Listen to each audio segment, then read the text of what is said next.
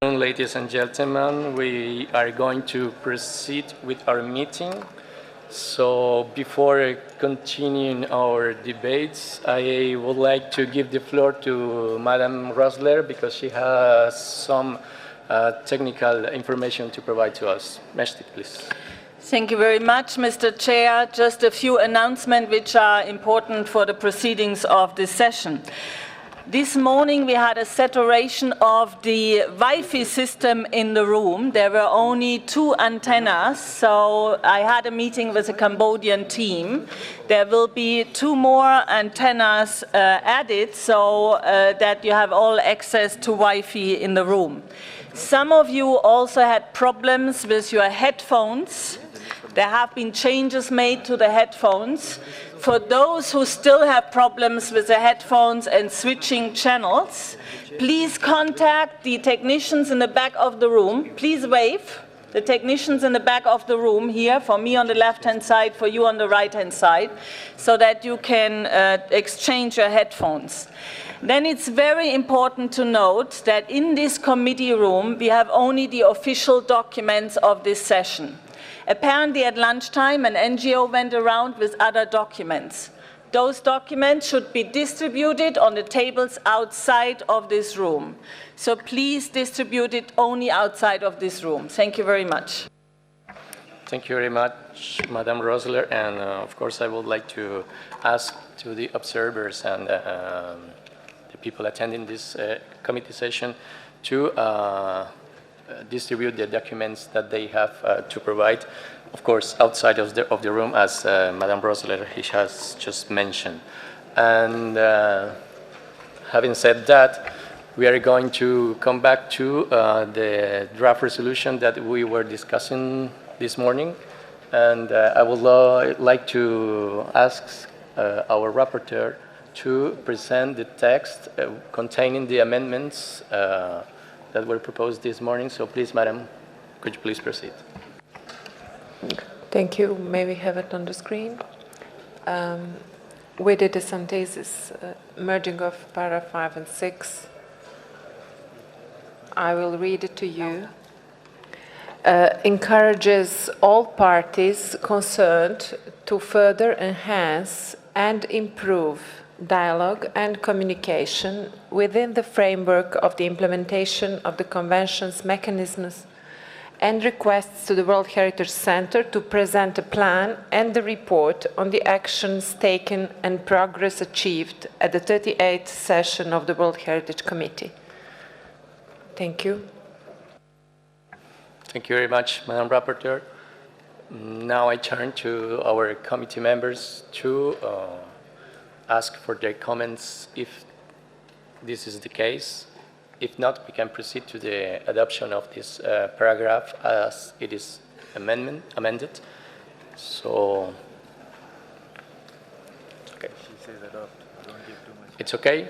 It's acceptable for all of you. So, may I say then that this draft resolution 37.5c, it is adopted as amended.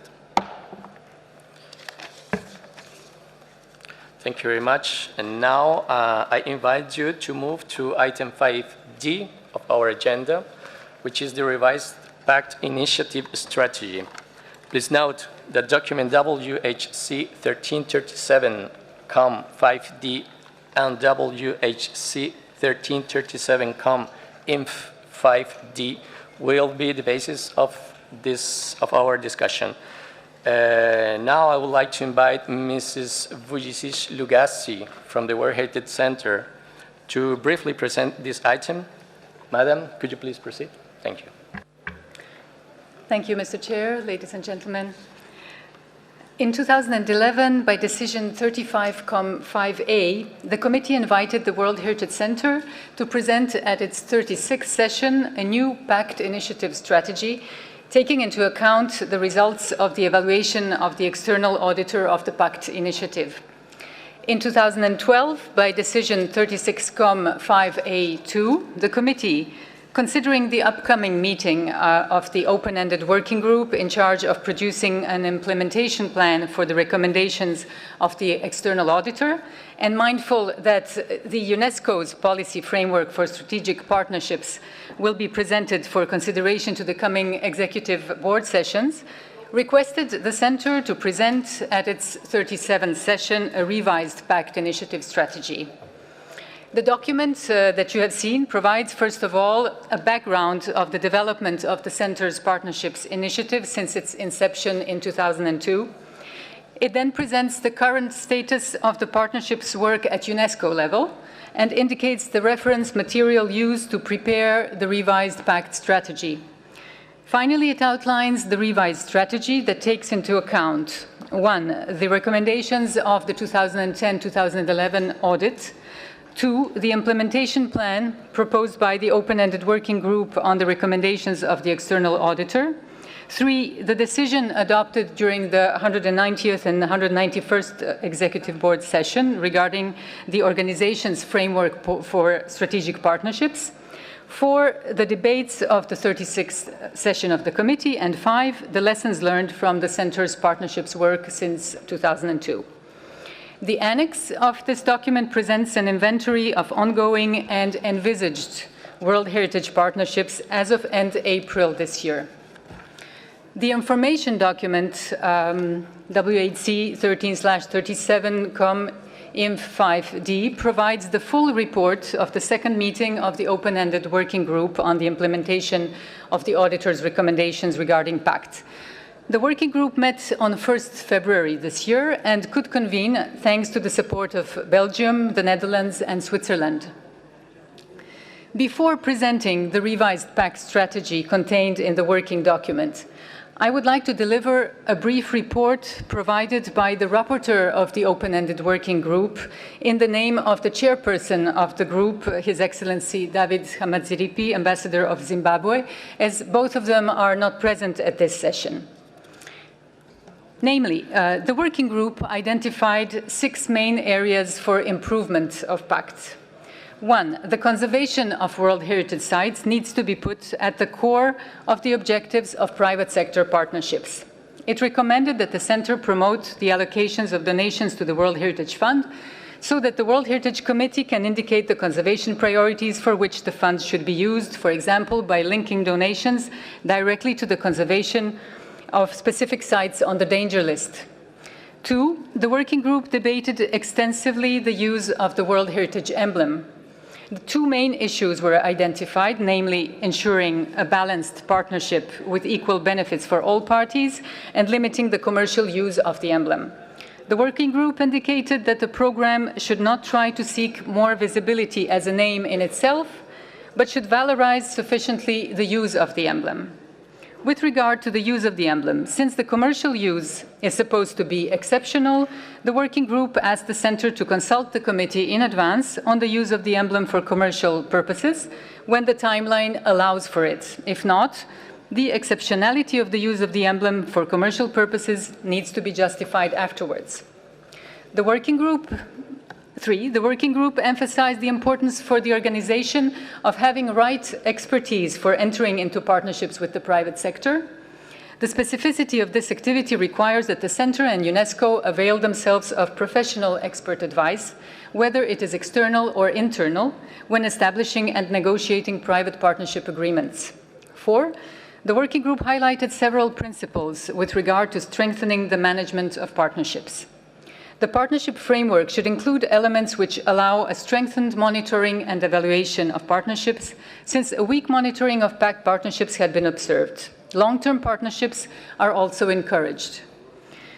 5, the working group commended the Center for the current template for reporting to the committee. It was noted that the strengthened management of partnerships, as well as the traceability of the funds, should allow the Center to improve the analytical information given to the committee.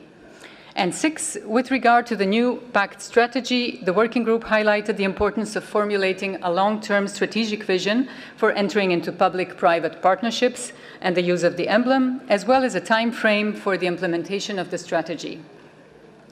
In its closing remarks, the working group indicated the importance of having a strong framework for private sector partnerships within which the Center has the flexibility to operate. It remains important that states parties decide on the priorities and that the partnerships concluded under PACT follow these principles. The working group drew attention to paragraph 79 of the full report, in which the external auditor highlights a triple risk: a risk of deterioration of the World Heritage Conservation Partnerships, a risk of banalization of the emblem of the Convention and the UNESCO logo, and the risk of losing sense when seeking visibility becomes more prominent than World Heritage Conservation itself. So this was the brief report presented in the name of the working group. Please allow me now to present the main elements of the revised PACT strategy contained in the working document. The Partnerships for Conservation Initiative, or PACT, seeks to foster private sector participation in the global stakeholder engagement for preservation of world heritage. PACT was created to increase financial revenues and to enrich the dialogue with stakeholders. The long-term vision for the PACT initiative is closely associated to the Strategic Action Plan for the implementation of the Convention 2012-2020, adopted by the 18th General Assembly. The long-term vision keeps in mind conservation of world heritage as the primary goal of the Convention.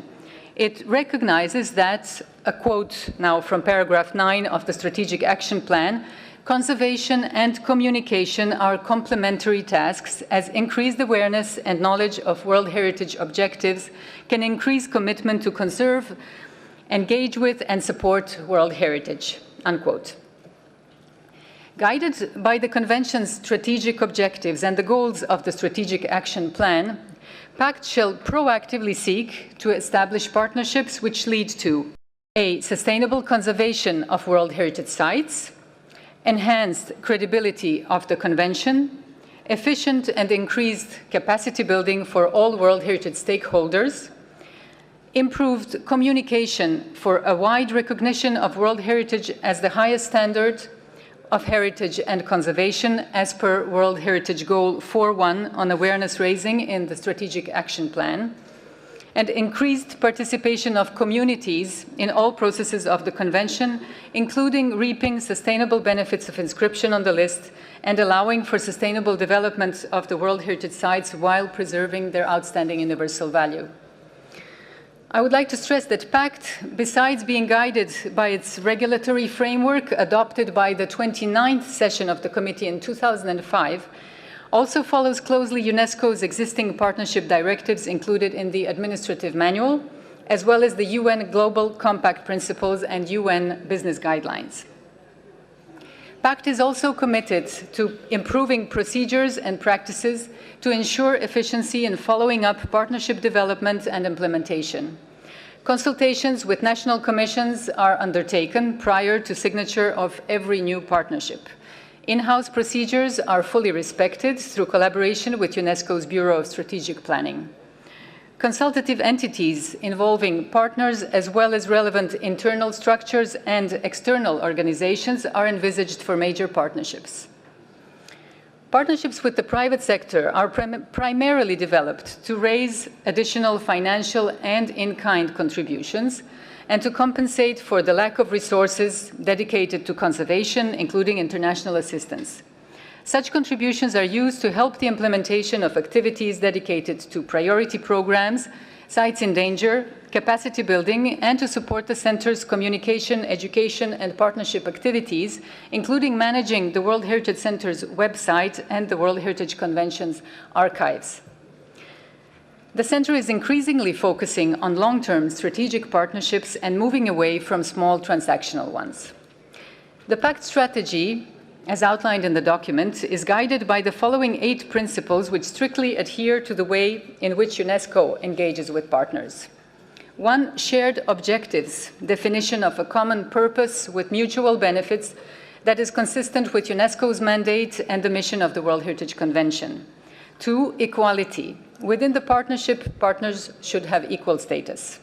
3. Legality. The partners with whom the World Heritage Center engages should have an established legal status and a demonstrable track record and should be validated by the state party of their origin. 4, clarity. Each party's responsibilities, roles, and contributions must be clearly defined. 5, transparency. Both parties must be able to raise issues concerning the quality of the working relationship and the roles and contributions of each party. 6, fairness. No unfair advantage to any individual partner should be provided.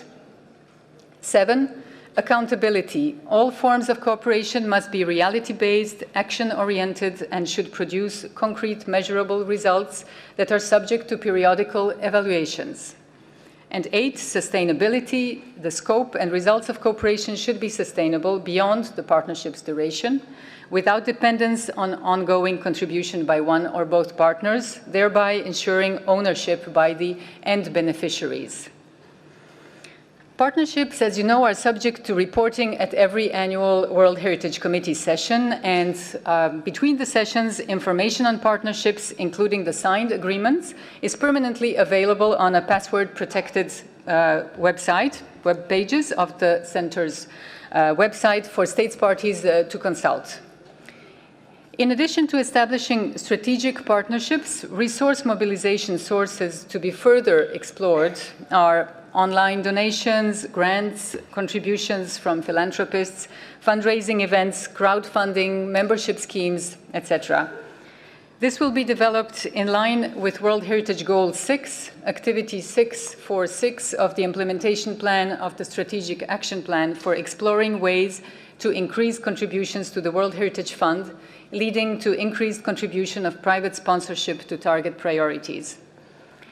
The external audit and the open-ended working group stressed the importance of traceability of funds. The World Heritage Center now keeps systematically organized electronic archives and an up-to-date financial chart showing the amount of income expected for each partnership, the funds received, and the expenditures made.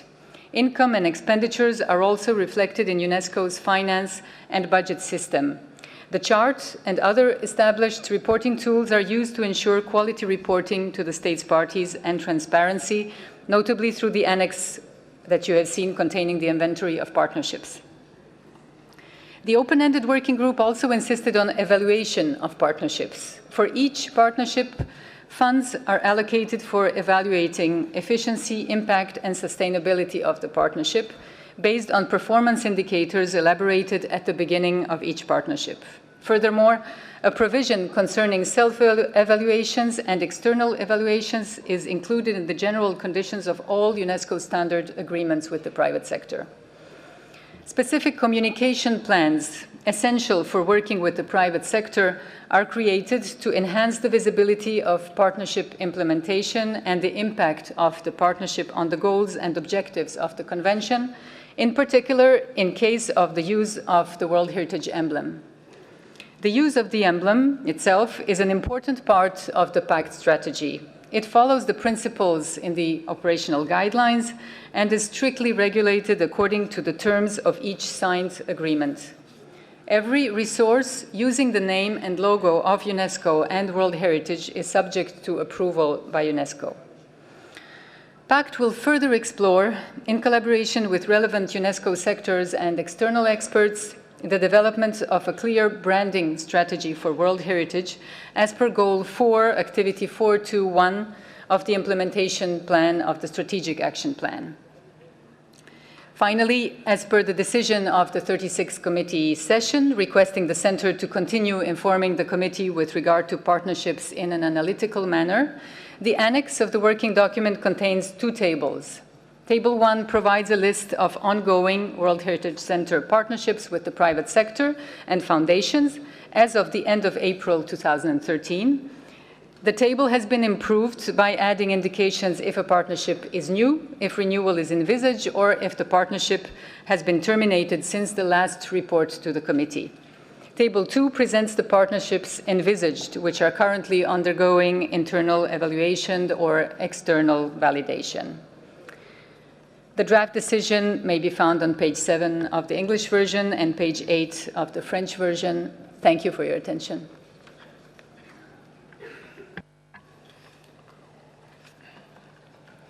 Thank you very much, Madam, for your presentation. And now I would like to remind you that we are also invited to adopt the draft decision included in document WHC 1337 COM 5D.3. And now I would like to invite committee members if you have comments on this document, please.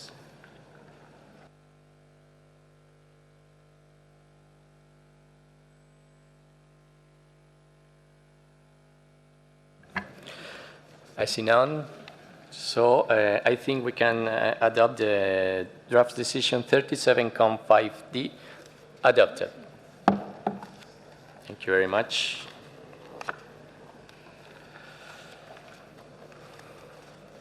Nous passons maintenant à l'examen du point suivant qui concerne le rapport sur les célébrations du 40e anniversaire de la Convention qui est contenu dans les documents WHC 13/37/5E. Et pour présenter ce point, je donne la parole à Madame Vujicic Lugassi du Centre de patrimoine mondial. Madame, je vous en prie, s'il vous plaît. Toujours la même. Merci. Thank you, Chair. The World Heritage Community celebrated the 4 decades of the existence of the World Heritage Convention by focusing on the theme World Heritage and Sustainable Development, the role of local communities. This reflects the growing concern about mainstreaming sustainable development into the processes of the Convention and the preservation of the site's outstanding universal values while improving social and economic conditions of local communities. The coordination of the 2012 activities was undertaken by the World Heritage Center in close collaboration with states parties, UNESCO field offices, advisory bodies, UNESCO Category 2 centers dedicated to World Heritage, youth organizations, and other partners and stakeholders. The anniversary year was officially launched by the UNESCO Director General on 7 November 2011 at the 18th General Assembly. The ceremonial launch took place on 30 January 2012 at UNESCO with a concert by Goodwill Ambassador and musician Herbie Hancock, and wide attention given to it by the press and audiovisual media. The decision to celebrate the anniversary throughout the regions of the world, rather than limiting the celebrations to UNESCO headquarters or at one single event, proved to be a great success. The committee's appeal inviting states parties to celebrate the anniversary and promote the convention was widely followed, and throughout 2012, 122 events took place in 47 countries. Moreover, 50 World Heritage Young Volunteers work camps in 25 countries were organized during this year.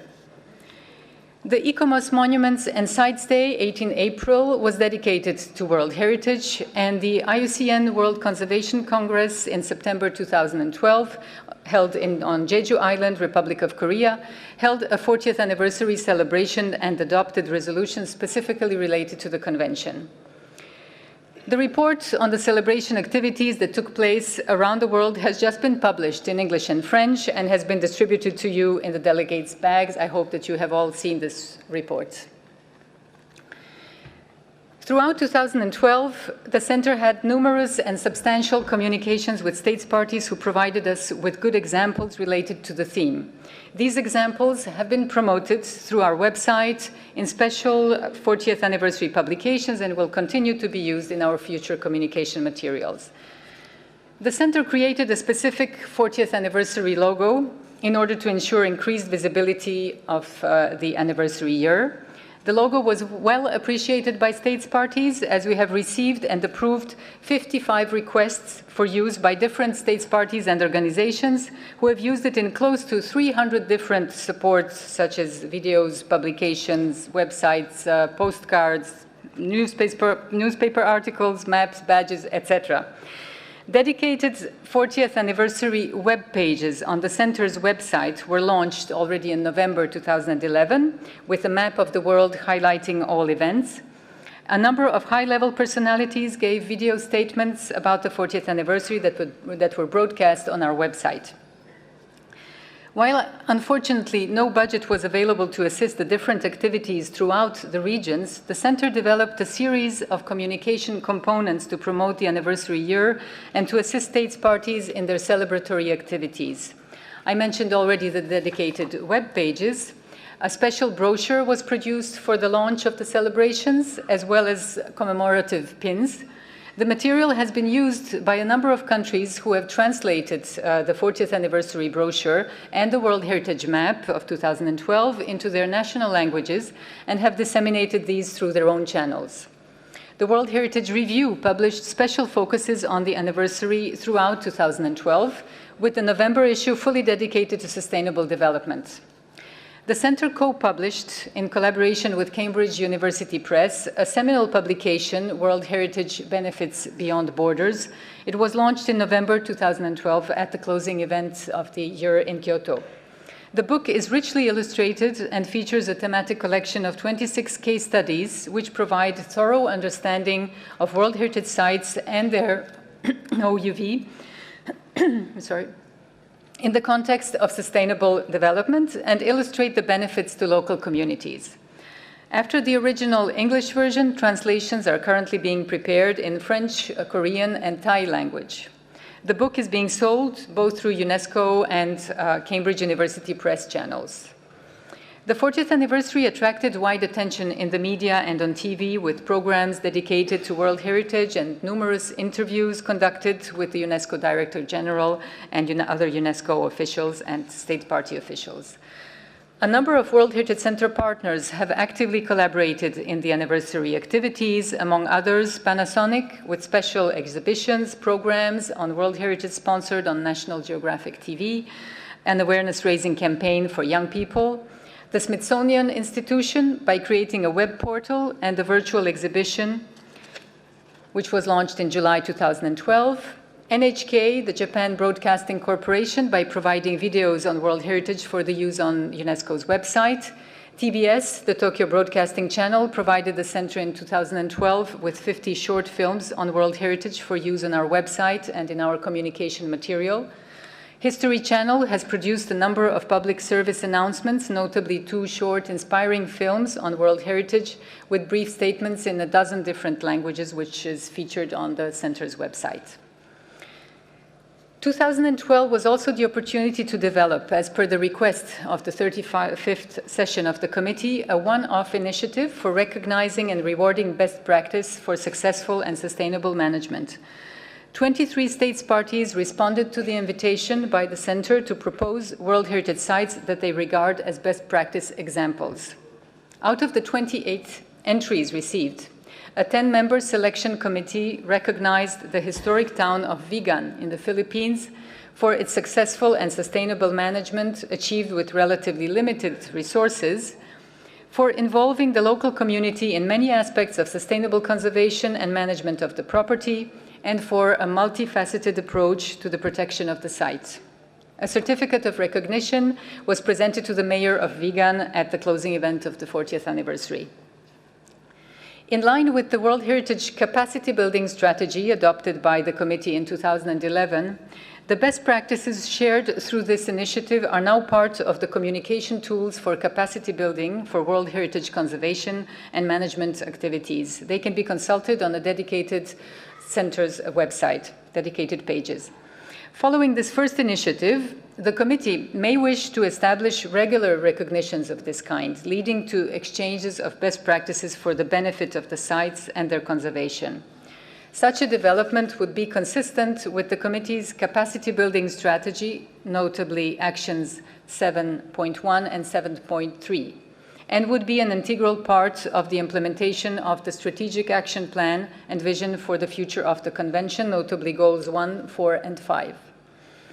Should the committee decide to establish such recognitions, for example, on a biennial basis, the budget needed for one cycle would be approximately $45,000 to be covered through extra budgetary sources to be identified.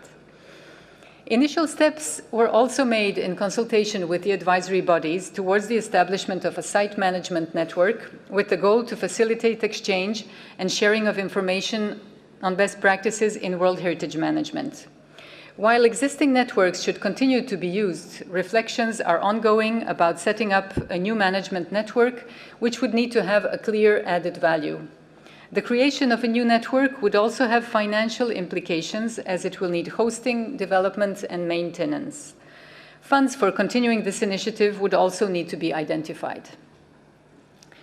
The numerous events which brought together managers, administrators, experts, and community members have resulted in a number of outcome documents and a large set of recommendations on policies and actions that could be adopted and implemented in the context of the Convention. The Center is currently compiling the outcome documents produced in this context and analyzing them with respect to their relevance to sustainable development aspects and for their possible implications on the processes of the Convention.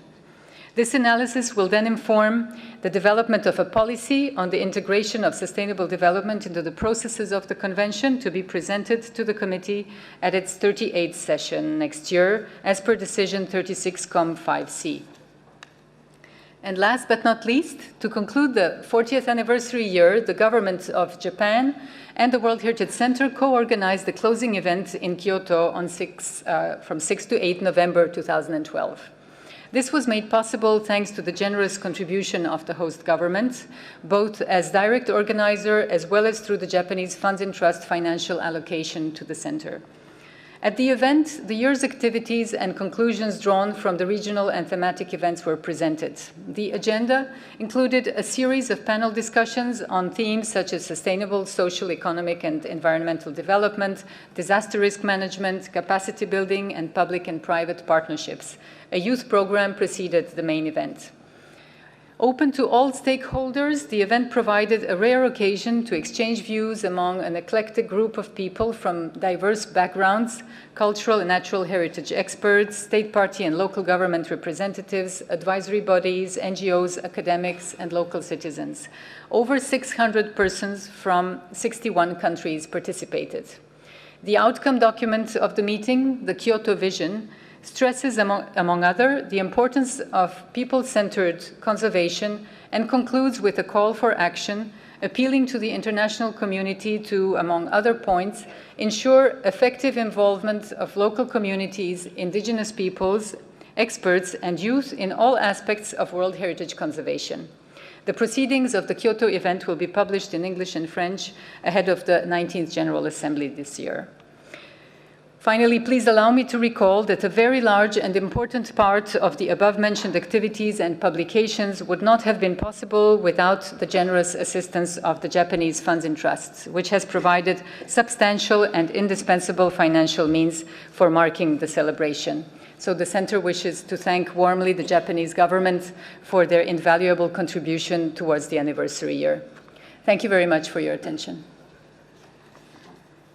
Thank you very much, Madam, for your presentation, your complete presentation on this report. I will pass to Spanish for 1 minute. Igualmente me informa la Secretaría que los órganos asesores quisieran pronunciarse sobre este punto, así que voy a dar la palabra brevemente a cada uno de ellos para presentar sus observaciones. Comencemos con la IUCN. Por favor, señores, ustedes tienen la palabra.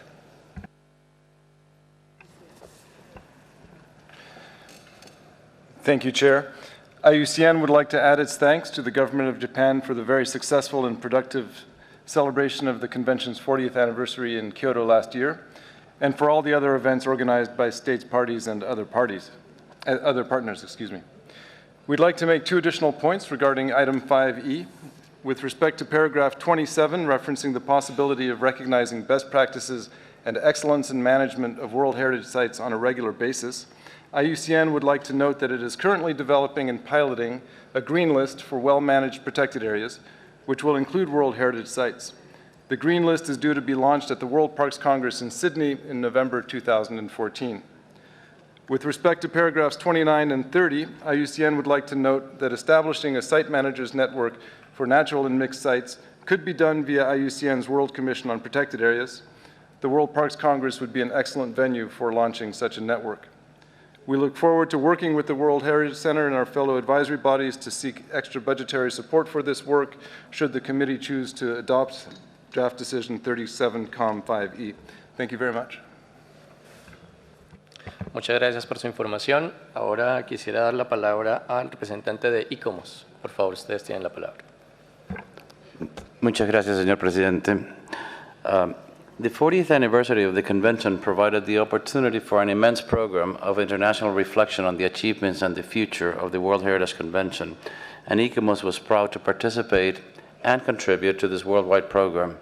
It was indeed an extremely busy and creative year. I will not itemize the many important outcomes and experiences that we derive from it. Suffice it to say, as Ms.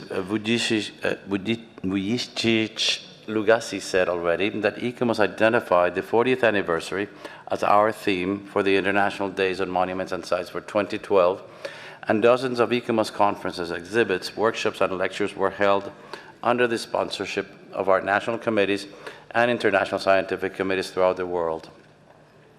The process of thinking and reflecting is therefore still underway. ICOMOS particularly congratulates the State Party of Japan for the clear vision that it has manifested so repeatedly and which it did so brilliantly in convening and hosting the closing events of the 40th celebration of the convention in Kyoto, an event where we had the opportunity to look back at 4 decades of success as well as to look forward to an even more effective implementation of the convention.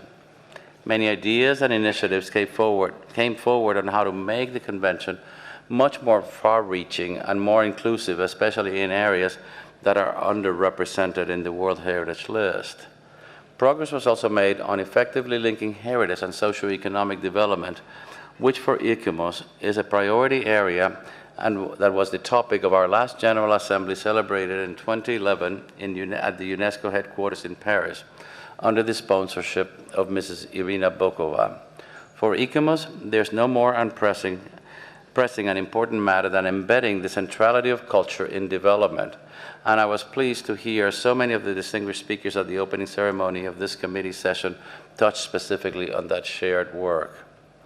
I will mention only one further issue arising for the 40th anniversary program in Kyoto that is particularly encouraging from the point of view of ICOMOS and of the international heritage community that uses the World Heritage Convention as the basic textbook to guide its work. I am referring to the continuing work guided and supported by Japan to explore and deepen our understanding of the nature of cultural heritage by following up on the Himeji Declaration that focuses on the increasing recognition of the universality of the principles of the Nara document, as well as of its role as an international instrument for grasping the nature of authenticity and integrity in an infinity of cultural contexts. This is timely, given that the 20th anniversary of the Nara document will coincide next year with the 50th anniversary of the Venice Charter, which is the foundational document of ICOMOS and whose ongoing relevance we will also be discussing over next year. We look forward to celebrate this event by expanding knowledge and making heritage principles more universally acceptable. Thank you. Muchas gracias al representante de ICOMOS. Ahora doy la palabra al representante del ICROM, igualmente sobre este punto. Señor, tiene la palabra. Thank you very much, Mr. Chair. ICROM welcomes the report on the 40th anniversary celebration of the World Heritage Convention on the theme World Heritage and Sustainable Development, the role of local communities. And we note that many of the activities and results mentioned in the report are strongly linked to capacity building initiatives for states parties, for professionals, and most importantly for communities. We thank all of the states parties who were involved. Japan has already been mentioned, but many others, Korea, Norway, and many others held events over the course of the last year. As part of these celebrations, ICROM, in cooperation with the World Heritage Center, implemented a workshop on World Heritage and Sustainable Development. This workshop took place in April of 2012 as part of our Conservation of the Built Heritage course, and a training module specifically on the theme of World Heritage and Sustainable Development is under development. We also continue to implement other activities in regard to sustainable development and involving communities in our Living Heritage program. ICROM notes that the proposal within the working document for incorporating the biennial recognition of best practice and also the development of a network of site managers, and they are found within the World Heritage Capacity Building Strategy. ECROM notes that these activities, in particular the creation of the new network of site managers, will be resource intensive, but we look forward to working with the World Heritage Center, with advisory bodies, and with other organizations in the field and states parties to develop a realistic scope for this project and a realistic approach in a way that we can then realize these ideas and carry them forward. Thank you, Mr. Chairman, for allowing me the floor. Muchas gracias a usted, señor, por sus comentarios. Ahora quisiera pasar la palabra a los miembros del comité que tuvieran comentarios sobre este punto, así que los invito a tomar la palabra. Veo al distinguido embajador del Japón. Por favor, señor, tiene la palabra. Thank you, Chair. Taking this opportunity, Japan delegation, I would like to express our many thanks to all those who attended the Kyoto conference last November and to the World Heritage Center for making it a big success. Especially, we are very much pleased that at the Kyoto conference, the final document entitled Kyoto Vision was successfully formulated, and which we hope will be a very significant and meaningful document for the future of this convention. Thank you once again. Thank you. Gracias a usted, señor embajador. Si algún otro miembro del comité quisiera tomar la palabra sobre este punto, la palabra es de ustedes. ¿Algún miembro del comité? África del Sur, la palabra es suya. Thank you, Chair. Chair, the 40th anniversary of the World Heritage Convention happened against the backdrop of the Rio +20 meetings, and the synergies between conservation and sustainable development were accordingly highlighted. It's a known fact that Africa and the African region is endowed with rich natural and cultural resources, alongside high levels of poverty. This underscores particularly the need to find a balance between conservation and development. In this context, the South African government is pleased to have co-hosted a number of awareness-raising events in celebration of the rich endowment of cultural and natural heritage in the country and in the region. Amongst these events was the One Day on Earth geotagged archive and documentary showcasing the diversity, conflict, tragedy, and triumph that occurred on this single day throughout the world. This was held in one of our prestigious World Heritage sites, the Isimangaliso World Heritage Site. We also hosted the African Experts Workshop on managing the impacts of development and extractive activities in and around World Heritage sites in response to Decision 35/COM10A, co-hosted with the World Heritage Center and the African World Heritage Fund. A dialogue with communities on how to better manage South Africa's rich biological and cultural resources for the benefit of all was also held, and a high-level ministerial dialogue on preserving world heritage whilst contributing to sustainable development through partnerships with the private sector and local communities. These interventions mentioned above have translated into a South African mining and biodiversity guideline, which was signed by the Ministers of Environment and Mineral Resources last week, Thursday. For South Africa, conservation and development are two sides of the same coin, especially for us as a developing country. South Africa, therefore, supports the decision and, over and above the recommendations, makes a special plea for support of the best practice initiative in order to encourage state parties to protect and manage their World Heritage sites in a sustainable manner. Thank you. Gracias a usted, señor representante de Sudáfrica. ¿Algún otro miembro del comité quisiera tomar la palabra en este punto? Veo que por ahora los miembros no quieren hacer uso de la palabra, así que les voy a pedir su autorización para dar la palabra a los observadores. Por favor, señora, si pudiera usted identificarse, por favor. Tiene la palabra. Thank you, Mr. Chairman. My name is Max Ooft. I'm from the Association of Indigenous Village Leaders in Suriname. under the activities organized during the 40th anniversary year was the International Expert Workshop on the World Heritage Convention and Indigenous Peoples, held in September last year in Copenhagen. The workshop highlighted that throughout the world, World Heritage sites have potentially big impacts on the rights and lives of indigenous peoples, sometimes positive, but sometimes very negative impacts, such as forced evictions, denial to our traditional lands and resources, criminalization of traditional lifestyles.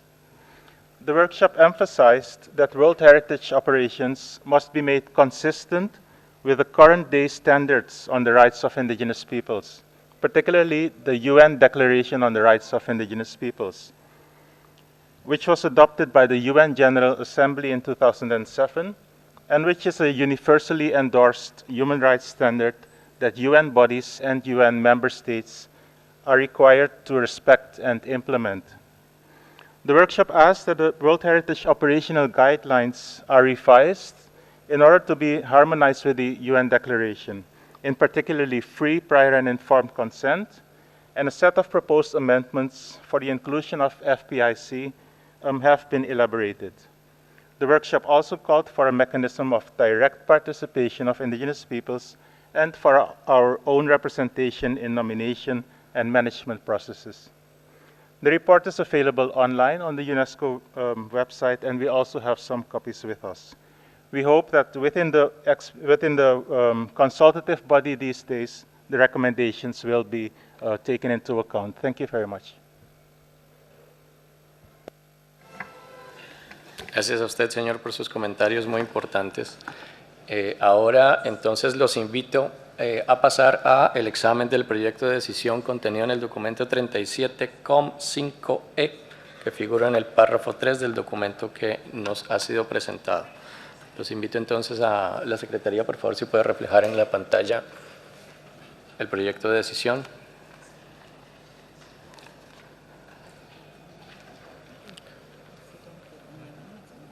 Lo tenemos entonces en la pantalla. Si hubiera algunos comentarios o enmiendas, los invito en este momento. Veo la delegación de Japón. Japón, señor, tiene la palabra.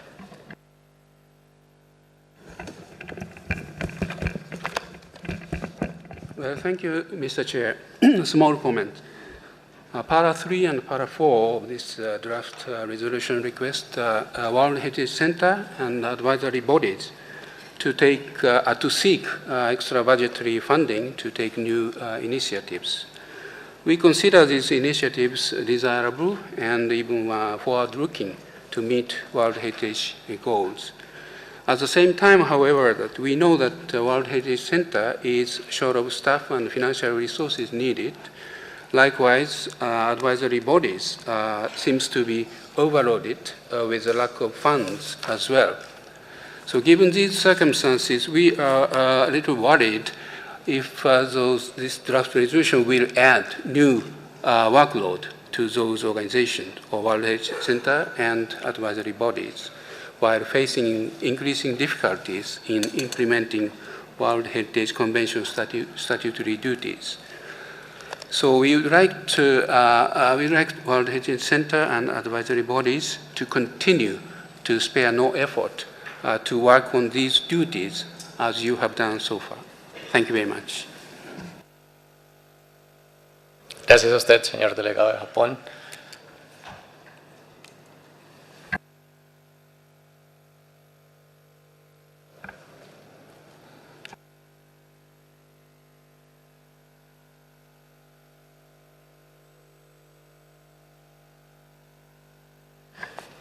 Je vois le Mali. Monsieur, vous avez la parole. Merci, Monsieur le Président. C'est par rapport à la décision 37.5e. Nous sommes en train de rédiger un paragraphe par rapport à l'idée de capitaliser les différents événements qui ont eu lieu. Il ne s'agit pas seulement de célébrer, mais il s'agit aussi de matérialiser pour les générations futures. Il y a eu des documents de valeur. Il serait souhaitable quand même de capitaliser les résultats de ces éléments, de ces rencontres ou alors de ces documents-là. Donc nous allons proposer un paragraphe par rapport à ça. Thank you. Muchas gracias, señor delegado de Mali. Quisiera hacer una pregunta al distinguido delegado de Japón sobre lo que nos acaba de mencionar. ¿Es alguna propuesta adicional sobre el texto o era una declaración justamente reconociendo la importancia del tema?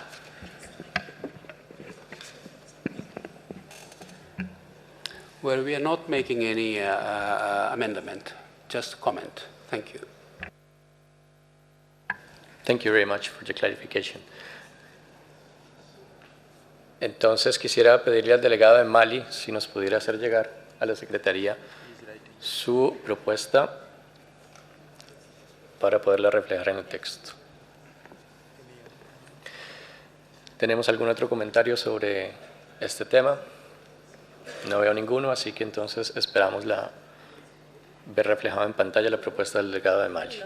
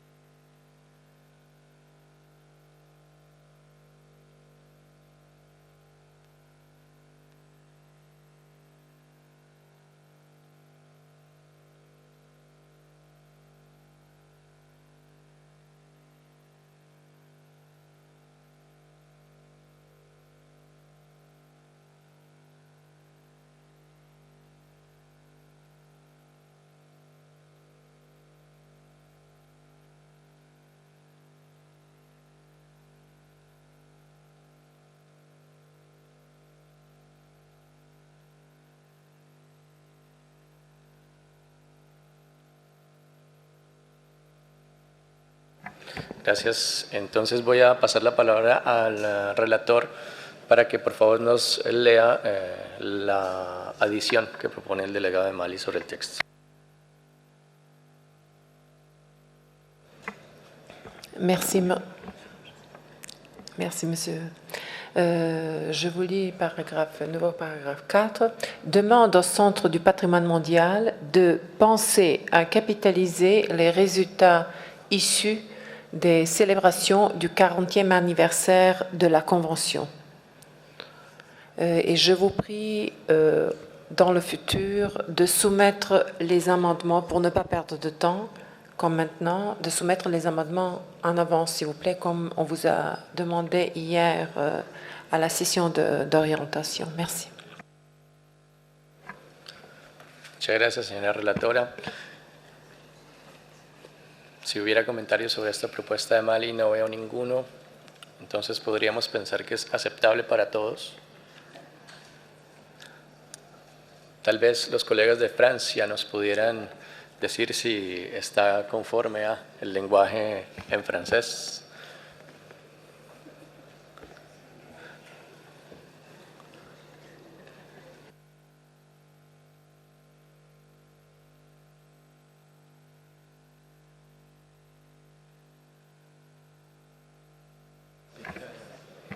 Je vois l'Éthiopie, monsieur, vous avez la parole. Thank you, Mr. Chair. I would like to comment on the English version. Do we need to use resulting, or we can only remain on the World Heritage Center to build upon the results from the celebration? Why do we need the resulting? I think it's a repetition. Thank you. Merci beaucoup, monsieur. Yo estoy, por supuesto, de acuerdo con lo que usted acaba de comentar, así que si el colega de Mali estuviera de acuerdo, podríamos entonces corregir el texto para que no sea redundante en este punto. Y ahora veo que la delegación de Francia quisiera hacernos una precisión, entonces les paso la palabra para ello.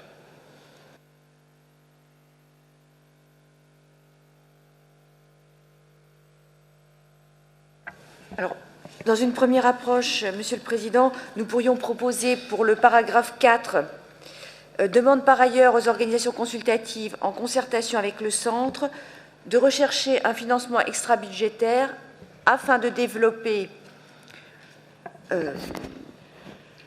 pour son examen lors de la prochaine session. Et le reste est lourd mais compréhensible.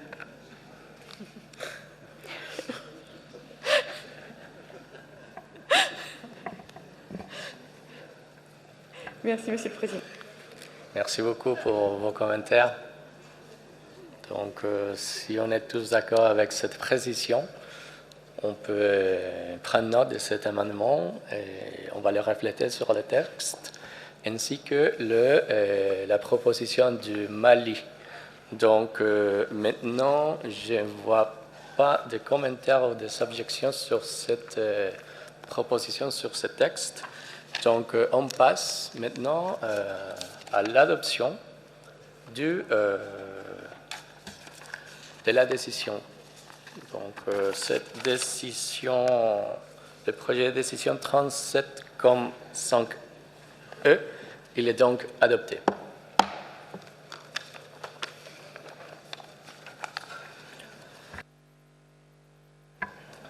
Merci beaucoup.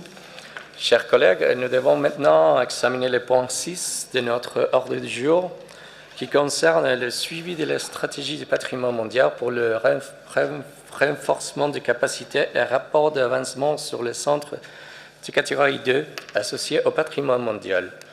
Le document qui est relatif à ce point est le document WHC 13/37/6 que vous avez devant vous.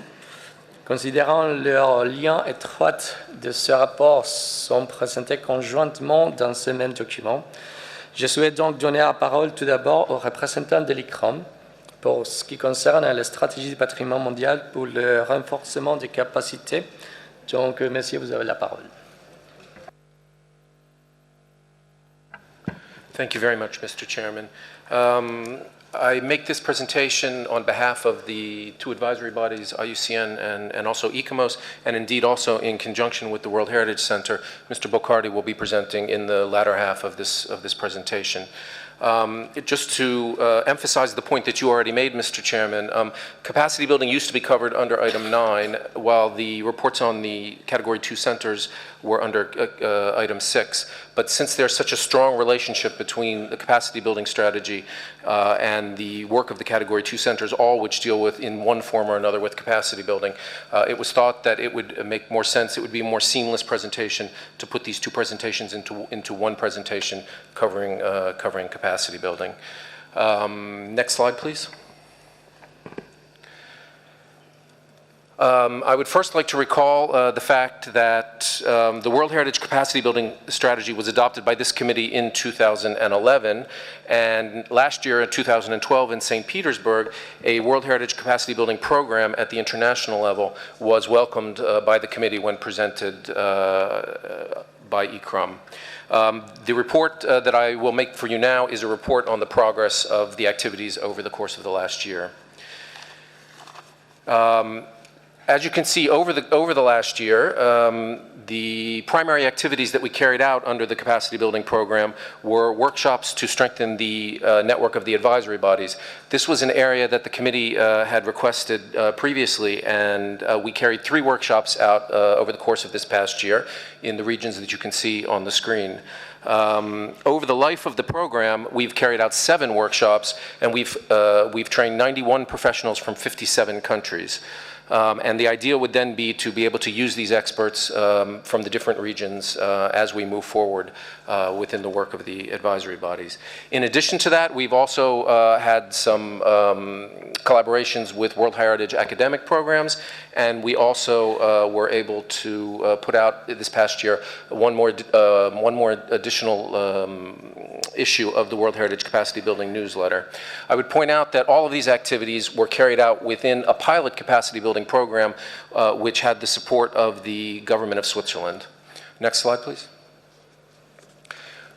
In relation to ICROM's own work, I would point out that we also, in conjunction with WITRAP, which is the Category 2 Center in China, and with ICOMOS, ICROM carried out a training course on heritage impact assessments in Lijiang in China. This is particularly important because if you look at the state of conservation reports from last year and also from this year, the committee is beginning to ask for many, many more heritage impact assessments to be carried out based on the potential for development in certain World Heritage properties. The idea of this training course is to begin to give capacity to professionals in various countries to be able to carry out that capacity, to be able to carry out those heritage impact assessments.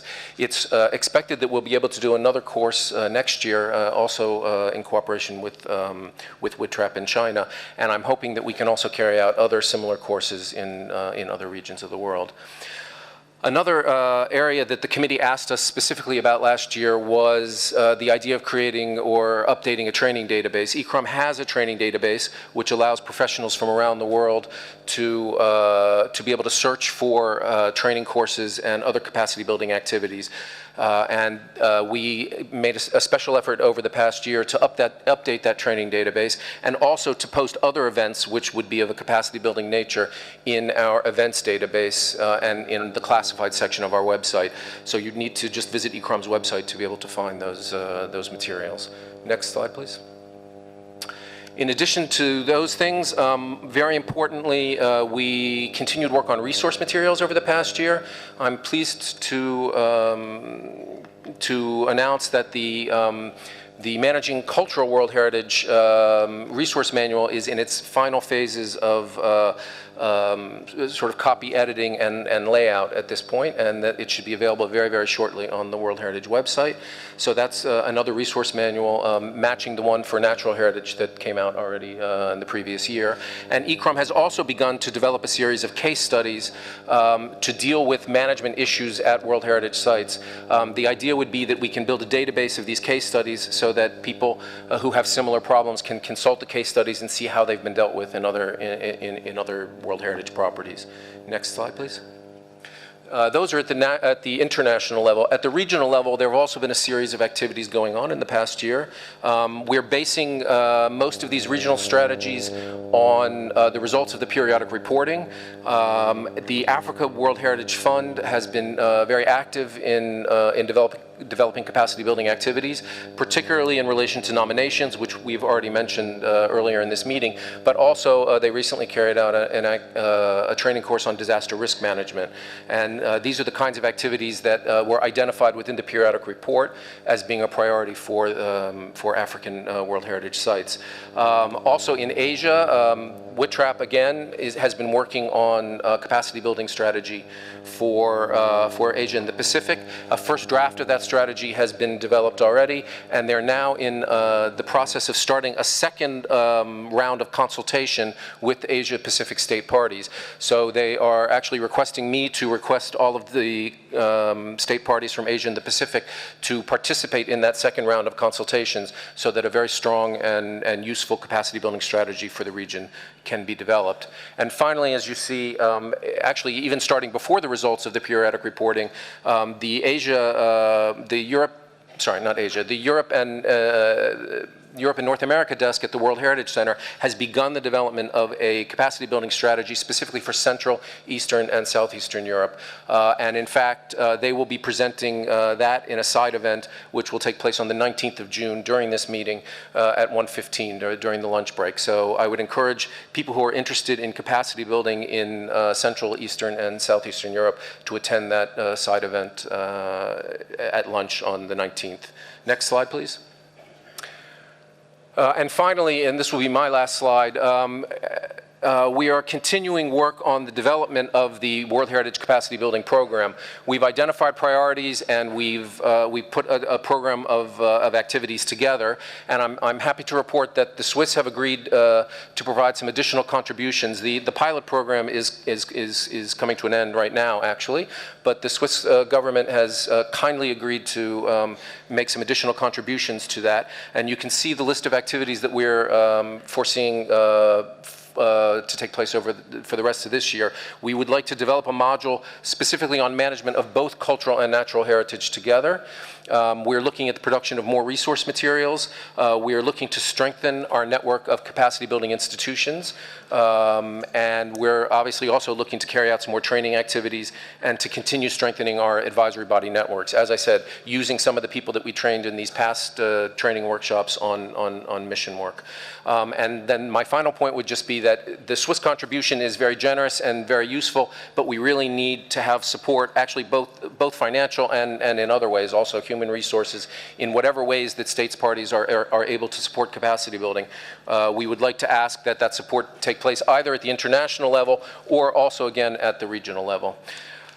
With that, I would conclude my own remarks, and I believe that Mr. Bocardi from the World Heritage Center would now like to report on the Category 2 centers, and I also know that ICOMOS has a short comment that it would also like to make at the end of the presentation. So, Mr. Chair, if we have your permission, I'd like to pass the word to Mr. Bocardi.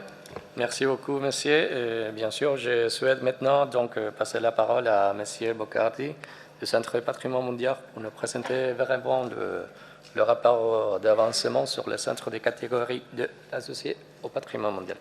Vous avez la parole, monsieur.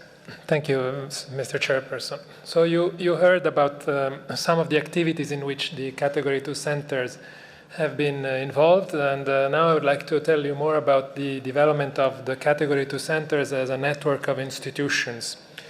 In the first slide, you can see some of the main developments that have occurred since the last session of the committee last year, which relate to the implementation of the recommendations made by the audit conducted in 2010 for all Category 2 centers at UNESCO, which called for a number of improvements in the processes for their establishment, monitoring, and renewal.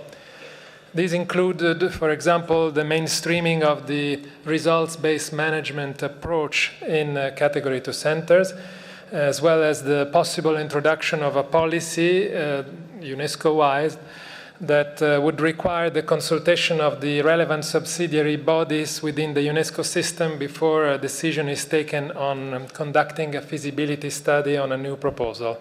These are proposals that will be examined by the next General Conference in November 2013. As regards the activities of the individual Category 2 centers, they are so numerous that we could not include them in detail in the short working document which is in front of you. However, they made a number of, they developed many activities, and these are all included in their individual reports, which can be accessed through the dedicated page on our website. And they show how all these centers, each within its region and a specific thematic interest, are working towards the implementation of the decisions taken by the committee, notably within the context of periodic reports and efforts to build capacities in the regions. There is also a brochure which is available outside of the room, which presents some of the progress made by the Category 2 Center. It looks like this. It's on the table outside for those who are interested. Next slide, please. The other main element of information which is included in the document 6 is about the 3rd annual coordination meeting of Category 2 Center related to World Heritage, which was held in March of this year in Oslo, in Norway. It was hosted by the Nordic World Heritage Foundation with the financial support from the Ministry of Environment of Norway, both of which I would like to warmly thank for their contribution.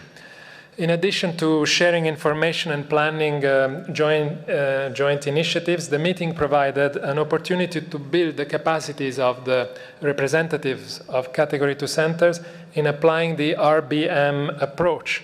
There was, in fact, a workshop within the larger meeting conducted by a UNESCO staff from the Bureau of Strategic Planning, which is in charge of RBM at UNESCO.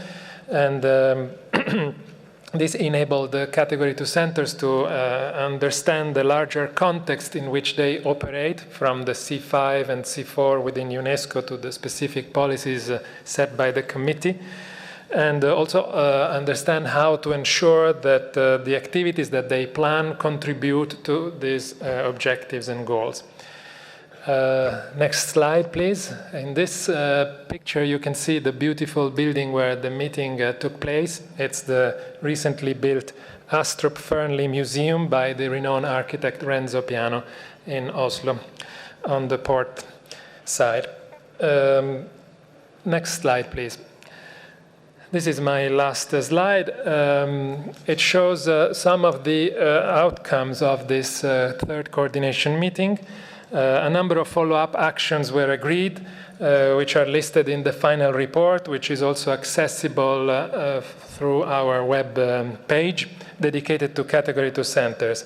Among the most important outcomes is the decision taken by all the Category 2 centers related to World Heritage to undertake a review of their individual strategies and work plan to mainstream the RBM approach, and to present at their next meeting in 2014 a draft of this revised strategies and work plan.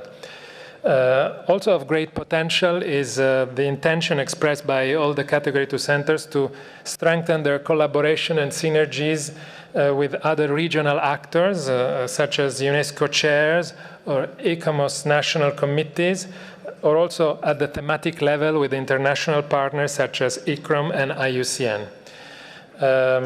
These Category 2 centers have also agreed on a number of joint activities also listed in the mentioned report and briefly referred to in the working document. In fact, I would like to just inform you that an informal meeting of Category 2 centers will take place during this session on 20th June during the lunch break. This is reserved for Category 2 center representatives, but if anyone, any state party is interested in making contact with them, starting from 2 o'clock, it would be possible to meet them. And then, of course, during the rest of the session, this will be in room 1 or 2 on the 4th floor. There is a single draft decision encompassing both the capacity building and the Category 2 centers parts of this working document, which is in page 5 in both English and French version. And that would be all. Thank you very much, Mr. Chairperson. Thank you for your report. And so now I would like to pass to the... No interpretation again. No interpretation.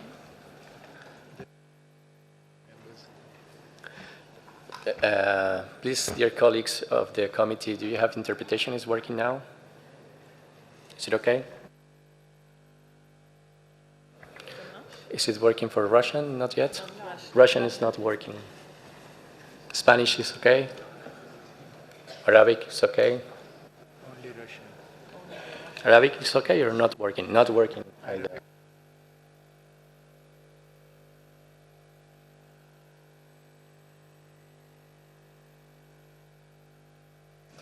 So I try to verify it again.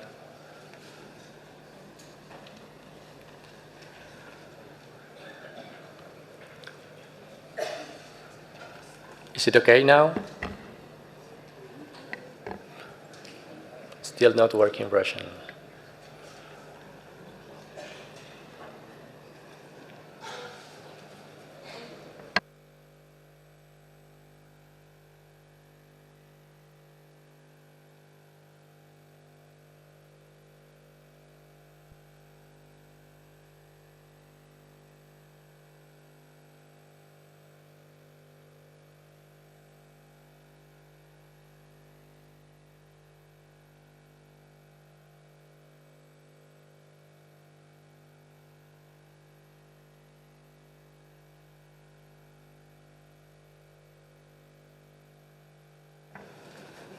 So let's try again to verify. So could please the interpreters let us know if this is working?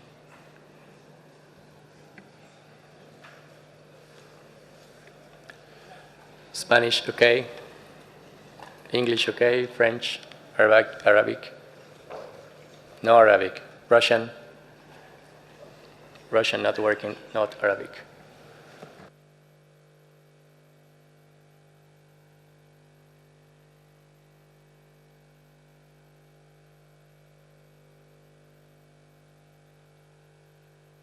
Let's try again with the interpreters. Is it working in Russian, Arabic? Is it okay now? Not working? So maybe Arabic is okay? No, it's not working. None of them. So with the permission maybe of the dear colleagues, may I resume the meeting in English-French while we solve this technical problem, if you are okay with this. So I now invite you to keep working in our businesses. So E-commerce will not make comments, so you can easily go for comments on the floor. E-commerce won't make comments.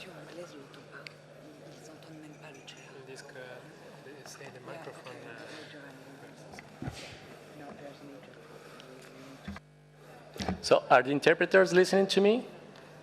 So apparently they are not. Do you hear me or not? Yes, it's okay. Spanish.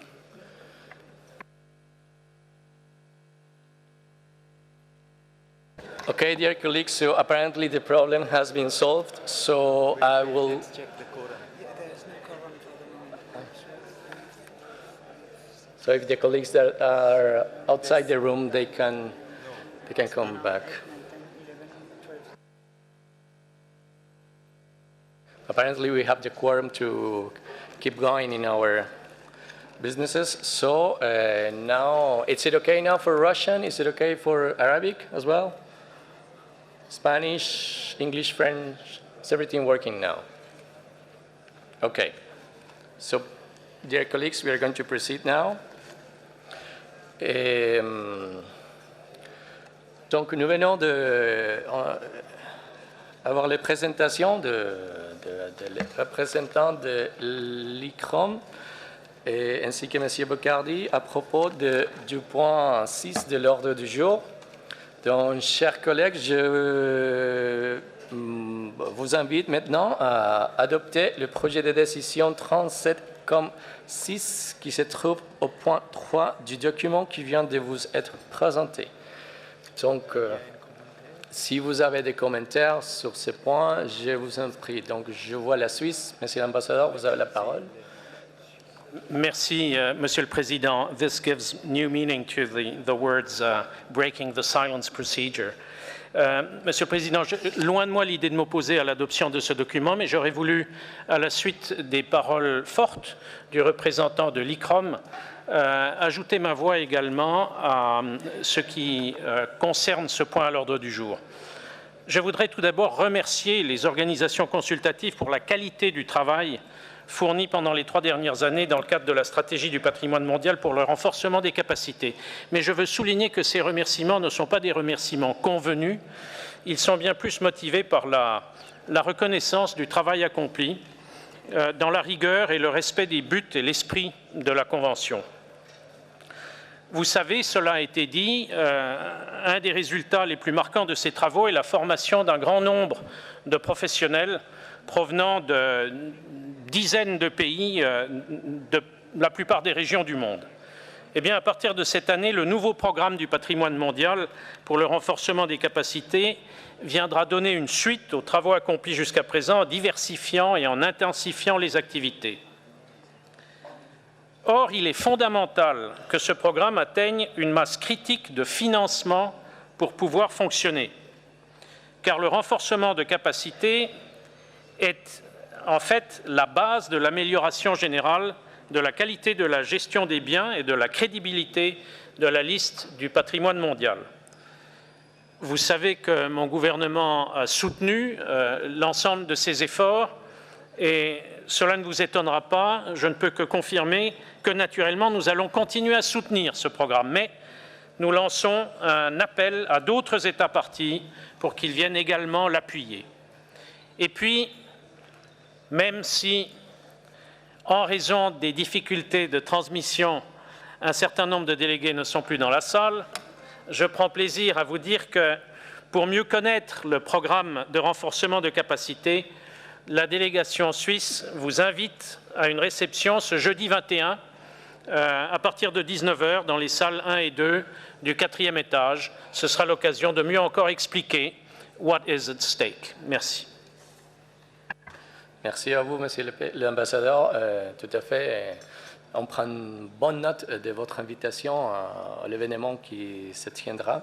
Et je vous prie au secrétariat de nous rappeler après de ça. Donc, je vois s'il y a des autres membres du comité qui souhaitent intervenir. Je vois la Colombie. Colombia tiene la palabra. Gracias, señor presidente. La delegación de Colombia aplaude todas las actividades que en solo año y medio desde su instauración ha venido desarrollando la estrategia de construcción de capacidades en patrimonio mundial a través de los diferentes talleres subregionales y de otras medidas de formación, así como el interés en fortalecer el programa a través de la búsqueda de fondos para su financiación. Por consiguiente, acogemos el proyecto de decisión con el ánimo de seguir respaldando el avance a los centros de categoría 2 de patrimonio mundial y su impacto positivo en la construcción de capacidades locales para la comprensión de la convención misma y el manejo de los sitios de patrimonio mundial. Muchas gracias al representante de Colombia. Si hay otros miembros del comité que quisieran intervenir, si no fuera así, entonces quisiera dar la palabra a los observadores. Veo en la lista Brasil. Señor distinguido delegado de Brasil, tiene la palabra.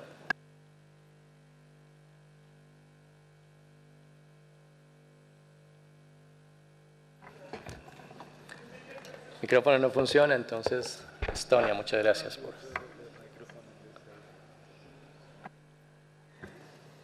Thank you. Thank you, Mr. Chairman. Thank you to my Estonian delegate colleague for allowing me to speak from their desk. Mr. Chairman, at the outset, allow us to congratulate the contribution of Switzerland for the World Heritage Capacity Building Strategy, for its continued contribution, and we look forward to strengthen this program under their support. Also, we want to thank the government of Norway for hosting the last Category 2 meeting in Oslo. And on that meeting, it was agreed that next year, this coordination meeting will take place in Brazil under the auspices of the Lúcio Costa Center for Regional Center for Heritage Management, and so we're looking forward to further work on a strategic action plan for implementing the capacity building strategy through the valuable work of the Category 2 centers. Thank you. Gracias a usted, señor delegado de Brasil, por sus importantes comentarios. Igualmente fui informado que el relator ha recibido una proposición de enmienda, así que entonces le doy la palabra al relator para que nos presente el texto. Gracias.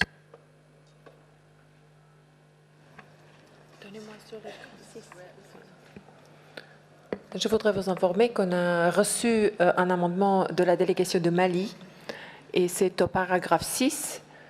Je vais vous lire le paragraphe 6. Reconnaît le rôle très important que jouent les centres de catégorie 2 et les centres de renforcement des capacités du patrimoine mondial dans la mise en œuvre de la stratégie du patrimoine mondial pour le renforcement des capacités VHCBS et leur potentiel à contribuer davantage au renforcement des capacités en général. Merci. Muchas gracias, señora relatora. Invito entonces a los miembros del comité si tuvieran comentarios sobre esta propuesta de enmienda. Si no fuera el caso, entonces pasaríamos a adoptar esta contribución de la delegación de Mali sobre el texto.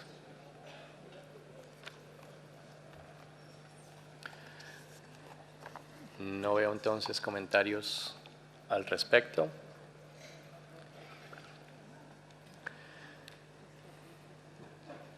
Entonces, distinguidos colegas, procedemos entonces a la adopción del proyecto de decisión 37,6, tal como ha sido enmendado. Entonces, se adopta.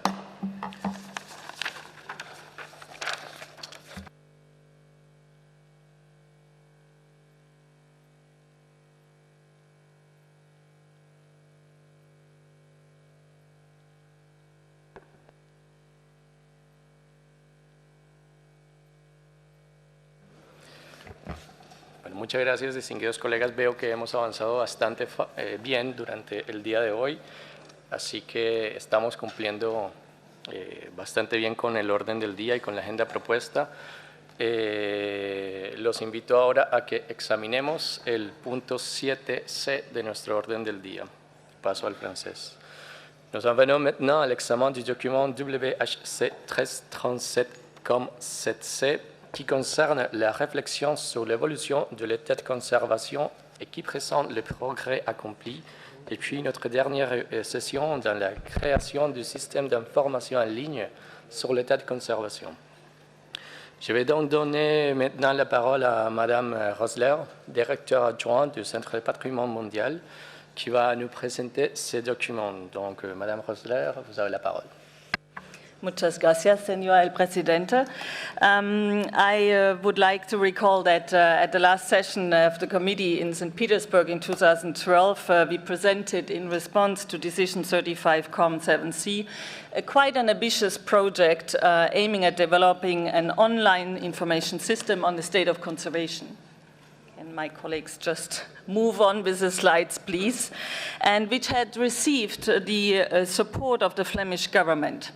The SOC information system is now available for all stakeholders of the convention, the state party site managers, advisory bodies, researchers, students, etc.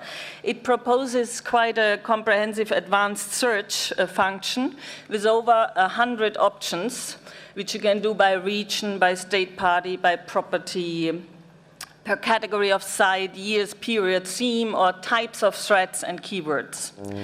In addition to the obvious purpose in terms of monitoring information, this SOC system contributes to the institutional memory of the convention and brings to one single page all statutory information available on the state of conservation of specific World Heritage properties.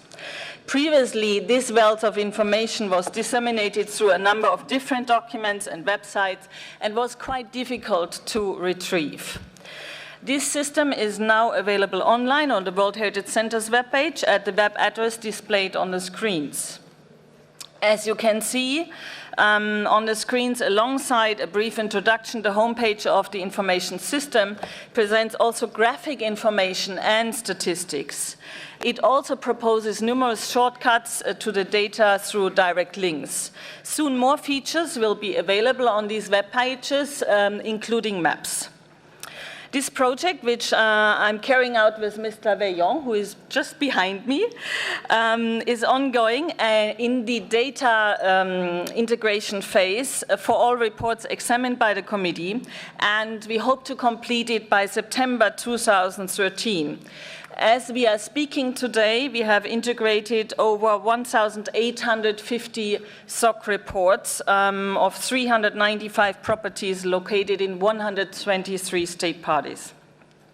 We have also already identified a number of areas to improve this SOC information system and to strengthen its visibility and impact, such as the inclusion of explanatory notes, the summary of discussions, which would concern 1,600 reports, periodic reports, linking these processes as previously was requested by the committee to link more state of conservation and periodic reporting.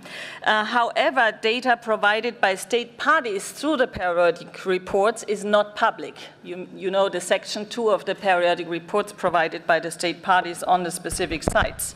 So that would require a specific decision by the committee to make this available.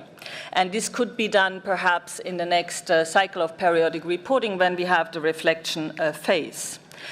Concerning a wider information and knowledge management initiative, Mr. Rao already presented in document 5A our links to the other multilateral environmental agreements. I think this is important because they have a separate information portal on the mayors, InfoMea, which brings together 17 multilateral environmental agreements, including the World Heritage Convention. And that we would like in the future maybe also linked to the UNESCO's Man and Biosphere Program, Geoparks, Council of Europe, European Heritage Label, etc. And there are also other projects underway to which we could link, like from IUCN on the Conservation Outlook. Finally, Mr. Chair and dear committee members, I'm very pleased to inform you that since this information system was made public on the 5th December last year, we had nearly 70,000 pages which have been reviewed, maybe by you, maybe by the general public. And in addition, pages of this information system are now also found in an increasing number of articles and web pages as a reference. I think these results are very encouraging for the future of this information system, and we really count on the support of all state parties to carry on with the proposed improvements I mentioned earlier on. The decision is in document 7C on page 6. Thank you very much, Mr. Chair. Merci beaucoup, Madame Rosler, pour votre complet rapport. Donc, chers collègues, nous avons maintenant examiné le projet de décision 37 comme c'est qui figure au point 5 du document qui est devant vous. Donc, je vous invite maintenant à présenter vos commentaires, si c'est le cas. La parole est à vous.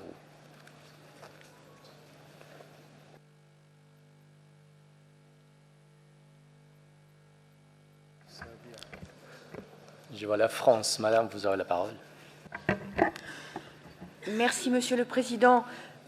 Nous proposons un amendement pour ce projet qui concerne le paragraphe 5.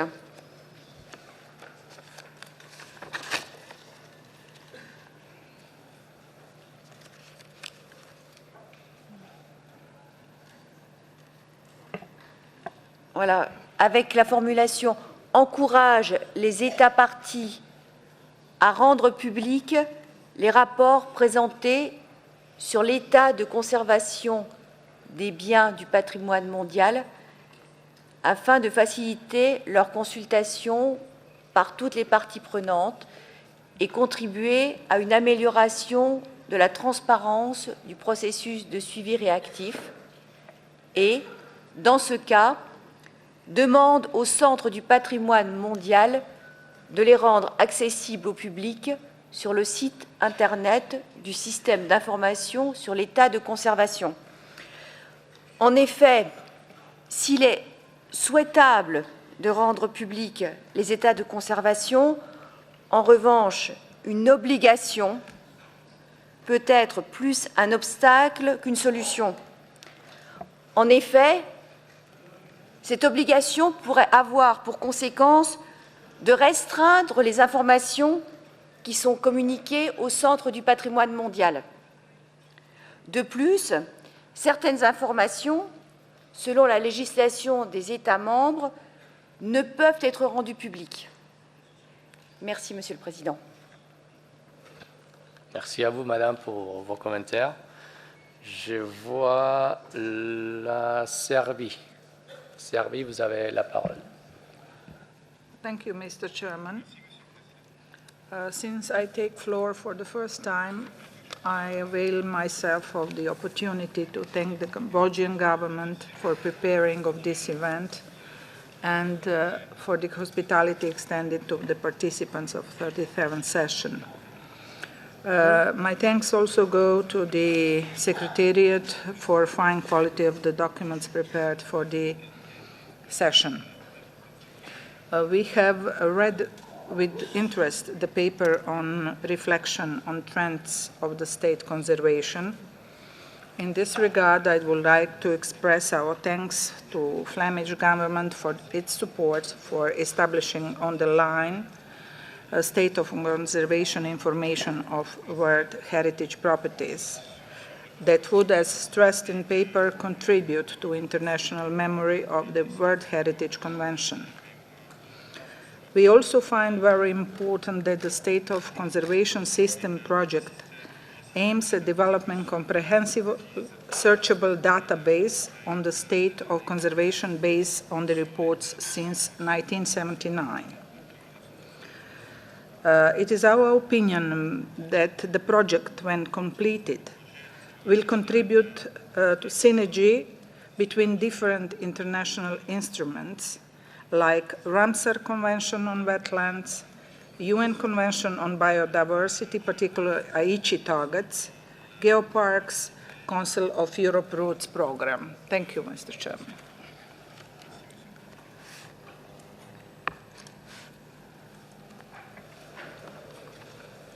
Merci à vous, Madame, pour vos commentaires. Je vois l'Estonie. Estonie, vous avez la parole. Thank you, Mr. Chair. We have an overall comment also. Estonia warmly welcomes the initiative to create the SOC database as something that we have really dreamed of. We consider it a very helpful instrument for decision-making, a credible tool for research, and a big step in improving transparency. We hope that this will be further developed, and we understand that the structuring of diverse problems is a huge task. Just as a suggestion, we recommend to add a topic of high-rise buildings to the section of threats. But we also support the idea to add state party reports to the database, and this brings us also to the problems. We would like to highlight the importance of state of conservation reports made by states. Based on our experience, and as a committee member, and also as a reporting state party, and recalling our previous discussions on item 5C and site-specific dialogue, we would like to stress that the process of reporting is a very valuable tool and advantage for the state parties themselves to involve local community in explaining and taking care for the understanding of outstanding universal value and to improve the methods and skills. State party report is a basis for monitoring the threats and creating dialogue with the advisory bodies. We are happy to note that year after year, the number of missing reports is decreasing. Still, according to our statistics, we miss 12%. That means 12 reports out of 102 sites discussed under Section 7b.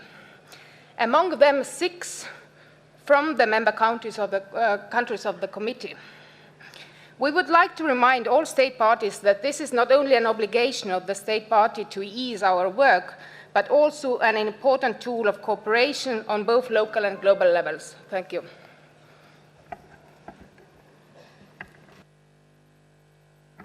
Thank you very much, Madam, for your comments.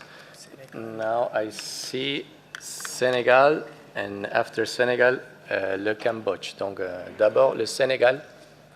Vous avez la parole, monsieur. Merci, Monsieur le Président. Nous félicitons l'organisation pour ce travail tout à fait intéressant et les projections qui sont faites. Mais nous voudrions appuyer très fortement l'amendement fait par la France. Parce que je pense que les organisations consultatives, de toute façon, ont accès à tous ces documents.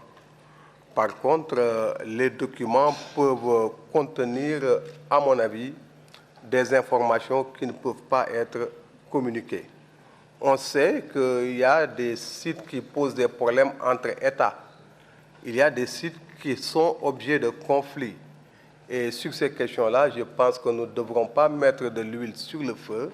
Il faut examiner les choses au cas par cas et encourager simplement les États à le faire si elles pensent que la diffusion est sans danger.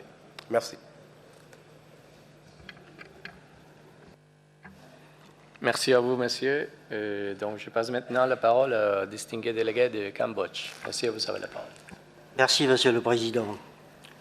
Le Cambodge prend la parole pour la première fois et sur le dernier point de l'ordre du jour.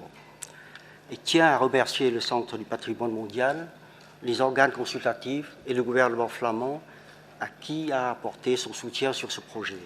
Ce système d'information sur l'état de conservation des biens du patrimoine mondial depuis 1979 est un outil extrêmement extraordinaire contribuant à la mémoire institutionnelle de la Convention du patrimoine mondial.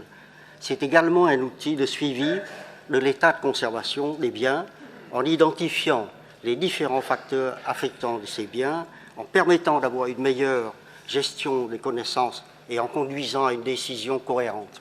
De grands pas ont été faits, Monsieur le Président.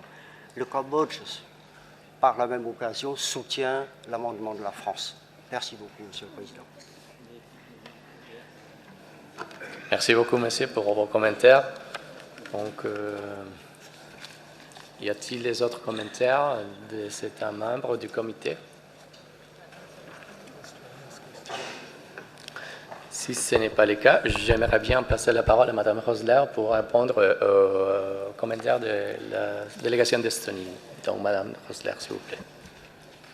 Thank you very much, Mr. Chair. Just to answer the question from Estonia on high-rise buildings, the threats we have identified in the tool are exactly the same as the threats in the periodic reporting questionnaire for Section 2, so that we enable the system to work on both in the future. So this was a specific request from the committee to move closer reactive monitoring and periodic reporting. So you would have to look under housing issues if you would like to look for high-rise buildings, and then you find it. And I would like to thank all delegates for their comments on this project. They are very much welcome, and we take them into account. Thank you very much. Merci beaucoup, Madame Rosler, pour vos réponses. Donc, y a-t-il des autres commentaires sur ce point?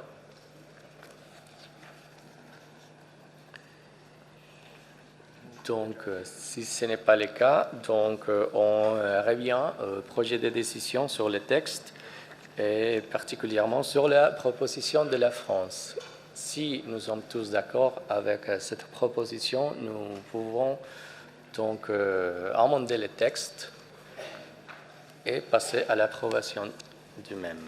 Si c'est le cas, donc je ne vois pas des objections. Donc le projet de décision 37.7c est donc adopté tel qu'amendé. Merci beaucoup.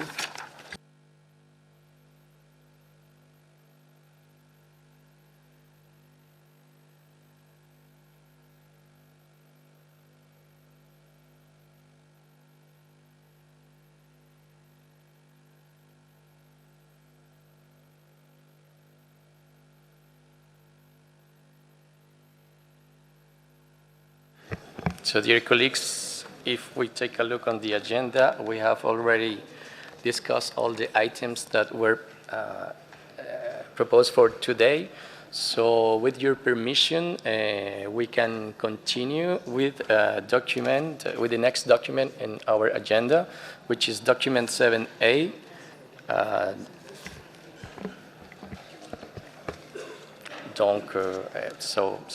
So as you know, and according to paragraph 190 of the operational guidelines, the committee shall review annually the state of conservation of properties on the list of World Heritage in danger. I would like to now give the floor to the director of the World Heritage Center to introduce this item. So, Mr. Rao, please, you have the floor. Thank you, Mr. Chair. The three documents, the working documents before you are documents 37, Com 7A, 7A Add, and 7A Add 2. These three documents contain the state of conservation of all the 38 sites which are on the World Heritage in danger, out of which 17 are natural properties and 21 are cultural properties. You will recall, the committee will recall that at the 35th session, it had decided to default to a 2-year cycle for the discussion of properties listed in the World Heritage in danger, except for cases of utmost urgency. And in response to document 37 Com Inf 7, some committee members have requested that a number of state of conservation reports, which had originally not been proposed for discussion, should be opened for discussion, and these have now been included in your document Inf 7 Rev. So the document 7 Inf 7 Rev contains the list of all the state of conservation reports which you have considered necessary to discuss. Now, once we review the relevant agenda items, and before giving the floor to the Secretariat and advisory bodies, the relevant committee members who have requested that these documents and sites be open for discussion will be requested to explain the reasons why they have asked a certain site to be open for discussion. So that we don't have to make a detailed presentation on each of these sites, we will merely request the committee members to indicate why you have asked for these sites to be open for discussion, and on that basis, the Secretariat and the advisory bodies will make their presentation. The order of presentation of these sites will be natural sites, followed by mixed sites, and then cultural sites.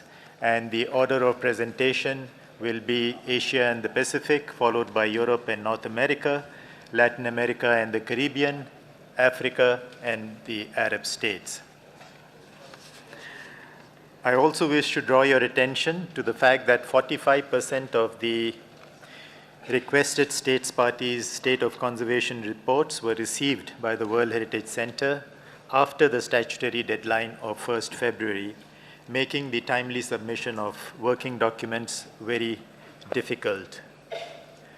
That is why the date of 1st February is provided for you to submit your state of conservation reports, but 45% of the reports were received after this date.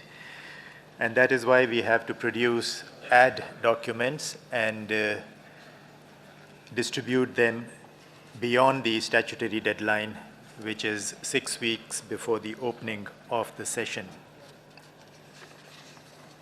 I would also like to, at this point, recall the committee's rules of procedure, which you may want to apply on this particular agenda items. The particular rules of procedure that I wish to highlight are rules of procedure 22.5, 22.6, 22.7.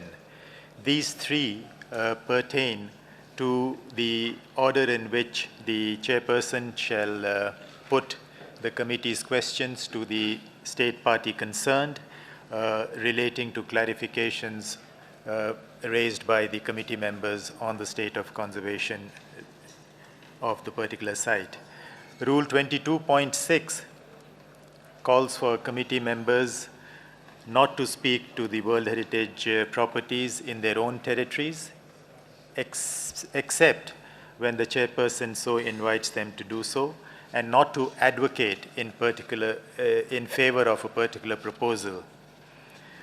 The same applies to other states parties also who are not members of the committee, and the rule requests them not to speak to advocate on the state of conservation of a particular property. Lastly, Mr. Chairperson, I would also like to remind the committee members about Decision 35-12E, which the committee adopted at its 35th session in 2011, and which requests states parties to refrain from providing additional information regarding the state of conservation issues after the deadline indicated in the operational guidelines. And the reason why this decision was adopted by the committee is because then it becomes very difficult for the advisory bodies to analyze and assess the information that is provided at the last minute. Thank you, Mr. Chairman. Thank you, Mr. Rao, for your presentation.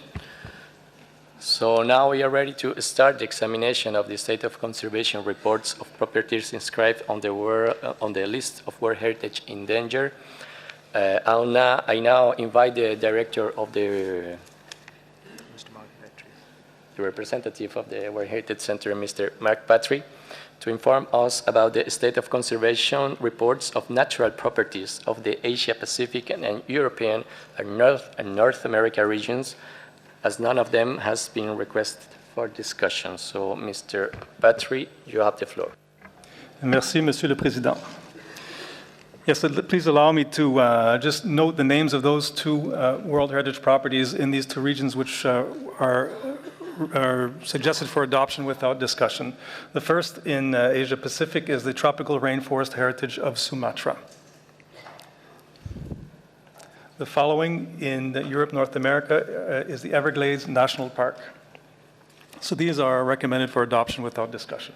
I'll continue with the following State of Conservation report on Belize Barrier Reef Reserve System in Belize.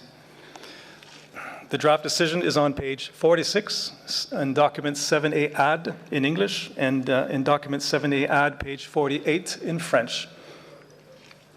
The World Heritage Committee requested an IUCN reactive monitoring mission to this property at its last meeting. The mission took place in February of this year. One of the main issues remaining to be resolved is the ongoing consideration by the state party of development proposals on small mangrove islands within the property. As has been noted before, these islands are the backbone for many features of the property's OUV. Their state of conservation is directly linked to the property's state of conservation. IUCN, having been to the property recently, will continue with further comments on the results of the mission. Thank you. Next slide, please.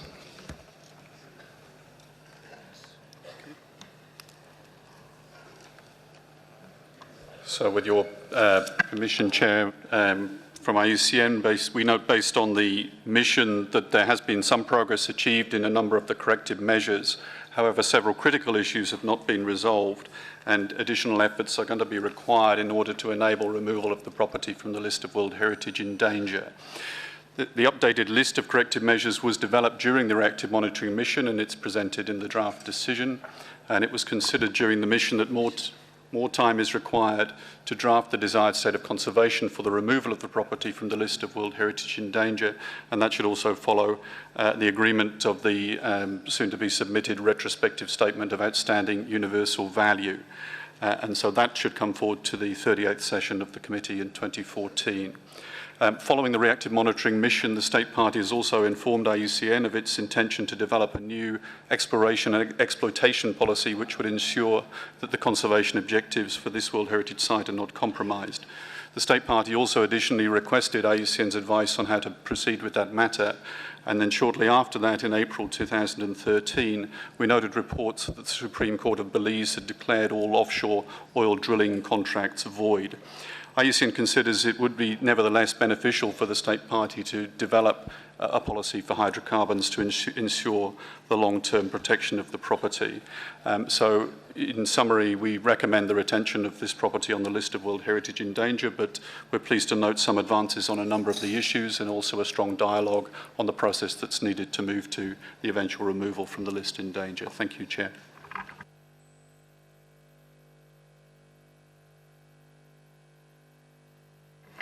Thank you very much to the representatives of the IUCN and the World Heritage Center as well.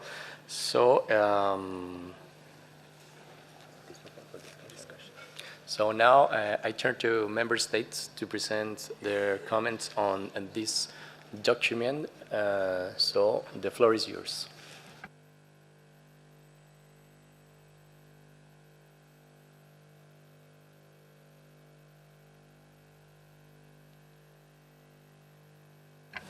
So if we have no comments on this, we can proceed to adopt this decision. So draft decision 37-7A16 is now adopted.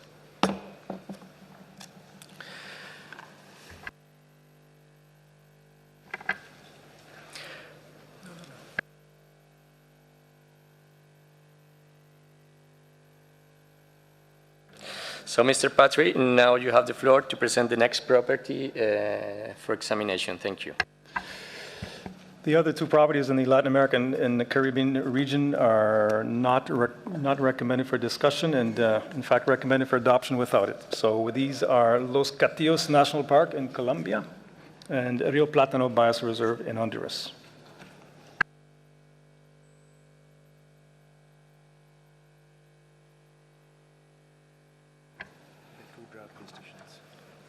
So if there are no comments on this, we can proceed to the adoption of these draft decisions. So decisions are adopted.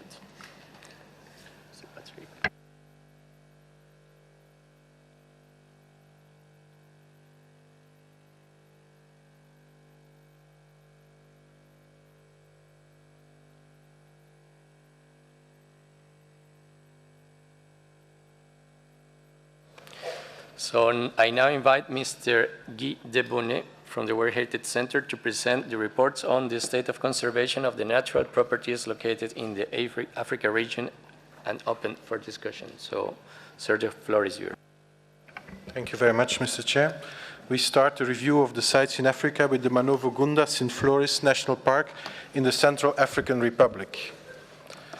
The World Heritage Center and IUCN note that the situation in this property remains extremely critical. They recall that almost all flagship species and large mammals have disappeared from the property due to poaching, and that based on the results of the 2010 inventory, IUCN has concluded that the outstanding universal value of the site has been lost. The World Heritage Center and IUCN consider that there still remains a very fragile potential for regeneration of this outstanding universal value based on the relict mammal populations in the hunting areas bordering the property. But this potential could be lost rapidly, as poaching also continues to impact these areas. In addition, the World Heritage Center and IUCN note that a new political crisis is affecting the country since the end of March, when the government in place was overthrown. No information has been received on the situation in Northern CER, nor on the impact of the crisis on the conservation activities in the site. However, we were informed that the tourism hunting companies, which were operating in the blocks around the sites, have suspended their activities, and so poaching pressure in these areas is likely to also be on the increase. As a result of the political crisis, the expert meeting, which was planned to develop an emergency action plan, again had to be postponed. It is proposed that if it's not possible to organize this meeting in the Central African Republic as a result of the political situation, it might be envisaged to organize it in a neighboring country. This workshop should also assess if it's still feasible to restore the outstanding universal value in view of the security conditions.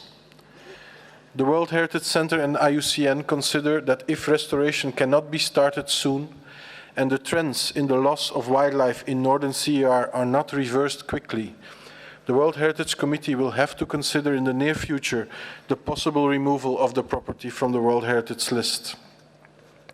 They consider that in the meantime, the site should be maintained on the list of World Heritage in danger and subject to reinforced monitoring.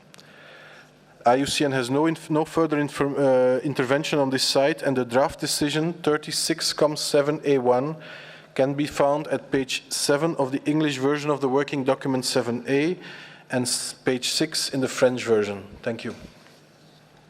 Thank you very much, Mr. Debonnet, for your presentation. So now I turn to the committee members to present their comments, if is the case. I can see Estonia, so please proceed. Thank you for the floor. We would like to make a comment of general nature about World Heritage Properties of Africa, both in the danger list like this one and the state of conservation reports generally. Right now, there seem to be three main critical issues that are common to these, and these are, first, security situations, secondly, increasing poaching, especially elephants and rhinos, and thirdly, increasing exploration and exploitation of natural resources. What we want to emphasize is that these issues are tightly connected to each other.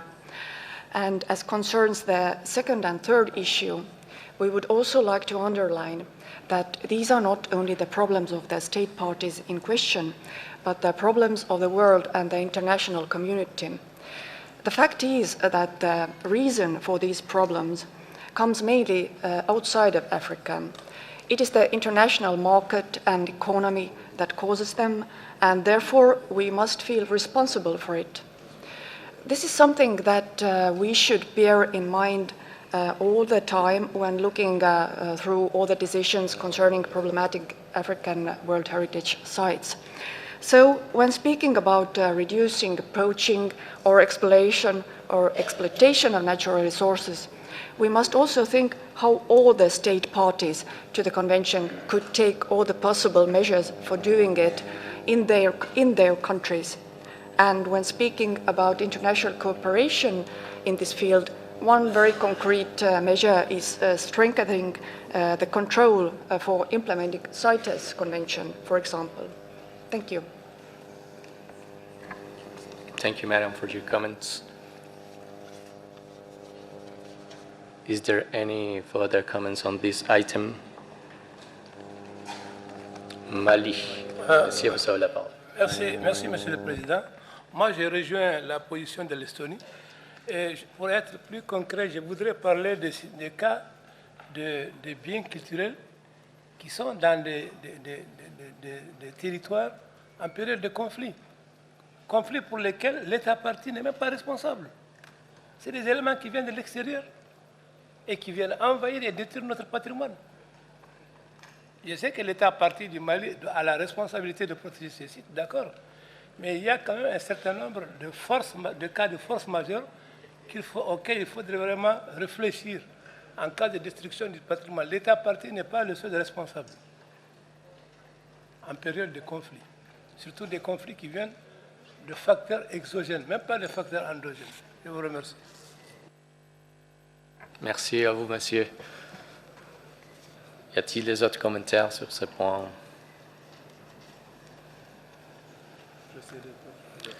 S'il n'y a pas, donc, on prend note des commentaires qui ont été soulignés. Et bien sûr, on passe maintenant à l'adoption du projet de décision.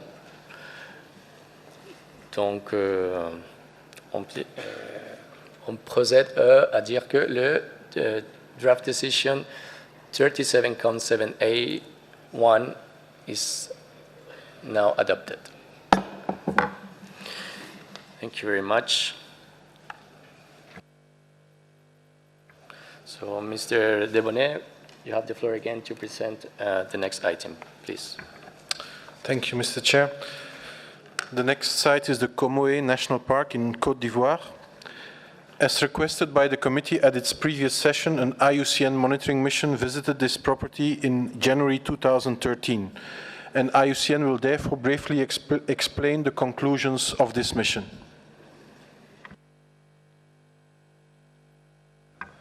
Okay, Chair, with your permission. The IUCN mission to the property confirmed that its outstanding universal value is significantly degraded. The decline in populations of key species such as elephant and chimpanzee are of particular concern, and lion appears to have altogether disappeared from the property. IUCN considers that an inventory of the populations of key species should be undertaken as soon as possible to serve as a baseline for monitoring the restoration of these species populations. Such an inventory will be crucial to define the population growths that should be achieved and the timeline for achieving them as part of the indicators of the desired state of conservation for the removal of the property from the list of World Heritage in danger. IUCN therefore recommends that the committee note the draft desired state of conservation as developed during the mission, with the understanding that the indicators on values will be further defined when data becomes available. In the meantime, IUCN and the World Heritage Center recommend that the committee retain the property on the list of World Heritage in danger. Thank you, Chair. The draft decision 36.7A1 can be found at page 5 of the English version of the working document 7A add and page 5 also of the French version. Thank you very much for your presentation. So now I invite the committee members to present their comments.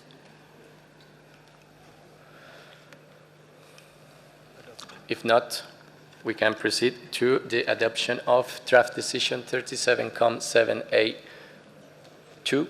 So it is adopted. Mining permits, exploration permits. One for iron mining on its eastern boundary and one for nickel and cobalt, which is partially overlapping with the property. The World Heritage Center and IUCN are concerned about the cumulative impacts of these different mining activities, which they consider could constitute a threat to the outstanding universal value of the property. These impacts should be assessed through the different environmental impact assessments which are currently being undertaken. It is, however, crucial for the state party to ensure that these assessments look specifically also at the cumulative impacts of the different projects, including the indirect impacts due to the profound socio-economic changes these projects could generate. The mission therefore provided specific recommendations on the implementation of these impact assessments. The mission also noticed the progress accomplished in the implementation of some of the corrective measures by the two state parties, but considered that an important effort is still necessary to achieve the restoration of the integrity of the property and its long-term conservation. The World Heritage Center and IUCN recommend that the committee retain the property on the list of World Heritage in danger and adopt the revised corrective measures proposed by the mission and contained in the draft decision. In the absence of data on the current state of the biological values of the property, the mission was unable to define the desired state of conservation for removal of the property from the list of World Heritage in danger. And therefore, these value indicators should be defined as soon as an operational system for ecological monitoring of the property has been established. IUCN has no further intervention on this property, and the draft decision 36.7A3 can be found at page 10 of the English version of the working document 7A add, and also page 10 on the French version. Thank you. Thank you very much, sir. So now the floor is to the committee members to present their comments, if the case. I see none. So we can proceed to adopt the draft decision 37.783. So it is adopted. Mr. Demonet, please. Thank you. We now move to the properties in the Democratic Republic of the Congo, and we will start this review with the report on the general situation of the properties in DRC, which is item 9 in your working document, 7A add, on page 21 in the English and the French versions. Since the 36th session of the World Heritage Committee, the security situation in Eastern DRC has gradually deteriorated further. Currently, only Salonga National Park is not affected by this upsurge of violence, as it is not located in the east, which is the zone of armed conflict. Linked to the insecurity, there is a clear resurgence of commercial poaching of elephants for ivory, which is decimating the elephant populations in the 5 properties.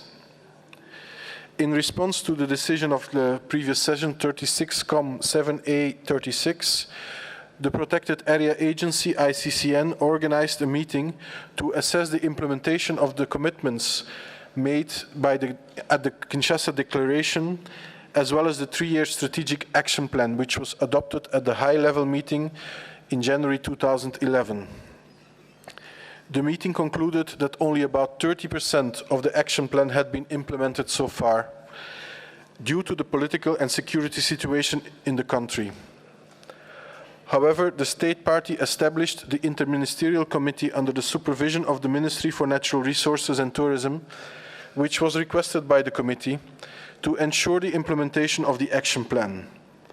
In addition, the Mining Cadastre and the Protected Area Authority established a framework agreement to address the issues related to the attribution by the Mining Cadastre of mining concessions which overlap with several properties. Concerning oil exploration, the World Heritage Center and IUCN note that the State Party has so far taken no action to cancel the oil exploration concessions granted in Virunga National Park, and has not provided the information requested by the committee in respect to the oil exploration blocks which have been established in the Central Basin, some of which overlap with the Salonga National Park, another site. In addition, the World Heritage Center and IUCN have recently received information on a new project for a hydrocarbons code, which is currently before the Parliament in Kinshasa, and which would allow oil exploitation when it concerns public interest, also in protected areas, including in World Heritage properties. To this end, in April 2013, the World Heritage Center wrote a letter to the Minister of Environment to request him to ensure that the new code will ensure that the protection status of World Heritage sites is guaranteed. The World Heritage Center and IUCN recommend that the committee express its deep concern about this proposed legislation. Mr. Chair, IUCN also has a comment to make on this property. Thanks, Chair. So IUCN would firstly note the importance of support to the Democratic Republic of Congo on all of the issues that have been identified across all 5 of the natural World Heritage sites that are currently included on the list of World Heritage in danger. Amongst those issues, IUCN is seriously concerned about the resurgence of commercial ivory poaching, and we note that the data that was presented to the last conference of the parties of the CITES Convention, that's the Convention on Illegal Trade in Endangered Species, which was held in Bangkok in March of 2013 this year, shows that in 2011, 90% of the elephant mortality in the 5 World Heritage properties of the DRC was related to poaching. And IUCN notes that the problem of elephant poaching and this current resurgence of it is affecting many of the natural World Heritage properties in Africa more widely, and that matter will be raised under item 7B. Thank you, Chair. The draft decision 36Com7A9 can be found at page 22 of the English version of the working document and 7A add. Thank you, Chair. So the French is, page 23 of the French version of 7A add. Thank you, Chair. Thank you very much for the information. So now I turn again to committee members to present their comments on this draft decision. I see none. So then draft decision 37Com7A9 is adopted. Please, Mr. Dupont, proceed with the next property. The first site we will discuss is the Virunga National Park of the DRC sites. Of the 5 sites, Virunga is probably most affected by the security problems which have been impacting Eastern DRC since April 2012. The property has been the battlefield between the Congolese army and different rebel groups, notably the rebels from the armed group M23. In addition, other militia groups are also occupying some areas in the park and its periphery. This situation has made the work of the management authority of the park extremely difficult. And since the previous session, again, 2 guards of the Park Management Agency, ICCN, were killed during the 2 attacks in the park. In spite of this difficult situation, the Park Authority is maintaining its teams on the ground to try to limit the impacts of the fighting on the property. Since December 2012, park staff is again patrolling the gorilla sector, which is in the hands of the M23 rebels. However, rangers have difficulty in accessing certain parts of the park, which are under control of other armed groups. At the end of March of 2013, the UN Security Council decided to deploy a new 3,000-strong intervention brigade as part of the MONUSCO peacekeeping mission in order to fight the armed groups in the east. As of September 2013, these troops will deploy in the region, including in the park, and it is feared that this could lead to renewed fighting in and around the park. UNESCO recently set up a meeting between the MONUSCO commander in Goma, the regional capital, and the chief warden of the park in order to establish direct communication between them in an effort to limit the impacts of this possible fighting on the site. Also, the oil exploration activities in the property by the company Soko have been hampered as a result of the security issues. And according to the information we received, the campaign for the gathering of aeromagnetic and aerogravimetric data has not yet started. With regards to the appeal of the committee to Total and Soko to subscribe to the commitment not to undertake any mining or oil exploration or exploitations within the boundaries of World Heritage properties, Soko responded in December 2012 that its exploration activities in the park were authorized by the Congolese government. To date, the World Heritage Center has not yet received a response from Total. In view of the security situation and the pursuit of the petroleum exploration, the World Heritage Center and IUCN recommend maintaining the property on the list of World Heritage in danger and to continue the application of the reinforced monitoring mechanism. IUCN also has some comments on this property. Thank you.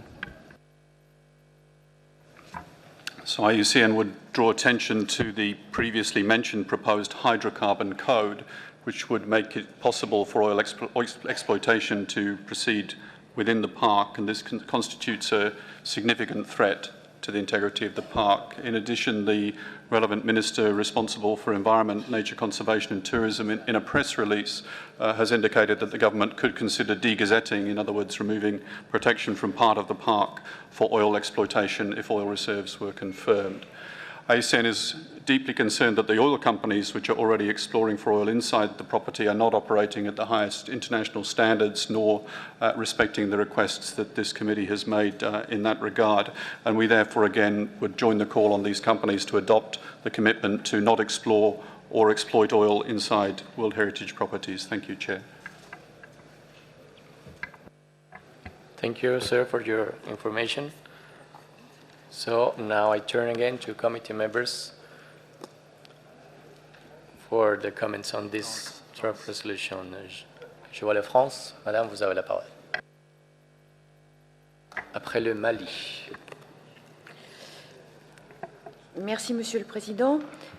Ce point avait déjà été abordé lors de la 36e session.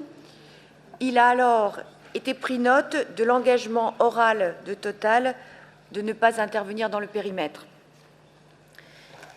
Lors de l'Assemblée générale des actionnaires du 11 mai, Total a indiqué, je cite, qu'il respectera la réglementation de la République démocratique du Congo ainsi que toutes les conventions internationales auxquelles il est soumis.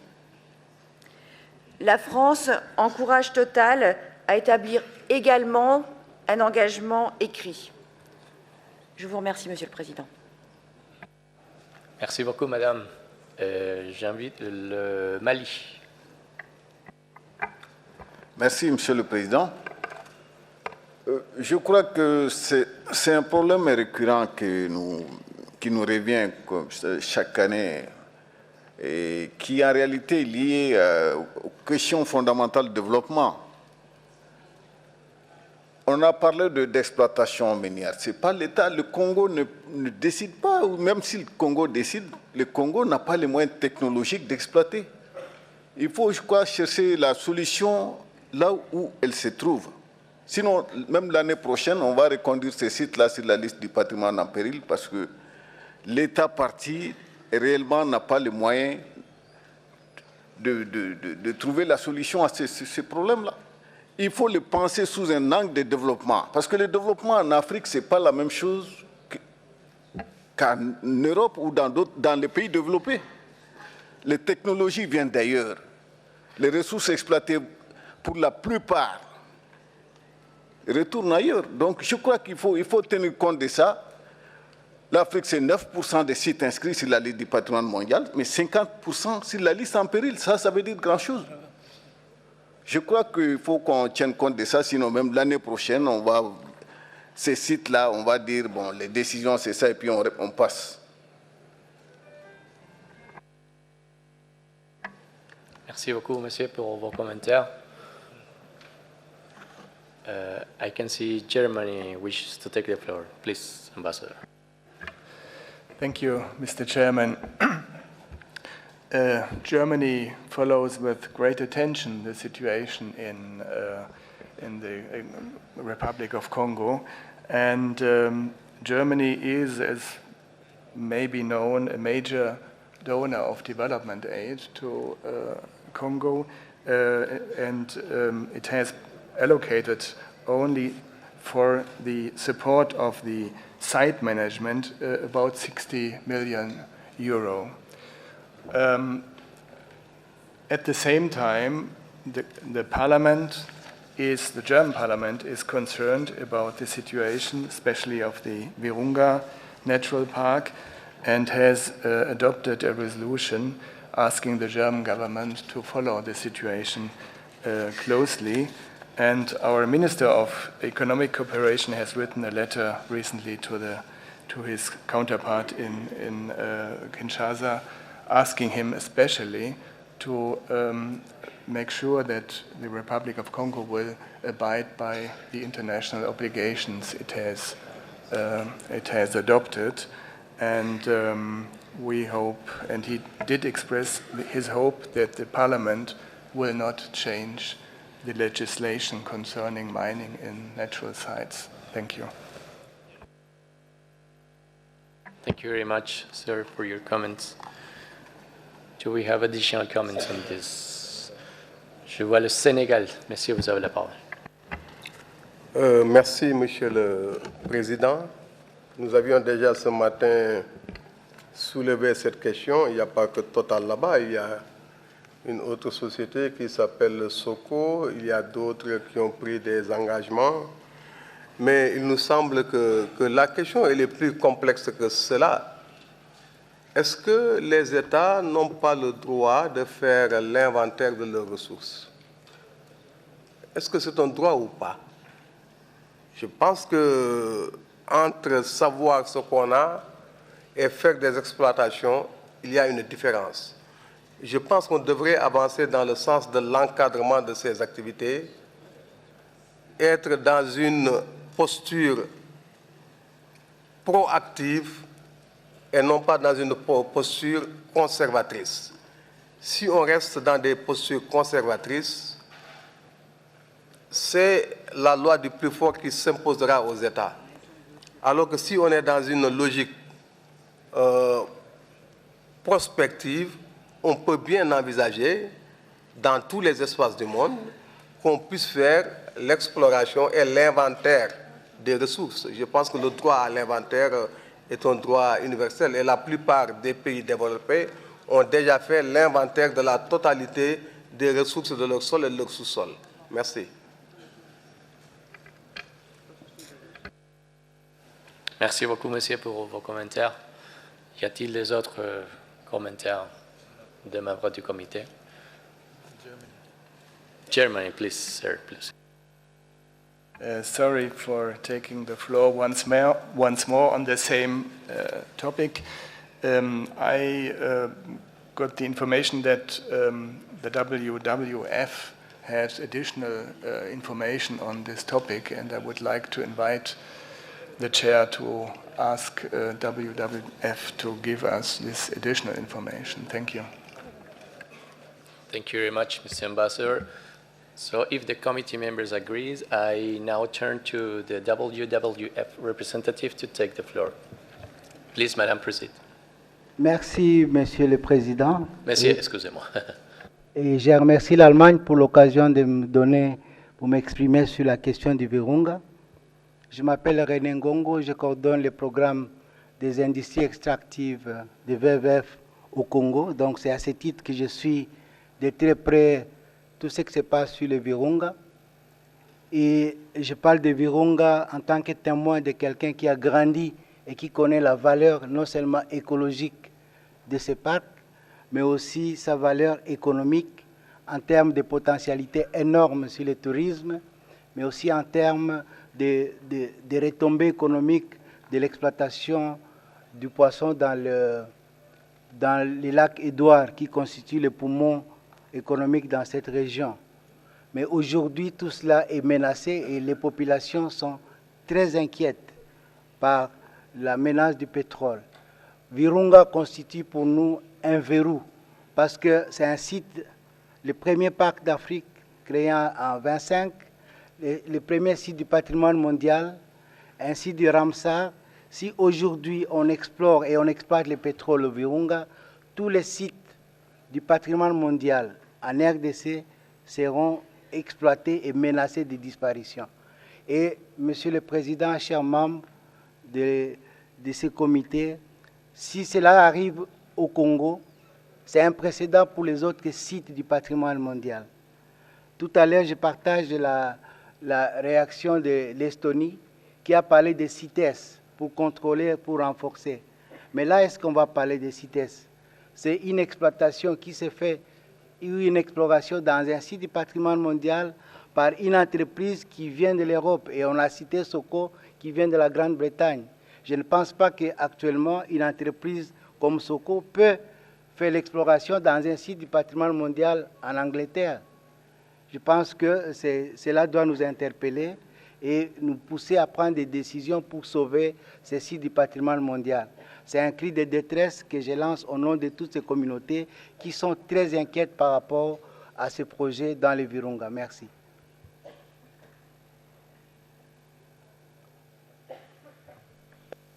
Merci beaucoup, monsieur, pour vos commentaires. Y a-t-il des autres commentaires sur ce point?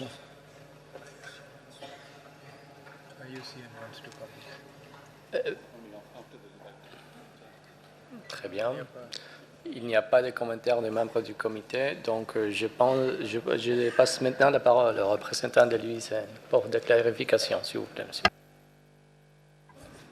Thank you. There were just some comments made that from committee members to respond to. Firstly, I think to respond to the comment of the distinguished delegate from Senegal, I think the general issue that you raised of the strategic approach will be also part of the discussion in the chapeau of item 7B. So there's a decision and a part of the agenda where we will look at strategic issues. But I would agree that the idea of a framework to approach this issue of extractives in relation to World Heritage is important. And I think in the context of Africa, the outcomes of the African World Heritage Fund's consideration of that, which I think have been drawn to the attention of the African Union, have a very clear and important statement endorsed by a range of ministers within Africa that I think provides a very good starting point for taking that strategic approach. And then beyond that, I think just to respond to the comment of Mali, that what we're trying to articulate, I think, in this decision is there's a shared responsibility. There is a part of this issue which is about the state's prerogative in terms of legal protection of the site, but indeed, in this instance, there's a clear responsibility of companies involved in exploitation to take their responsibility as well. And I think in that context, I would just like to welcome the statement of France in support of Total, having made some additional spoken commitments to actually convey those commitments in writing, because a commitment, if it is worded by Total in the phrasing, if I understood through the translation, of a commitment to all international conventions, would in fact completely entail the committee's requests to observe the commitment to not operate within World Heritage areas. So we would very much hope that written commitment would be made, and we very much welcome the statement of France to try to encourage Total to take that responsibility. Thank you. Thank you very much for your comments. Do we have additional comments on this? If this is not the case, then we are going to proceed to the revision of the draft decision.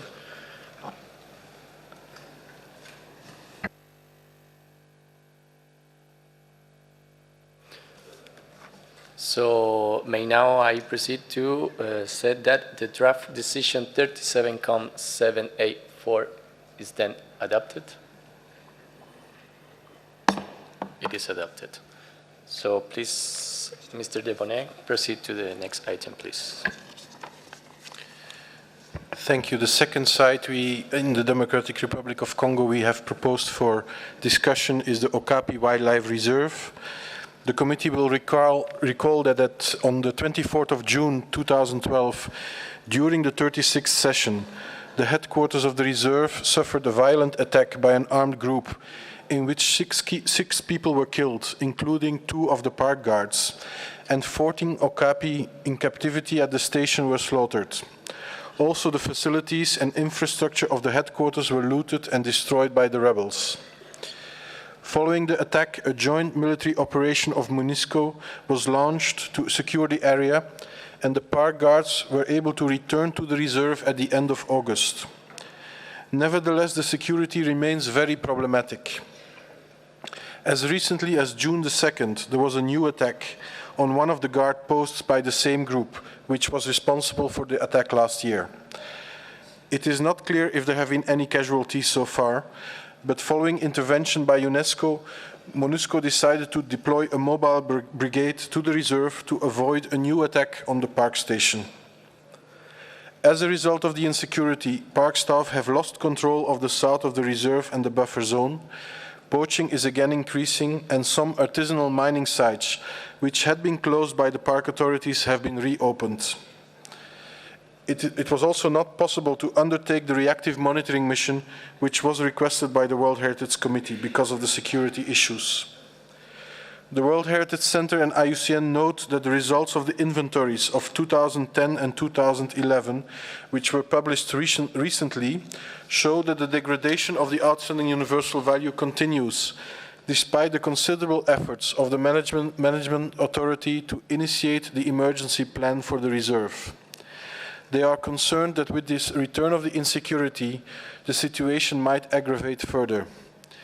They therefore recommend to maintain the property on the list of World Heritage in danger and also propose to reinstate the application of the reinforced monitoring mechanism to this site. IUCN has no further intervention on this site, and the draft decision 36,7A8 can be found on page 15 of the English version of the working document and page 20 on the French version. Thank you. Thank you very much, sir. Now I turn again to committee members to present their comments, if this is the case.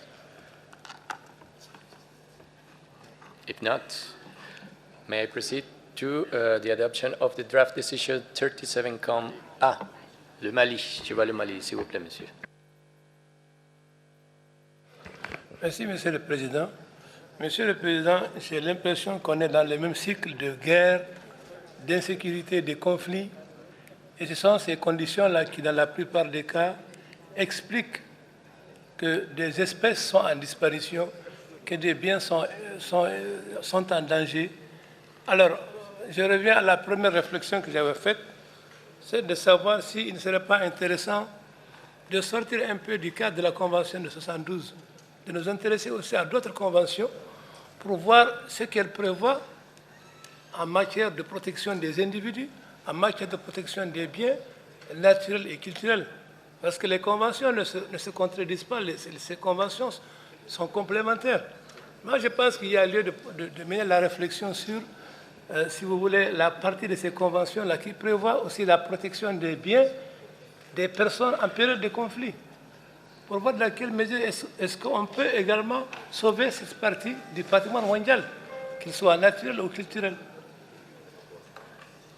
Je vous remercie. Sinon, si nous restons dans ce cycle-là d'insécurité et de guerre, les sites africains vont tomber un à un dans le patrimoine mondial en péril.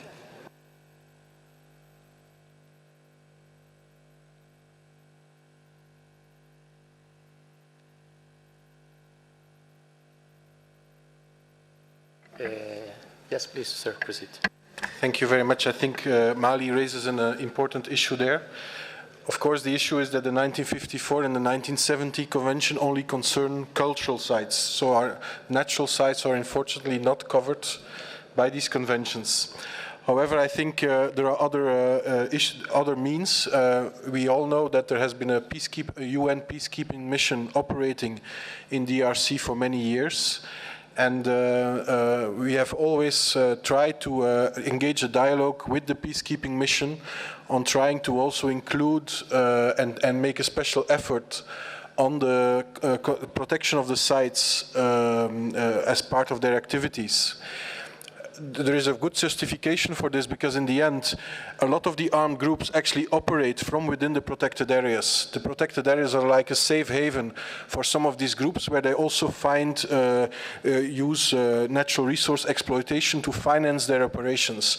It is known in the DRC from the reports of the Security Council that most of the armed groups have been financing themselves by various resource exploitation activities, including illegal mining, artisanal mining, including poaching and ivory, and including other natural resource exploitation like wood exploitation in Virunga National Park. One of the issues that has always been a problem in that sense is that actually within the mandate of the peacekeeping mission in DRC there is no specific reference to the protection of World Heritage Sites, and so that is has been an obstacle to achieve a greater implication of the UN peacekeeping forces in the protection of the sites. I think the precedent that was achieved with Mali, wherein if I understand well, in the mandate of the MINUSMAR, which was decided end of May, there was specific reference made to the World Heritage, the protection of the World Heritage properties. I think is a very important precedent, and we should use this to try to convince the Security Council to do this also in other cases. And in that sense, in the document 7b, we have proposed in the draft decision language to actually call on the Security Council to look at this issue also in other peacekeeping missions. Thank you. Thank you very much for your comments, sir. And if the committee members have additional comments on this. If not, of course, we take good note of all the comments that have been raised until now. So may now I proceed to the adoption of draft decision 37-7A8. So it is adopted.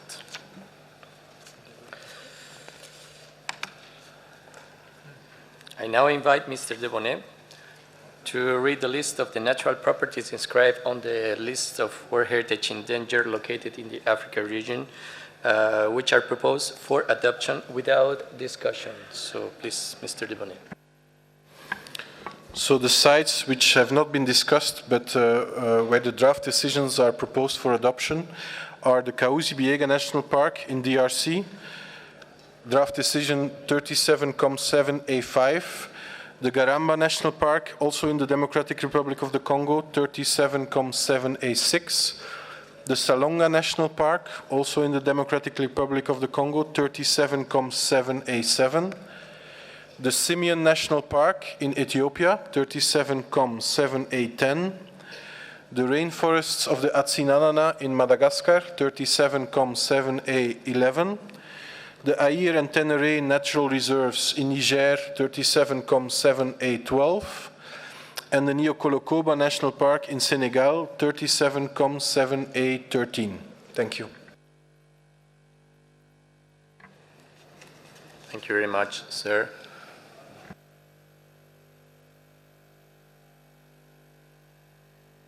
So, with these remarks, now we proceed to the adoption of the draft resolution of those sites that were not proposed for discussion. So, may I consider that those decisions are adopted?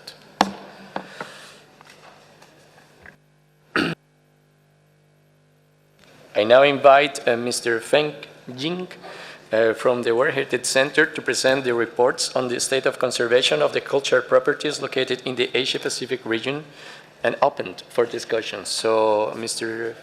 Jing, please proceed to this presentation.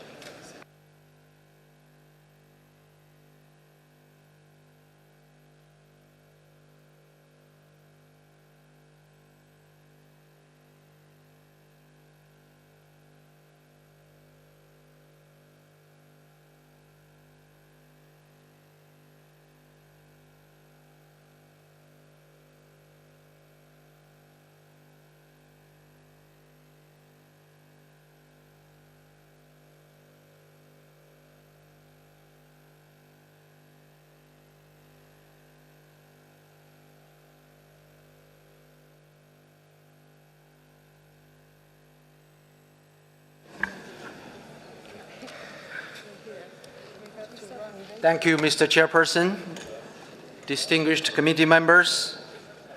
The summary of the on the state of conservation of BAM and its cultural landscape can be found on pages 60 to 63 of the English version and pages 63 to 67 of the French version of working document WHC 1337-7A. The committee may recall that BAM and its cultural landscape was inscribed on the list of World Heritage in Danger in July 2004 after a devastating earthquake hit the property in December 2003. The benchmarks defined by the state party on the corrective measures for the property were adopted by the committee in July 2007. Decision 31-7A22, as the desired state of conservation to be achieved by 2010. The boundary modification of the property was also adopted by the committee in July 2007. The conservation management plan was developed and finalized for the property in 2008 with funding support from Japan Founding Trust available at UNESCO. Meanwhile, conservation activities at the property was also implemented thanks to the support from Italian Founding Trust. In October 2011, a joint World Heritage Center and ICOMOS reactive monitoring mission visited the property and found that there are still some milestones to be completed by the state party. A report on the state of conservation of the property was submitted by the state party on 1st February 2013. The report has detailed significant progress made towards achieving the desired state of conservation and the implementation of remaining corrective measures as adopted by the committee. The achievements of the state party, including implementation of recommendations of the committee and October 2011 monitoring mission, are summarized in the working document in front of you. No further information has been provided on this property since the distribution of working document. The World Heritage Center, ICOMOS, and ICROM recommend that the committee acknowledge the significant progress that has been made towards the implementation of the corrective measures identified for the property and commend the state party, the international and the local communities on their commitment and dedication towards the preservation of this property. We are of the view that the state party has addressed the work needed to complete the remaining corrective measures identified by the committee. Hence, we are proposing that to remove this site from list of World Heritage in Danger. Nevertheless, the Center and the advisory bodies note that BAM and its cultural landscape remains vulnerable, in particular the challenges in controlling illegal construction and effective protection of the buffer zone. This issue will remain a challenge and will always require particular efforts to develop guidelines to ensure stronger regulative measures in the buffer zone. Also, further progress should be made by the state party with the implementation of the conservation management plan, including the development of a visitor management plan for the property. In light of this, and thanks to the cooperative efforts and commitments by the international and local communities, the Center and the advisory bodies recommend that the committee may consider removal of the property from list of World Heritage in danger. Mr. Chairperson, ICOMOS will provide its comments on this property. Please, ICOMOS, proceed. Gracias, señor presidente. On 26 December 2003, a 6.6 magnitude earthquake struck Bam and the Kerman province, causing the devastating loss of human life and the significant destruction of the cultural heritage of the area. Soon after the event, the international community mobilized to identify a course of action to address the destruction at different scales. Bam was inscribed on the list of World Heritage and on the list of danger in 2004, and several corrective measures were identified. The immense commitment, the sustained efforts, and the commendable work done by the Islamic Republic of Iran, as well as a continued international support, created the conditions that enabled the desired state of conservation to be met. Notwithstanding the considerable progress made, ICOMOS would like to underscore that there will remain many challenges to face in the coming years. This will entail considerable efforts and resources to ensure the sustainability of conservation and management measures in place. Of particular importance, as noted by the World Heritage Center before, will be the definition of development guidelines and criteria for interventions to ensure a balanced approach to conservation. BAM, like the terraces of the Philippine Cordilleras, Lahore, and many other properties that have been removed from the list of World Heritage in danger in past year, send important message to us, the heritage community at large. These properties illustrate the very spirit of the Convention, where conservation and protection of heritage places is prioritized and considered the driving force behind decision-making. These properties are also a model of how the list of World Heritage in danger can be used as a powerful tool to mobilize international solidarity and support for local communities and national authorities in their efforts to sustain and protect the outstanding universal value of properties. Thank you. Thank you very much, Madam, for your comments. Now, I would like to ask committee members if they have further comments on this. I see the delegation of Japan, so Japan. Thank you, Mr. Chair. Japan delegation would like to congratulate Iranian government on the successful removal of this very important site from endangered list, and also would like to highly praise its effort, tremendous effort to make it possible. Congratulations. Thank you. Thank you very much, Mr. Ambassador, for your comments. So if we are all in agreement, we can proceed to the adoption of this draft decision. So may now I assume that draft decision 37-7A31 is then adopted. And of course, I would like to congratulate the Islamic Republic of Iran for this effort.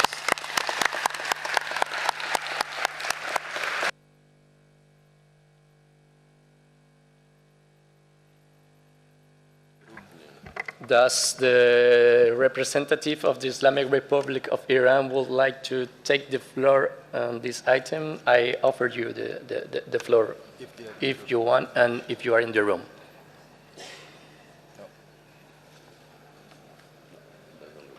No representatives? Okay.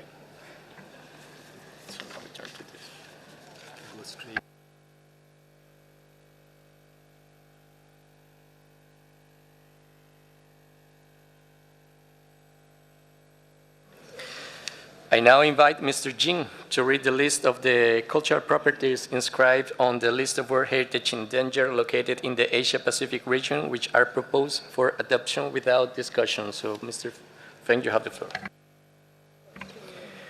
Thank you, Mr. Chairperson. The following cultural heritage properties on the list of World Heritage in danger from the Asia-Pacific region and the relevant draft decisions will be adopted by the committee without discussion. They are, first, minaret and archaeological remains of Jam in Afghanistan, draft decision 37-7A.29. The next site is cultural landscape and archaeological remains of the Bamiyan Valley, also in Afghanistan, draft decision 37-7A.30. Thank you. Thank you very much, Mr. Jing. If there is no objection for the committee to take note of the state of conservation reports, now I declare the decisions read out adopted.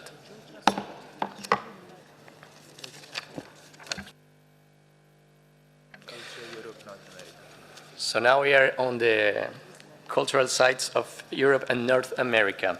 I now give the floor to the delegation of the Russian Federation to present to the committee the reason it wishes to open the state of conservation of the World Heritage medieval monuments in Kosovo. Excellency, Madam Ambassador, you have the floor, please. Уважаемые коллеги, спасибо большое. Наше предложение было открыть, но не дискутировать этот вопрос, а отложить до следующей сессии, так как мы делали в предыдущие годы. Значит, я хочу напомнить о том, что многое, что сейчас происходит, в частности, по части консервации и сохранения объектов Косово. Я хочу напомнить, что в том числе и Российская Федерация активно участвует в финансировании этого процесса. Тем не менее, мы знаем, что политически этот процесс еще не урегулирован, поэтому мы предлагаем перенести рассмотрение на следующую сессию. Спасибо.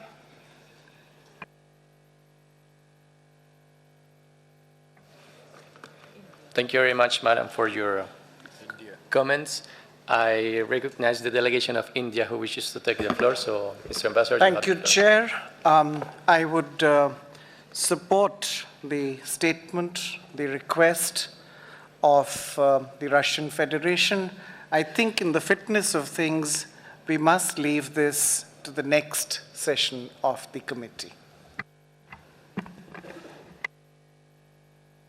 Thank you very much, Mr. Ambassador. Now I give the floor to the representative of Germany. Please, Ambassador. Thank you, Mr. Chairman.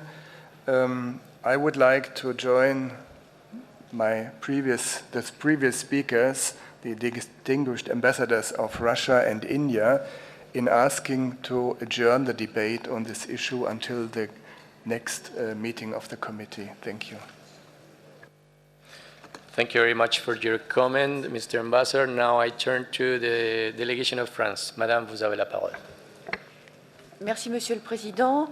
La France soutient la proposition faite par la Fédération de Russie. Merci, Monsieur le Président. Merci beaucoup, Madame. Et je vois l'Algérie. Monsieur, vous avez la parole. Merci, Monsieur le Président. L'Algérie soutient la proposition de la République de Russie. Merci. Merci beaucoup, monsieur. Je vois la délégation des Émirats arabes unis. Monsieur, vous avez la parole. شكرا سيد الرئيس. نحن كذلك نؤيد المقترح الذي عبر عنه المتحدثين قبلنا لخصوصيته. شكرا.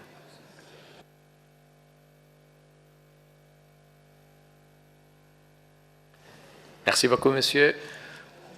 Y a-t-il des autres commentaires des membres du comité? Si ce n'est pas le cas,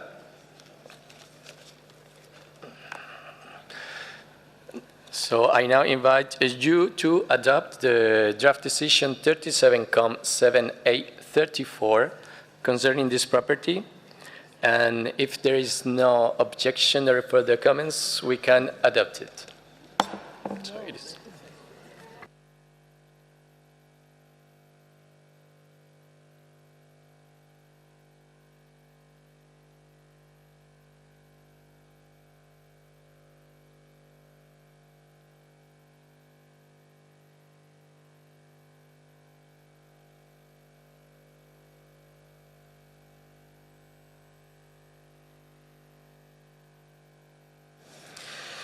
I now invite Mrs. Tocharova to read the list of the cultural properties inscribed on the list of World Heritage in danger located in the Europe and North America region, which are proposed for adoption without discussion. So, Madam, you have the floor. Thank you, Mr. Chairperson. The cultural properties in the region of Europe and North America, which are inscribed on the list of World Heritage in danger being adopted, the decisions of which are being adopted today without discussion, are the following: Bagrati Cathedral and Gelati Monastery, Georgia; City Museum Pshketa, Georgia; Liverpool Maritime Mercantile City. And this is the end of the list of cultural properties in the World Heritage in danger in the region of Europe and North America. Thank you. Thank you very much. If there is no objection for the committee to take note of the State of Conservation report, I declare the decisions read out then adopted.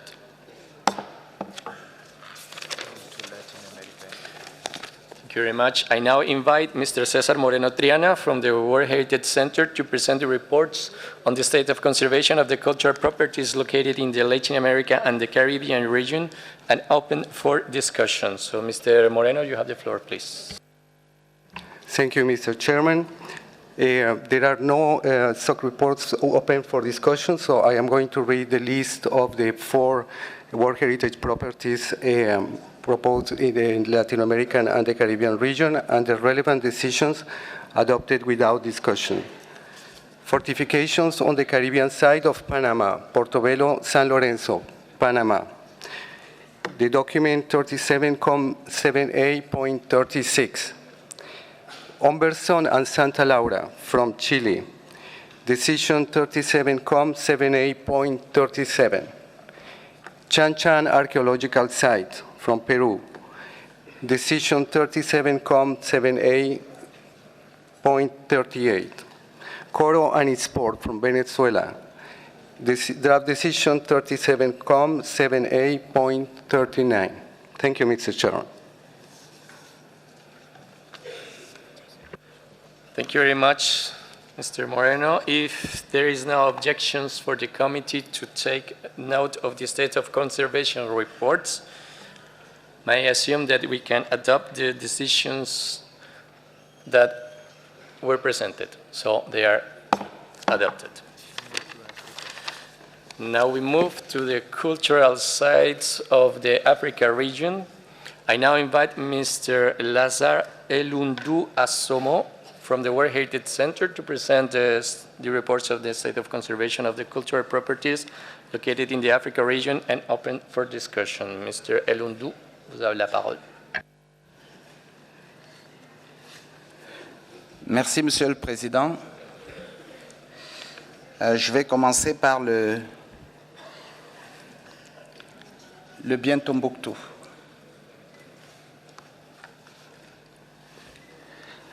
Alors, ce bien a été inscrit sur la liste du patrimoine mondial en 1988. Vous vous souviendrez que lors de la 36e session, le comité a décidé d'inscrire ce bien sur la liste du patrimoine mondial en péril en raison de l'occupation des régions nord du Mali par les groupes armés, parce que les conditions optimales de leur protection n'étaient plus réunies et ceux-ci devenaient menacés par un danger prouvé, précis, imminent, en raison des premières profanations et destructions de mausolées en mai 2012.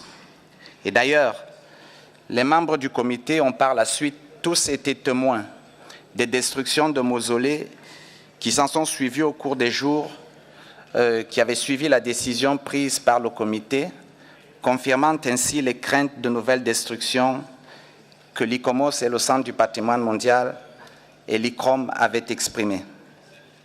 Depuis lors, l'UNESCO a réalisé un ensemble d'actions destinées à répondre aux décisions 36-B.106 et 36-B.107. Ces actions sont résumées dans le rapport qui vous a été transmis, mais je voudrais rappeler la création du compte spécial par la Directrice générale la réalisation de passeports et de cartes sur le patrimoine culturel du nord du Mali, la visite de la directrice générale à Tombouctou le 2 février dernier en compagnie du président de la France, l'organisation d'une journée de solidarité pour le Mali ayant abouti à l'élaboration d'un plan d'action pour la réhabilitation du patrimoine culturel et la sauvegarde des manuscrits anciens du Mali. La seule information nouvelle qui n'est pas disponible dans le rapport concerne les résultats de la mission de l'UNESCO qui a été organisée du 31 mai au 8 juin dernier à Bamako et à Tombouctou. Cette mission a été organisée avec le concours du gouvernement malien, dont le ministre de la Culture, qui est arrivé ici à Phnom Penh, a personnellement assuré la coordination. La mission a également reçu le soutien logistique de la MINUSMA dans le cadre de l'application de la résolution 2100 du Conseil de sécurité des Nations Unies qui demande de protéger le patrimoine culturel en collaboration avec l'UNESCO. La mission était composée de 16 experts représentant les institutions et organisations suivantes: l'UNESCO, le gouvernement du Mali, le ministère de la Culture et le ministère de l'Enseignement supérieur et de la Recherche scientifique, le gouvernement de la France avec la Bibliothèque nationale de France et le Centre international de la construction en terre, cratère, l'ICOMOS, l'ICROM, l'IFLA, Aga Khan Trust for Culture, l'École du patrimoine africain, le Fonds pour le patrimoine mondial africain, la MINUSMA et l'Union européenne. La mission s'est rendue à Tombouctou le 6 juin afin de mesurer l'ampleur des dégâts. Elle a eu une séance de travail avec les leaders de la communauté et a visité la majorité des sites de mausolées, les 3 mosquées, les bibliothèques de manuscrits dont le centre Ahmed Baba et la vieille ville. Il ressort de cette visite les constatations suivantes. 14 des mausolées du patrimoine mondial ont été en réalité détruits. La violence des destructions et la détermination des destructeurs étaient encore perceptibles à la vue de tous les sites qui ont été rasés, que ce soit les abris ou les sépulcres. Toutes les 3 mosquées ont souffert de l'occupation car elles n'ont pas été entretenues pendant cette période difficile. La mosquée de Sidi Yahya est la plus affectée, non seulement parce que la porte dite secrète a été arrachée par les occupants, mais surtout parce que les problèmes structurels se sont aggravés, ce qui va nécessiter une restauration urgente des toitures et du mihrab.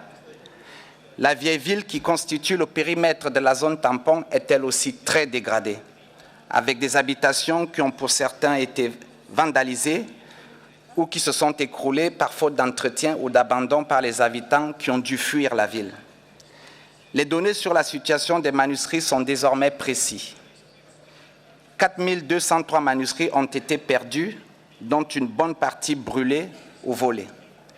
Près de 300 000 manuscrits ont été exfiltrés et transportés à Bamako, dont 27 000 du centre Ahmed Baba. Ceux-ci sont en besoin urgent de leur conservation physique du fait des conditions climatiques humides différentes de celles plus sèches de Tombouctou. Le patrimoine immatériel a également été affecté avec l'interdiction de cérémonies traditionnelles telles que le mahalout, les cérémonies de pratiques traditionnelles de construction, ce qui a provoqué des troubles moraux caractérisés par la peur et le désespoir. L'autorité de gestion n'est pas encore devenue opérationnelle sur le site. En effet, une partie de son personnel n'est pas revenue à Tombouctou et ces nouveaux bâtiments en construction ont été complètement vandalisés. Enfin, je voudrais vous informer que les résultats de cette mission à Tombouctou ont été présentés lors d'un atelier national sur la protection renforcée des biens culturels du Mali qui s'est déroulé le 8 juin à Bamako. L'atelier a permis de définir un ensemble de priorités d'intervention et faire le point sur les appuis techniques et financiers possibles. Je m'excuse d'avoir été long, Monsieur le Président, mais l'ICOMOS souhaite également faire un commentaire. Thank you, Chair. The devastation that is being caused to Timbuktu is, as you've seen, multifaceted. It's destroyed the fabric of many tombs, It's resulted in the complete destruction of some 4,000 priceless manuscripts, which testified to the greatness of Timbuktu as a center of religion and learning, and whose scientific or religious contents we will now never know. But perhaps equally importantly, this devastation has disrupted the essential routine interaction between people and buildings, without which the mosques and the surrounding city would not survive. The mud, stone, and timber architecture of Timbuktu relies on regular seasonal maintenance. For the mosques, this is a time-honored communal work carried out according to long-standing skills and traditions. After a gap of 2 seasons, this work is now being revived for the mosques, starting with the replastering of the Sankore Mosque. For the buildings of the city, the situation looks less positive. Many buildings have been vandalized and some have been abandoned.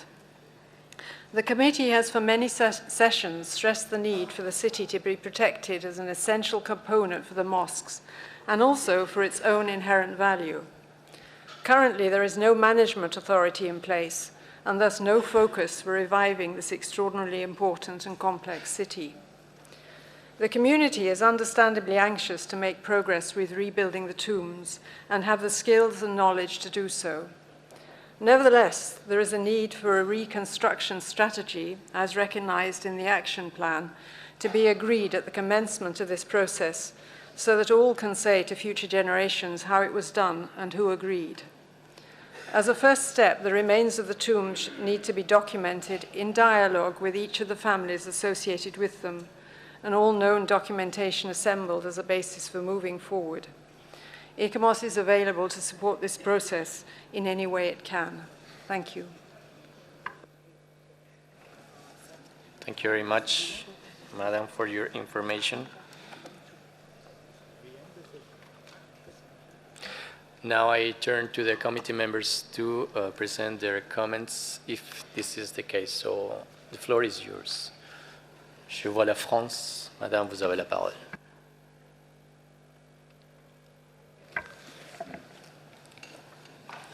Merci, Monsieur le Président. Il n'est nul besoin de rappeler l'implication de la France au Mali. Vous la connaissez tous. Je voudrais tout simplement souligner que c'est un triple engagement. Un engagement politique, tout d'abord, un engagement militaire, ensuite, pour lequel le Président de la République a reçu le prix Houphouët-Boigny à l'UNESCO le 5 juin dernier, un engagement culturel, enfin et surtout, puisque la France a coordonné avec l'UNESCO la journée de solidarité pour le Mali le 18 février, qui a permis, comme cela a déjà été souligné, la rédaction d'un plan d'action pour la protection du patrimoine malien. La France a envoyé 2 experts dans la mission d'évaluation de l'UNESCO en juin, un spécialiste de l'architecture de terre, ainsi qu'une conservatrice de la Bibliothèque nationale de France, spécialiste des manuscrits. Dans l'attente des résultats, la France prend toutes les dispositions pour accompagner les recommandations qui ont été prises le 8 juin à Bamako. Je vous remercie, Monsieur le Président. Merci à vous, Madame, pour vos commentaires, tout à fait importants. Y a-t-il les autres commentaires de membres du comité sur ce sujet? Je vois le Sénégal. Messieurs, vous avez la parole. Merci, Monsieur le Président. Je commencerai par remercier la communauté internationale pour tout ce qui a été fait. Et en tant qu'Africains, nous avons une sensibilité particulière pour Tombouctou. On a souvent l'habitude de dire que l'histoire de l'Afrique est essentiellement orale. Or, Tombouctou a toujours prouvé le contraire. C'est l'histoire écrite de l'Afrique qui était en danger là-bas. Et je pense que les efforts qui sont en cours devraient nous permettre d'être plus attentifs pour la suite. C'est bon de conserver les manuscrits, c'est très important de les étudier et de les faire étudier. Et je pense que les programmes qui vont venir par la suite, à l'image de ce que l'UNESCO avait fait à l'époque pour l'histoire générale de l'Afrique, devraient avoir un volet spécifique pour la traduction et la transcription de ces manuscrits qui ne doivent pas être livrés à la critique rongeuse des seules souris. Je voudrais aussi peut-être qu'on donne la parole à l'État partie pour qu'ils nous disent où est-ce qu'ils en sont exactement à l'heure où nous parlons aujourd'hui. Merci.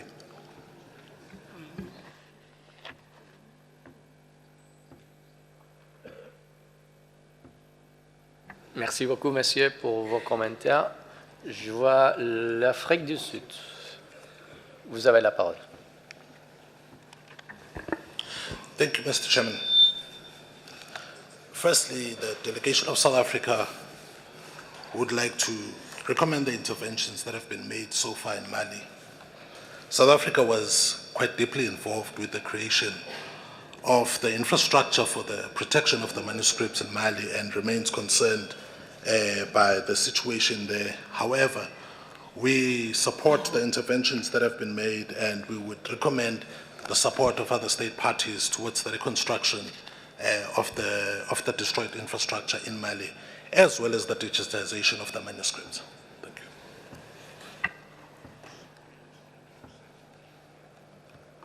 Merci beaucoup, monsieur. Y a-t-il des autres commentaires?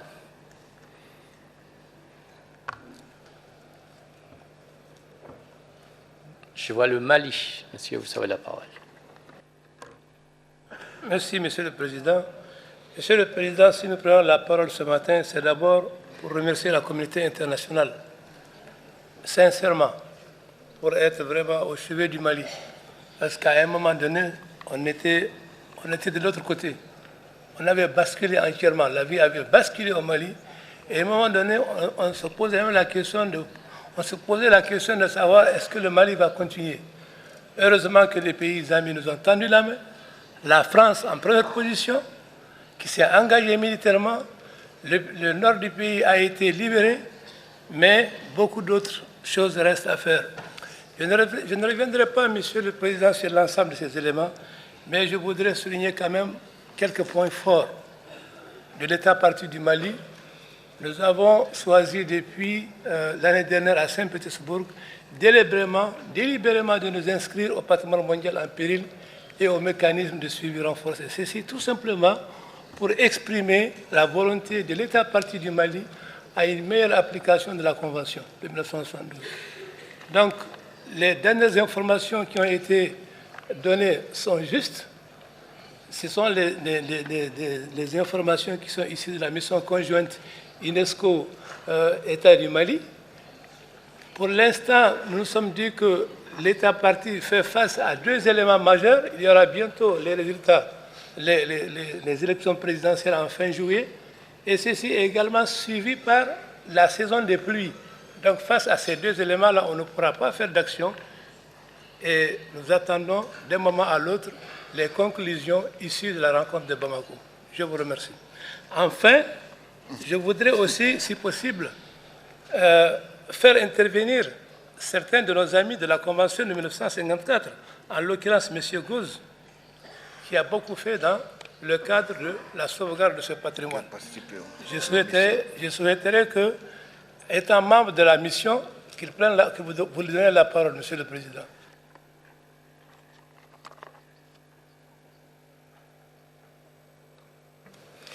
Merci beaucoup, monsieur. Donc, je demande s'il y a-t-il les autres commentaires des membres du comité sur ce point. Sinon, j'invite...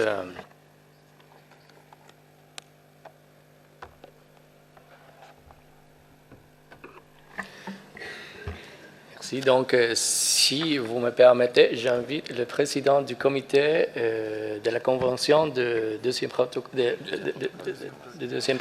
de la convention de 54 pour présenter ses commentaires sur ce sujet. Monsieur, vous avez la parole.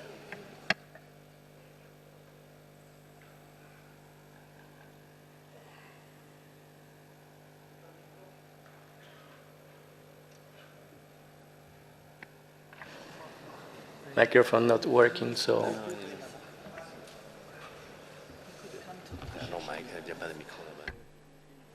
Invite him to the podium. If you can come here to the podium, sir, please.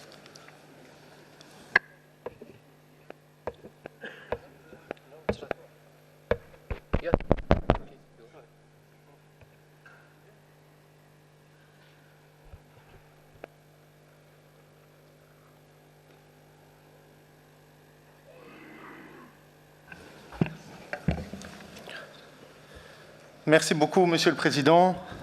Je remercie également la délégation du Mali de m'avoir proposé d'intervenir. Tout d'abord, je voudrais aussi remercier les autorités cambodgiennes pour l'excellent accueil que nous avons reçu ici.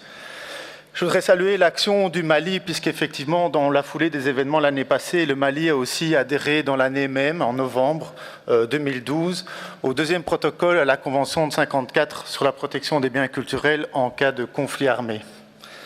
Ce qui lui a permis notamment d'enclencher un mécanisme d'assistance au niveau du Fonds pour la protection des biens culturels en cas de conflit armé, qui a été actionné de manière tout à fait complémentaire par rapport au fonds d'urgence créé par l'UNESCO, et donc qui a été axé plutôt sur la protection et la sauvegarde de biens mobiliers dans les musées. En effet, notre second protocole, enfin la Convention de 1954, couvre la protection des biens immobiliers, mais également des biens mobiliers. Et je pense que quand on voit certains dossiers qui arrivent aujourd'hui sur la table, j'inviterai vraiment les États parties non seulement à ratifier le deuxième protocole, mais aussi à proposer des biens sur la liste de protection renforcée, ce qui permet de les immuniser en cas de conflit armé. Dernier point, le deuxième protocole prévoit des mesures de prévention et de sauvegarde en temps de paix, afin de couvrir tous les risques, qu'ils soient naturels ou humains. Et donc, la prévention des risques, la réduction des risques nous impose de créer davantage de liens de synergie avec le patrimoine mondial, l'ICORP, l'ICROM et l'USDR. Je pense que cette question est vraiment importante et au cœur de l'actualité et je vous remercie de votre attention. Merci beaucoup, monsieur, pour vos commentaires.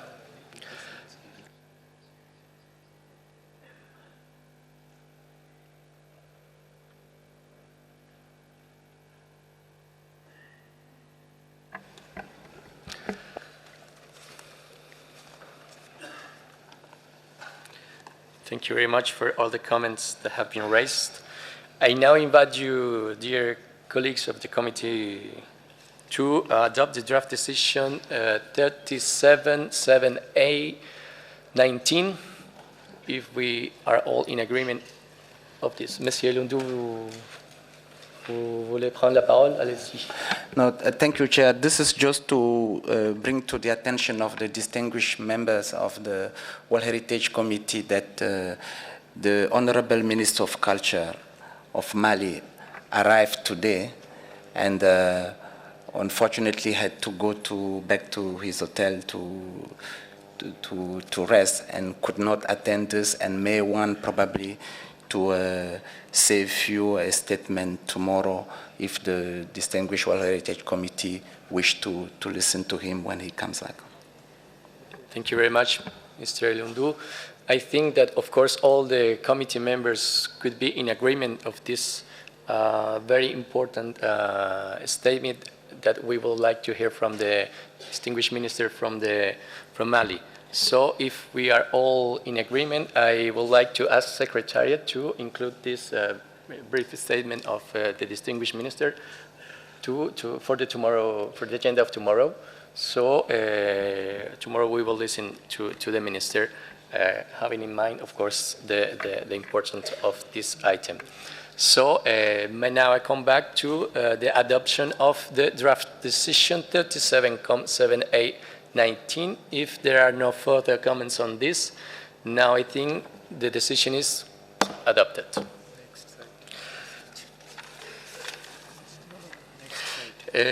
Monsieur Lundu, s'il vous plaît, si vous pouvez passer au prochain point de discussion.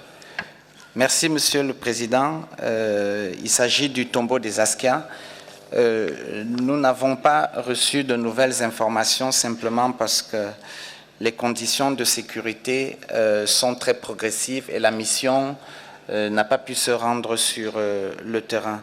Donc, elle est prévue, cette mission est prévue dans les semaines à venir après la saison des pluies afin d'aller faire le même travail que celui que nous avons effectué à Tombouctou. Mais je pense que l'ICOMOS souhaite faire un commentaire. Merci. Le représentant de l'ICOMOS, s'il vous plaît. Gracias, señor presidente. Unfortunately, we don't have latest information from this property as we have in Timbuktu, but we do have the preliminary state of conservation report from the state party that underscores that due to the armed conflict, we couldn't have regular maintenance, it couldn't be carried out, but apparently no acts of vandalism have occurred at the site. ICOMOS, of course, will support, as soon as the conditions allow, the detailed technical evaluation and the identification of priority corrective measures. Notwithstanding, we deem that now that security conditions have somewhat improved, the state party could consider the continuation of traditional maintenance practices.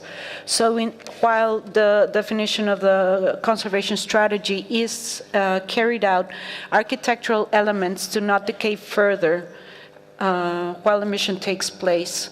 Thank you very much.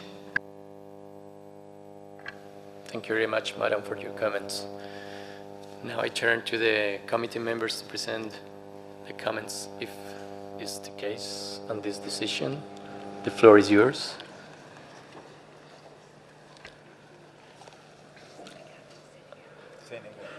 Le Sénégal. Messieurs, vous avez la parole.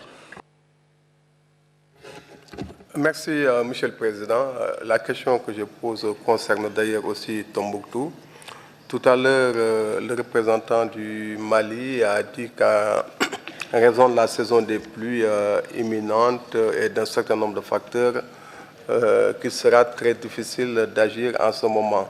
La question que je voudrais poser, c'est est-ce qu'il y a des mesures conservatoires qui sont prises pour que les monuments détruits ne fondent pas pendant l'hivernage, par exemple? Parce que c'est une architecture de terre, c'est très sensible à l'eau. Est-ce qu'on a prévu un système, des bâches ou des choses comme ça pour stabiliser le temps que l'hivernage passe? Merci. Merci beaucoup pour vos commentaires, monsieur. Donc, je passe la parole à monsieur Lundou pour la clarification. Je remercie le distingué délégué du Sénégal pour cette question qui est effectivement très importante. Nous avons discuté avec les autorités maliennes qui vont organiser, si nécessaire, le plus rapidement possible, le crépissage annuel qui n'a pas été fait au cours des 2 dernières années dû à la situation de la crise. Donc, ça, c'est pour le cas du tombeau des Askia, où ils sont en contact avec les autorités qui commencent à arriver sur place pour voir dans quelle mesure il y aurait éventuellement des actions très urgentes à mener pour stabiliser ou en tout cas stopper les dégradations sur les toits des mosquées qui sont autour du tombeau des Askia, ou alors le tombeau lui-même. Pour revenir à Tombouctou tout à l'heure, effectivement, la question des tas détruits se pose et il est envisagé de permettre à la communauté de mettre des moyens de protection temporaire afin que ces mausolées puissent passer l'hivernage et que le travail de documentation puisse se terminer et que la reconstruction puisse enfin commencer. Merci beaucoup, monsieur Lundou. Maintenant, je passe la parole au représentant du Mali. Vous avez la parole. Merci, monsieur le Président. Suite à la mission d'évaluation à Tombouctou, au sein de l'équipe, il y avait des architectes maliens et d'autres techniciens qui ont donc pris la mesure des choses.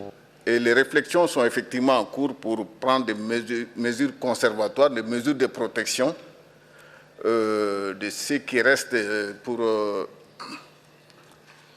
passer la saison des pluies. C'est la même chose à Gao. Le gestionnaire doit retourner cette semaine, le nouveau chef de la mission culturelle. Donc, apparemment, sur place, il va s'organiser avec la population, parce que même, je crois que même pendant la saison de pluie, parce que les pluies ne sont pas aussi fortes comme au sud, il est possible de faire quelque chose. Il est même prévu de faire le crépissage du minaret de la mosquée de Djingareiber, qui a été récemment restauré par Aga Khan. Les dispositions sont en train d'être prises dans ce sens. Merci beaucoup, monsieur, pour vos commentaires. Y a-t-il des autres interventions sur ces points? Le Sénégal, monsieur, sur la parole. Merci, Monsieur le Président. Moi, je pense de manière plus précise à la mise hors d'eau. Est-ce que des dispositions sont prises pour mettre hors d'eau les ruines que nous avons vues?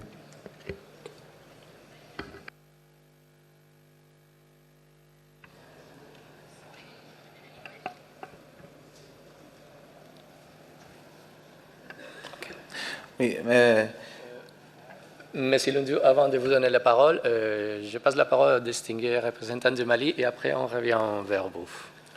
Le Mali. Oui, pour répondre à notre distingué représentant du Sénégal, je dirais que sur le terrain, il y a des dispositions qui sont prises par la communauté elle-même. Il y a un engagement fort de la communauté locale de Tombouctou à sauvegarder ce qui peut être sauvegardé. Nous avons encore des éléments qui sont visibles sur les sites détruits et qui peuvent être récupérables. Donc, de commun accord avec les responsables des mausolées, les imams des mosquées, parce qu'au niveau de chaque site, il y a un comité de gestion, cette communauté s'est engagée, si vous voulez, à mettre de côté ce qui peut être récupéré et être réutilisé. Dans certains cas, la communauté même a prouvé aux experts sur le terrain qu'elle est même prête pour la reconstruction. Elle n'attend que la réaction de la communauté internationale et de l'État partie du Mali. La communauté est fortement engagée. Merci beaucoup, monsieur, pour vos clarifications. Donc maintenant, je passe la parole à monsieur Lundu, s'il vous plaît. Merci, Monsieur le Président. C'est juste pour répondre au distingué délégué du Sénégal que des abris temporaires vont être érigés sur tous les sites qui ont été rasés. Donc vous avez vu les détritus, l'état. La communauté a souhaité que la mission voie les sites en l'état de destruction et il est aussi de notre responsabilité que nous les aidions à construire ces abris temporaires le plus vite possible. Et ces mausolées sont situés dans des lieux sacrés, dans des cimetières. Et c'est important que ce soit la communauté qui prenne l'entière responsabilité de construire ces abris temporaires. Et c'est ce qui est effectivement prévu dans les semaines à venir. Merci. Thank you very much, Mr. Elundu. So, may now I proceed to the adoption of the draft decision. Of course, taking good note of the comments and clarifications that has been raised until now on this very important issue. So, may now I proceed to the adoption of draft decision 37-7820. If there are no further comments, the decision is adopted. Thank you very much. I now invite Mr. Elundu to read the list of the cultural properties inscribed on the list of World Heritage in danger located in the Africa region, which are proposed for adoption without discussion. Mr. Elundu, please. Merci, Monsieur le Président. Alors, nous avons les tombes des rois du Bouganda à Kassubi, projet de décision 37COM 7A.21, et les ruines de Kilwa-Kisiwani et de Msongomnara en République unie de Tanzanie, projet de décision 37COM 7A.22. Merci beaucoup, Monsieur Lundu.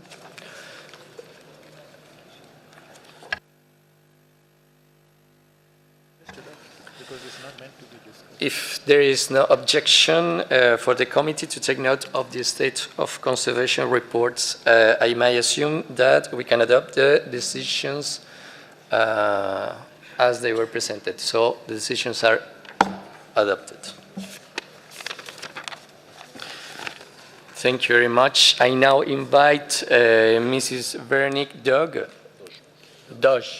excuse me for the pronunciation, from the World Heritage Center to present the reports on the state of conservation of the cultural properties located in the Arab States region and open for discussion. So, Madame Dosh, vous avez la parole.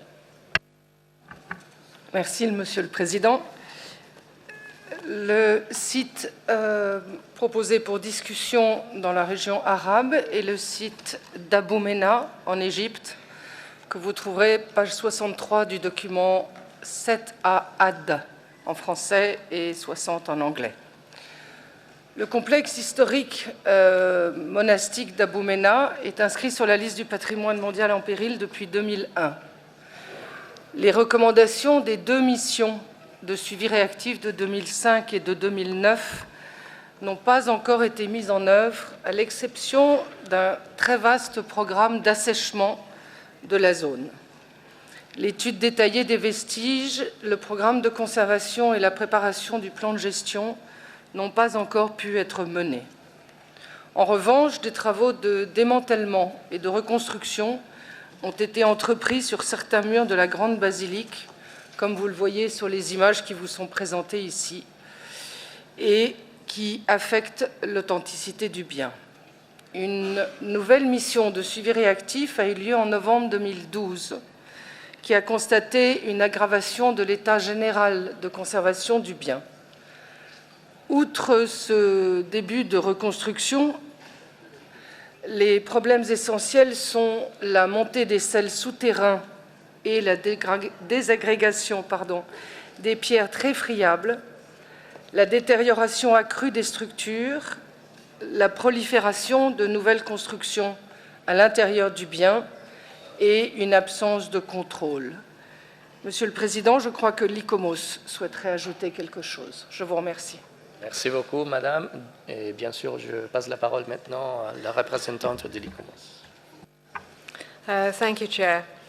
Abou Mena was inscribed on the list of World Heritage in Danger in 2001, largely because of the devastating impact of a surrounding land reclamation program, which caused a dramatic increase in the water table of the ground beneath the archaeological remains of the property.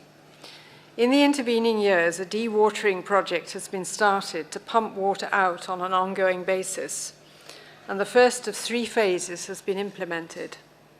The recent mission reported on 2 crucial aspects of this problem. The process of pumping water is now seen as unsustainable in the long term and has also had devastating results in terms of the deposition of soluble salts on the archaeology. These salts in turn lead to rapid deterioration of the stone blocks. The dewatering project for the second and third phases has therefore been abandoned. On the positive side, the recognition of the impossibility of pumping water out of the property on a long-term basis has led to a reassessment of the agricultural regime in the surrounding area in order to eliminate the problem and through introducing a new drip-feed irrigation system that lowers the water table. On the negative side, the salt problem is now the most pressing threat to the property, and the mission recommended that the affected areas should be reburied as the only cost-effective way to treat the problem in that part of the property that has been dewatered. The mission also highlighted the importance of the property as a pilgrimage site that attracts large numbers of pilgrims, and the need for a visitor strategy to ensure that adequate and appropriate facilities for pilgrims are provided within an agreed framework that respects the main structures and particularly the basilica. Finally, the mission reiterated the need for basic surveys, conservation plans, and a management plan to be progressed so that work can be undertaken on the basis of adequate knowledge of the attributes of outstanding universal value. Thank you. Thank you very much, Madam, for your comments. Now I turn again to the committee members to present their remarks and comments on this issue. Ici, je vois le Qatar. Monsieur l'ambassadeur, vous avez la parole. شكرا سيدي الرئيس. نود أن نسأل الدولة الطرف ما هي الإجراءات التي تم تنفيذها وتلك المخطط لها لتحسين حالة الموقع. شكرا. Merci beaucoup, Monsieur l'ambassadeur. Avant de passer la parole à l'État parti, je passe la parole à la distinguée représentante de l'Allemagne. Monsieur, vous avez la parole.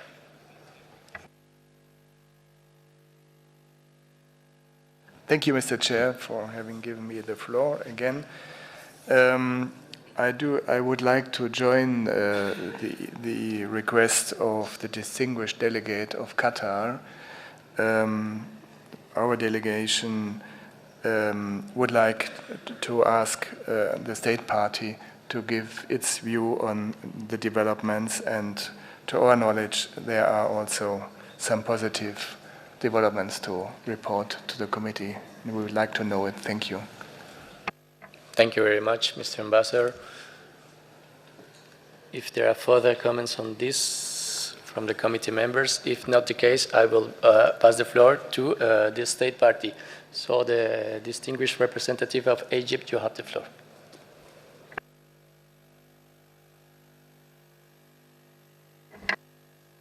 Microphone not working. So if one of the committee members can... No, if one of the committee members can just give one seat or a microphone.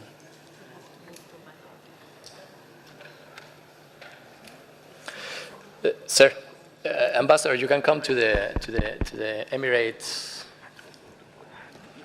to present your statement, please.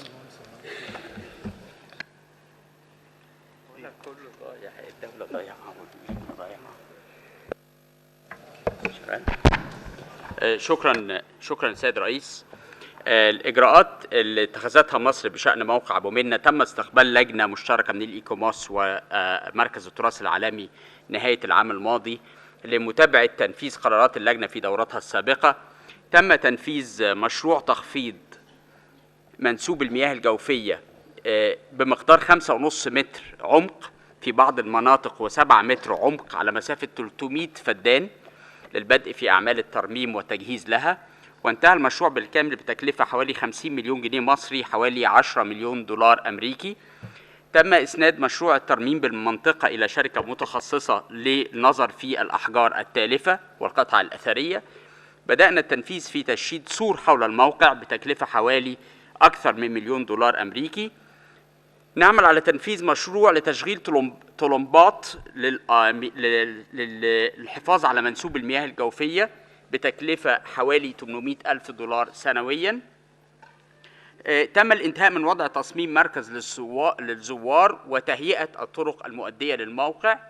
وهناك لجنة وطنية تم تشكيلها أخيراً على المستوى الوزاري للنظر في هذا الموضوعات، ومنها وضع توثيق كامل للموقع، إعداد موقع على شبكة الإنترنت، وترسيم منطقة خاصة للموقع، والعمل على إزالة المباني المخالفة التي تم تشييدها خلال السنتين الماضيتين.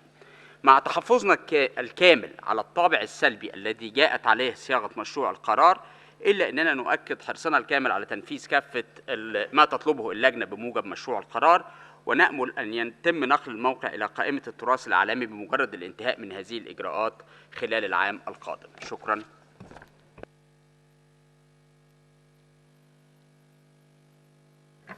Thank you very much, Mr. Ambassador, for your comments. And now I give the floor to Algeria. Merci, Monsieur le Président. Donc l'Algérie, tout en souscrivant à l'essentiel du contenu du rapport et du projet de décision, ne peut s'empêcher d'apprécier les efforts réalisés par l'Égypte dans les conditions difficiles que nous connaissons, et encourage et appuie fortement le processus courageux de sortie du site de la liste du patrimoine culturel en péril. Donc nous appuyons et encourageons l'État partie à poursuivre dans ses efforts pour sortir le site de la liste du patrimoine mondial en péril. Merci. Merci à vous, monsieur. Et maintenant, j'envie le Qatar à prendre la parole. Monsieur l'ambassadeur. شكرا سيد الرئيس لإعطاء الكلمة مرة أخرى. على ضوء ما سمعناه من سعادة سفير مصر، نقترح لدينا اقتراح لتعديل صيغة القرار لو سمحتوا لنا. القرار الحالي يعني مشروع القرار الحالي تتسم بنوع من السلبية، ونعتقد أن الدولة الطرف قامت بالعديد من الإجراءات لحماية الموقع، أهمها سحب المياه الجوفية، وهذا ما لم يتم ذكره في مشروع القرار. ونأمل أن تضاف فقرة جديدة بعد الفقرة الثانية مفادها نص الفقرة: توجيه الشكر للدولة الطرف للإجراءات التي اتخذتها منذ اجتماع اللجنة في دورتها 36، وخاصة الانتهاء من مشروع سحب المياه الجوفية. نود أيضا إضافة جملة في نهاية الفقرة الأخيرة أو إضافة فقرة جديدة: أنه في حالة قيام الدولة الطرف بتنفيذ كافة الإجراءات الواردة في مشروع القرار، فيمكن للجنة أن تنظر في الدورة اللاحقة في الدورة التالية في نقل الموقع إلى قائمة التراث العالمي، وذلك على سبيل تشجيع الدولة لاتخاذ الإجراءات واستمرار اتخاذها للحفاظ، يعني استمرار اتخاذ الإجراءات اللازمة للحفاظ على وصيانة الموقع. وشكرا. Merci beaucoup, Monsieur l'ambassadeur. Je vous invite, en tout cas, si c'est possible, de nous adresser par écrit vos amendements afin qu'ils soient inclus sur le texte tel qu'il sera présenté sur les écrans. Donc, en vous attendant, je passe la parole maintenant à l'Irak. Monsieur, vous avez la parole. شكرا سيد الرئيس.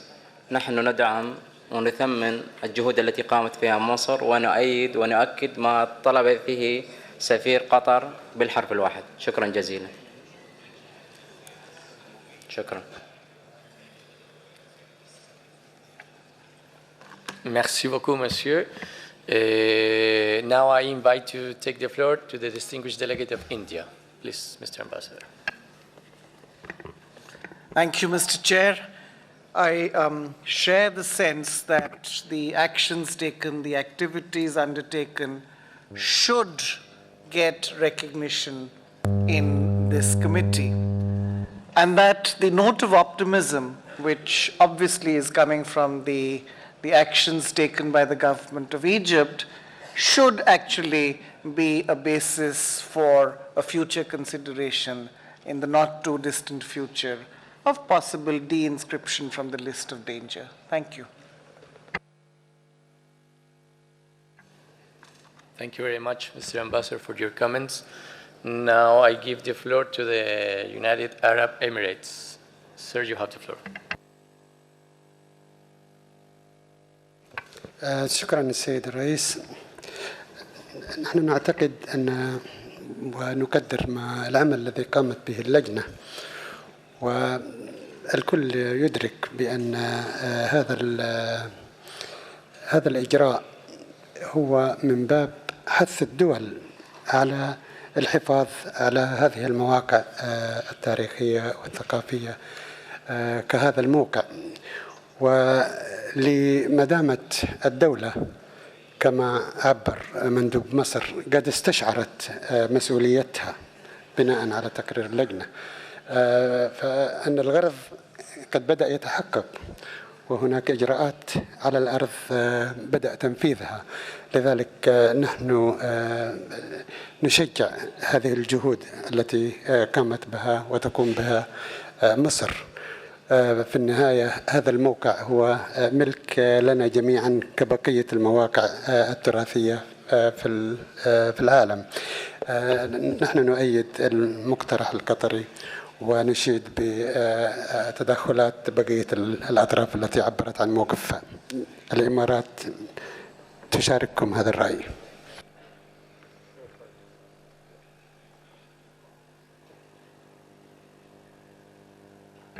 Merci beaucoup, monsieur. Maintenant, je passe la parole à la délégation de France qui sera suivie par la Fédération de Russie. Madame, vous avez la parole. Merci, Monsieur le Président. Nous voudrions saluer les efforts qui ont été accomplis par les autorités égyptiennes et au vu des informations qui nous ont été communiquées, nous soutenons la proposition d'amendement faite par le Qatar. Merci, Monsieur le Président. Merci à vous, Madame. Maintenant, je passe la parole à la délégation de la Fédération de Russie. Madame l'ambassadeur. Спасибо большое. Уважаемые коллеги, Российская Федерация также приветствует те усилия, которые предпринимает Египет для консервации столь важного для всего человеческого объекта, как Абу-Мена, несмотря на те непростые условия политические, экономические, которые сейчас есть в этой стране. И мы хотели бы поддержать идею Катара, отметить в решении меры, предпринятые Египтом для консервации столь важного объекта. Спасибо.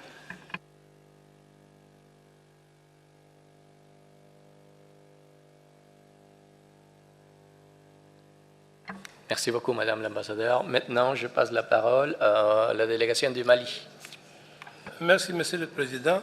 Vu les différents efforts consentis par l'État parti, la délégation malienne soutient la proposition de Qatar. Merci.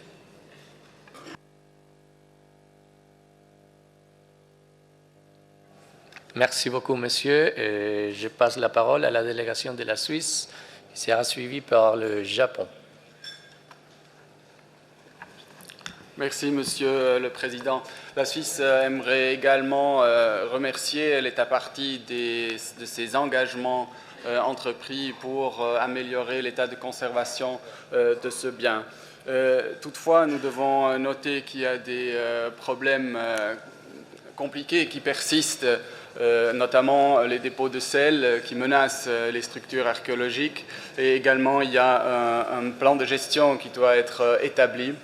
Et c'est pour cela que nous sommes tout à fait d'accord d'intégrer un article dans la décision qui remercie et qui salue les efforts de l'État parti. Par contre, en ce qui concerne un futur retrait de la liste du bien de la liste en péril, nous pensons qu'il faut d'abord voir que l'état de conservation souhaité et qui a été défini auparavant doivent être atteints. Et c'est à ce moment-là qu'on peut commencer à discuter du retrait du bien de la liste du patrimoine en péril. Et je suis convaincu que les organisations consultatives, ensemble avec le Centre du patrimoine mondial, vont faire tout pour que cet état puisse être atteint dans le délai le plus bref. Merci, Monsieur le Président. Merci à vous, monsieur. Je suis sûr, bien sûr, que le secrétariat est en train de prendre bonne note de tous ces commentaires. Maintenant, je passe la parole à la délégation du Japon, monsieur l'ambassadeur. Thank you, Chair. Upon the information now provided by the Egyptian delegation, Japan would like to support the Qatari proposal. Thank you. Merci beaucoup, monsieur l'ambassadeur. Maintenant, je passe la parole à la délégation de l'Allemagne. Thank you, Mr. Chairman.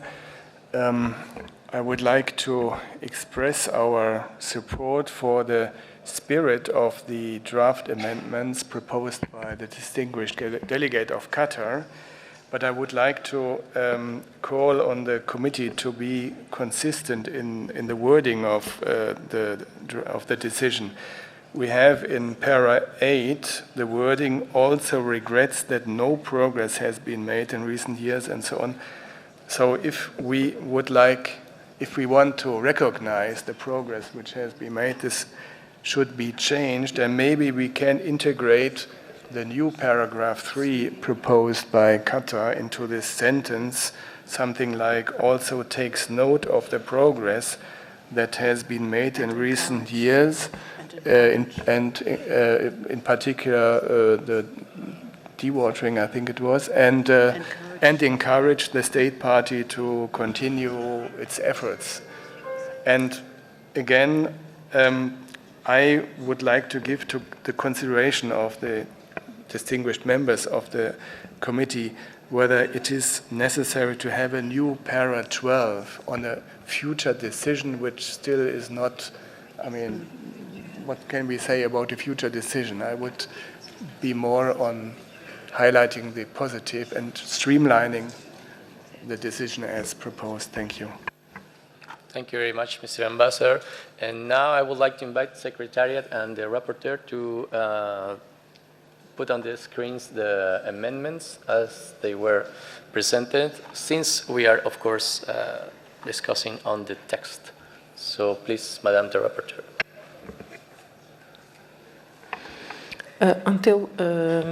Until we were waiting Qatar to give us written, we did the right version, and I would like you to see, and I would like Secretariat just to add that it was supported by Germany and Japan, the proposition of Qatar, and now we are going to add. So if you can wait a little bit, or you can look what we did. Thank you.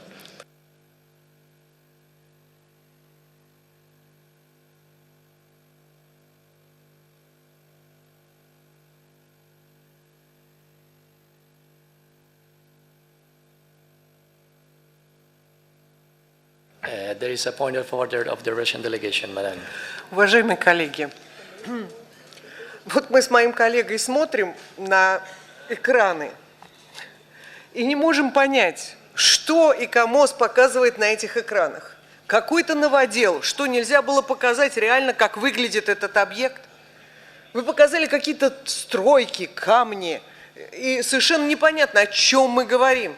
Если те, кто не знает, пожалуйста, это относится не только в данном случае к Египту, но и ко всем другим объектам. Вы всегда показываете что-то такое вот непонятное.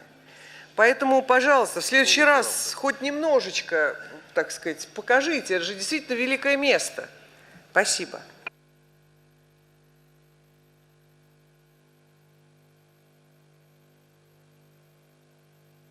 Thank you very much, Madam Ambassador. Again, I would like to ask Secretariat to try to put it on the screen, the text, for the revision of the committee members, please.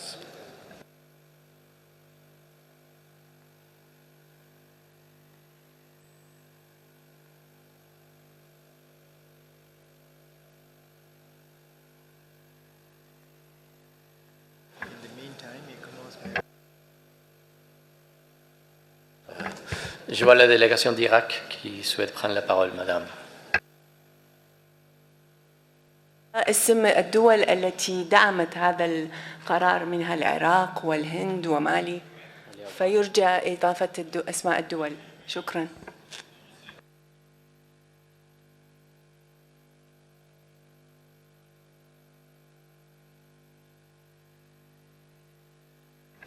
Vous avez tout à fait raison, Madame, bien sûr. Donc, je prie aux collègues des secrétariats de procéder tel qu'il a été demandé. Et la France souhaiterait prendre la parole?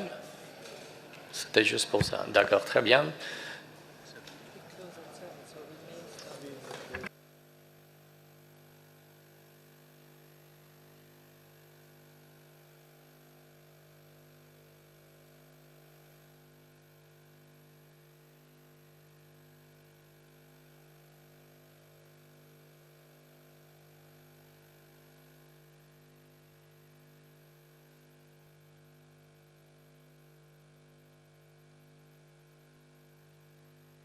Okay, now the colleagues of the Secretariat, they are including on the text the proposed amendments. So in the meantime, if there are some further comments of the ICOMOS representative, I would like to offer you the floor if you have some further comments on this.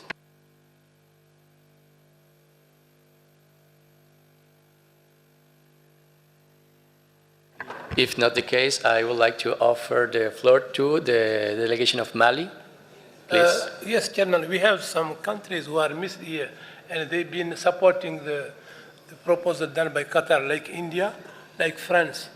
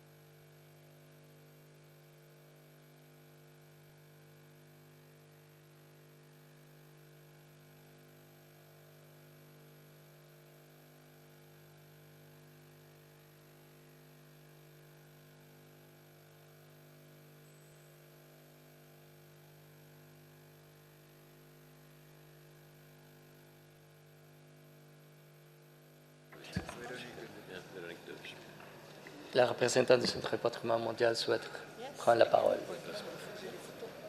Oui, madame, allez-y, s'il vous plaît. But first I have a point of order of the Russian Federation. Уважаемые коллеги, я вот смотрю, мы опять требуем от State Party, чтобы они к 1 февраля 2014 года дали детальный отчет о прогрессе в применении вот этих вот рекомендаций. Ну, страна находится в непростой ситуации. Почему мы должны, значит, их сейчас заставлять вот через 6 месяцев опять предоставлять вот этот отчет? Может быть, здесь можно пойти навстречу и к 1 февраля 2015 года это сделать? Потому что я вот немножко не понимаю логику, почему мы так все время требуем каждый год одно и то же. Спасибо. Это же деньги стоит. Это все стоит деньги. Спасибо.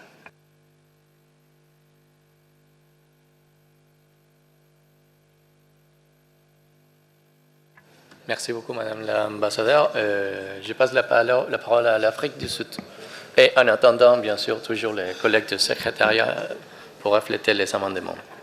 Vous avez la parole, l'Afrique du Sud. Thank you, Chair. I support the recommendation made by Qatar. If you can just scroll up a little bit to back to that, I think it's number, yes. I support together with many other countries that have supported it. However, I'd like to say probably can we substitute the word thanks with commend the state party for and continue. Just change thanks to commend. Thank you.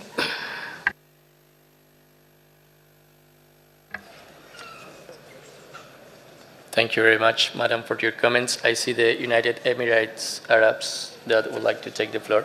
So, sir, please proceed. شكرا سيد الرئيس. نظرا للظروف التي تمر بها مصر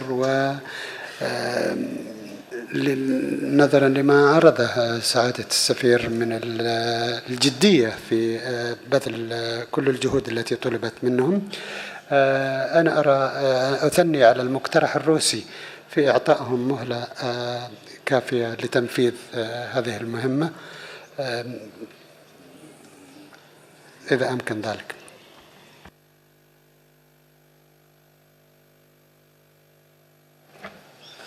Merci beaucoup, monsieur. Je vois l'Algérie. Madame, vous avez la parole. Merci, Monsieur le Président. Je vous avoue que je suis un peu perdue, puisque je ne retrouve pas la proposition du Qatar, à moins que... Oui, je suis perdue, je ne la retrouve pas, la proposition du Qatar, à laquelle nous souscrivons pleinement. Bien entendu, il s'agit d'encourager l'État parti à poursuivre ses efforts pour accéder à la sortie du péril. Et nous espérons que cette sortie sera prochaine. Et je souscris également à la proposition de la République de Russie. Effectivement, il conviendrait de prendre en considération les conditions sociopolitiques actuelles de l'Égypte et de déclarer et de demander un rapport dans des délais raisonnables. On ne peut pas demander un rapport sur 6 mois à un pays qui connaît ce genre de problème. Et nous souscrivons à la proposition de la Russie, nous la soutenons.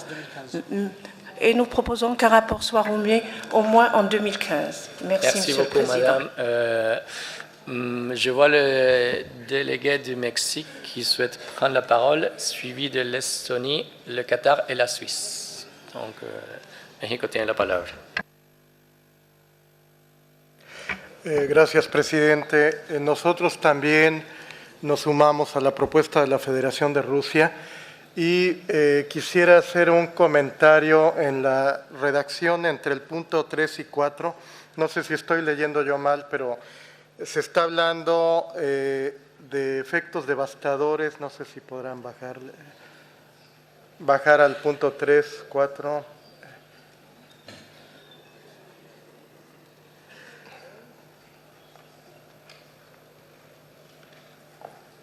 A ver. Se está metiendo una enmienda que está elogiando al Estado parte por los trabajos, pero está inmersa en puntos que habla sobre efectos devastadores, la necesidad de hacer un informe, habla del desmantelamiento y de reconstrucciones inapropiadas. Creo que el 3.4 habría que ponerlo antes del 3, o que se convierta en 3, o reubicarlo. No sé si estoy equivocándome y estoy leyendo mal. Muchas gracias al delegado de México. Ahora ofrezco la palabra a la delegación de Estonia. Por favor. Thank you, Mr. Chair. Estonia would also like to welcome the efforts made by Egypt as concerns with property. But we also would like to note that the committee is bound by its own rules and regulations and operational guidelines. Paragraph 190 says that the committee shall review annually the state of conservation of properties on the list of World Heritage in Danger. And I would also like to say that the desired state of conservation needs to be reached before we can speak about delisting it from the list of World Heritage in Danger. Thank you. Thank you very much, Madam, for your comments. Now I give the floor to Switzerland, that will be followed for Qatar. So Switzerland, please, you have the floor. Merci, Monsieur le Président. Je peux être bref. La Suisse soutient pleinement ce qui vient de dire notre collègue de l'Estonie. Merci, Monsieur le Président. Merci à vous, Monsieur. Maintenant, la délégation de Qatar. شكرا سيدي الرئيس. بالنسبة لكلمة الشكر إذا أردنا أن نغيرها فممكن تكون recognize باللغة الإنجليزية، نقترح صيغة أخرى. وهناك أعتقد أيضا في المادة الثامنة في مشروع القرار، يعني المادة الثامنة نجدها أنها يعني صعبة أو صياغتها فيها يعني كلمات ممكن تغيير صياغتها لتكون مقبولة أكثر فيما يخص الدولة العضو. يعني نجد الفقرة الثامنة أنها شديدة نوعا ما، فيا حبذا لو نفكر في تخفيف صياغتها. شكرا.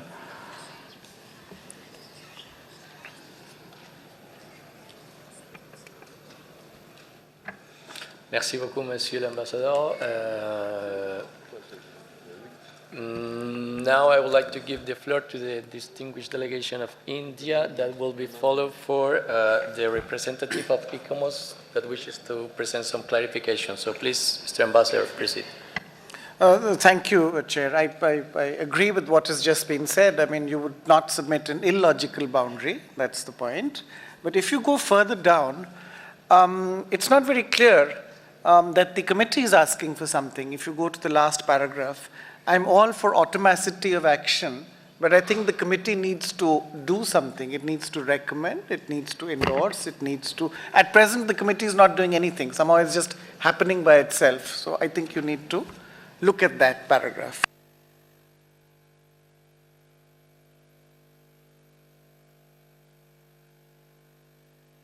Thank you very much, Mr. Ambassador. And before giving the floor to ICOMOS, I would like to give the floor to the delegation of Germany. Please.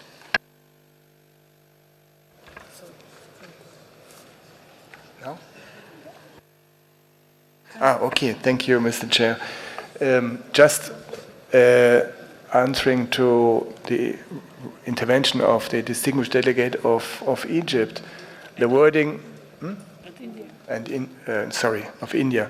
The wording we have proposed for former paragraph 8, now it's paragraph 7. In this wording, the committee takes note of progress and encourages the state party to continue its efforts. So here the committee takes position and takes action. I think this is, if we adopt this, then the Indian concern is included. Thank you. Thank you very much, Mr. Ambassador. Now I give the floor to the representative of ICOMOS for the clarifications. Please, Madam. Thank you, Chair. ICOMOS was merely wanting to clarify the requirements of the operational guidelines, which actually the delegate from Germany has already done, and also Estonia. Thank you. Thank you very much, Madam. India, please. I think your solution is paragraph 11, which is hanging, which is not nice, is actually a part of paragraph 9. Should the detailed progress, should those actions be taken, should the state party meet, then the property could be considered for removal. So you're actually, if you place it there, you will solve a lot of the problems. Thank you very much, Ambassador. Let me try to Spanish 1 second. Teniendo en cuenta los importantes comentarios que se han suscitado a propósito de este tema, Suiza quiere intervenir, quiere tomar la palabra en este momento. Entonces paso la palabra a la delegación de Suiza y después voy a hacer una propuesta. Suiza, por favor. Merci, Monsieur le Président. J'aimerais revenir sur ce qui est maintenant en français le paragraphe 13, la proposition du paragraphe 13, qui, à notre avis, devrait être biffé, car ce n'est pas, la condition n'est pour un retrait de la liste en péril n'est pas que l'État partie remplit les conditions, mais que l'état de conservation souhaité est atteint. Et si tel est le cas, le bien est automatiquement retiré de la liste en péril lors de la session du comité qui traite cette question. Donc ce paragraphe n'a pas lieu d'être et donc nous demandons qu'il soit supprimé.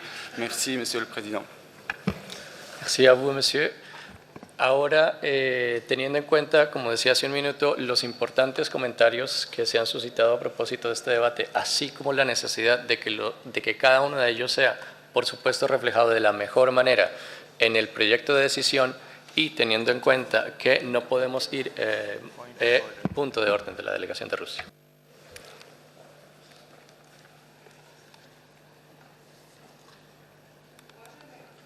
Уважаемые коллеги, я считаю, что 13-й пункт можно оставить, потому что это такой, своеобразная надежда, что вот когда все будет сделано, это очень хороший пункт для местных властей, что когда все усилия будут и все условия будут выполнены, они будут выключены из списка. Не более того, это не значит, что мы завтра, может быть, убрать next session.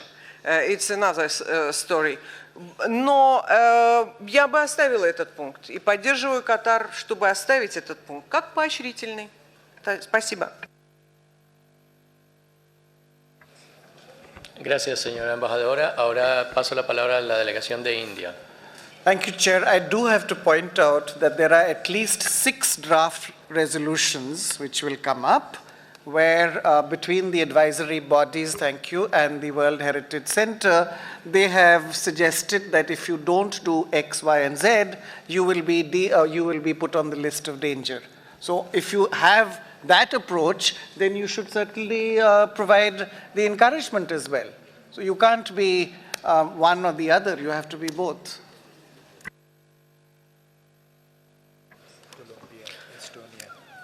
Thank you very much, Mr. Ambassador. The last speakers will be Estonia, followed by Colombia. So Estonia, please take the floor. Thank you, Estonia, Mr. please. Chair. We just wanted to comment that if we leave this paragraph 13, we should change the wording that instead of above-mentioned conditions, it should read desired state of conservation. Thank you. Thank you very much, Madam. Teniendo en cuenta, vuelvo a señalar lo siguiente. Tenemos un problema y es que el tiempo se nos está agotando por el día de hoy. Insisto en que, por supuesto, los comentarios que se han generado son muy importantes y queremos, por supuesto, que sean reflejados de la mejor manera dentro del proyecto de decisión teniendo en cuenta cada uno de los comentarios que han sido presentados por cada una de las delegaciones, teniendo en cuenta, sin embargo, el problema técnico de que estamos llegando al final de la sesión de hoy. Entonces quisiera proponerles que la Secretaría tome buena nota, por supuesto, de cada una de las enmiendas y los comentarios que se están proponiendo dentro del texto, para que mañana a primera hora, si alguna de las delegaciones que está interesada, por supuesto, en este tema, se pone en contacto con el relator para llegar a un texto de consenso, entonces mañana a primera hora estaríamos aprobando este proyecto de decisión. Y entonces ahora paso la palabra a la Secretaría para que nos hagan algunos anuncios técnicos. Sin embargo, por supuesto, mañana tomaremos en cuenta los comentarios de las delegaciones que por el problema del tiempo en este momento no lo pueden hacer. Así que paso la palabra a la Secretaría para que nos des las informaciones complementarias. Thank you very much, Mr. Chair. There are two announcements for side events now. One is for the Japanese side event and exhibition, which takes place in the Champei room on the 3rd floor. And another one for now is from WWF, which is in the Romdul room on the 1st floor, which is the opening ceremony room on emerging threats to natural World Heritage Sites. Thank you, Mr. Chair.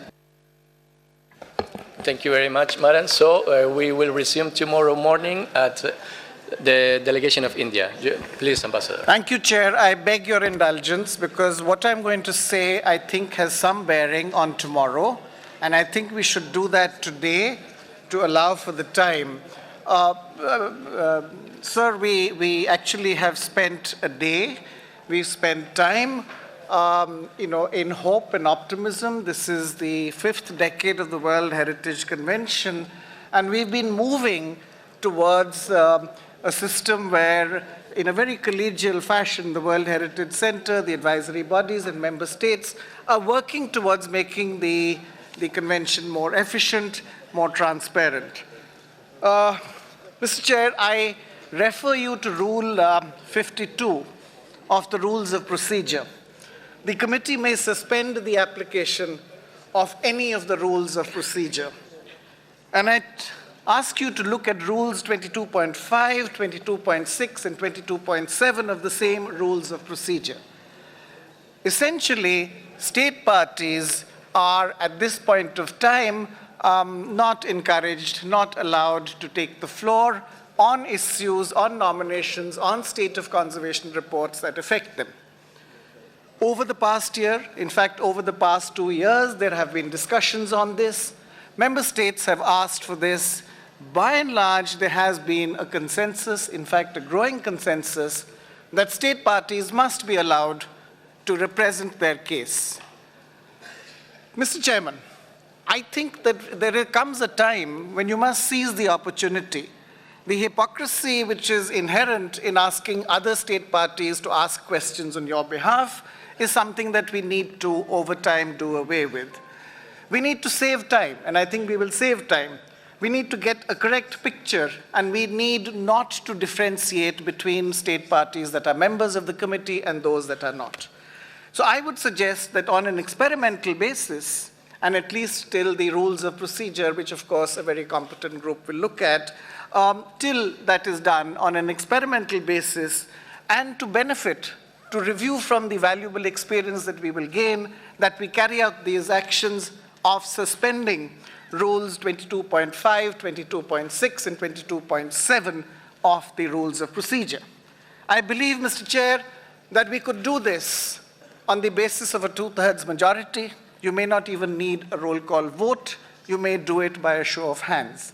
Mr. Chair, I think this is important enough so that we are ready and prepared for tomorrow when the state of the conservation reports will be taken up, and of course, in due course, the nomination and inscription processes that will come after that. Thank you, Chair.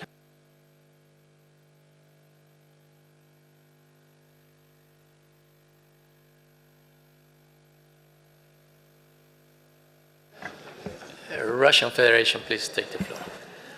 Уважаемые коллеги, мы поддерживаем это предложение Индии. Мы это обсуждали практически в течение года, что мы действительно ведем какую-то странную игру Мы заранее готовим вопросы, какие-то ответы, стране строго даем 1 минуту, когда он не может ничего сказать. Это весьма неуважительно к стране. Поэтому мы предлагаем в качестве эксперимента, на который потом по результатам посмотрит та же группа по оперативному руководству, насколько это эффективно, правильно или неправильно.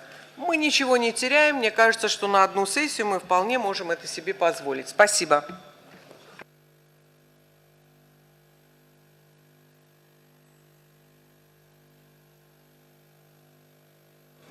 Thank you very much, Madam. Now I give the floor to Estonia.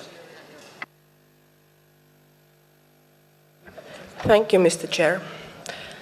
Estonia do not agree with the proposal as made, for the simple reason that we are afraid we might lose credibility by doing so.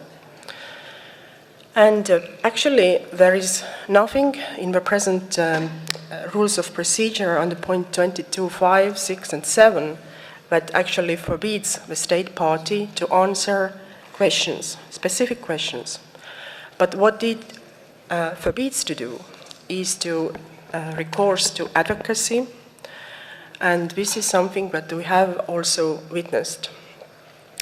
And I believe that this issue we are dealing with, it really comes from the issue of calendar, and it has boosted this very problematic tendency that countries indeed provide a lot of new information at the session, but we need to be aware that this cannot be properly evaluated on the spot by the advisory bodies and by the committee.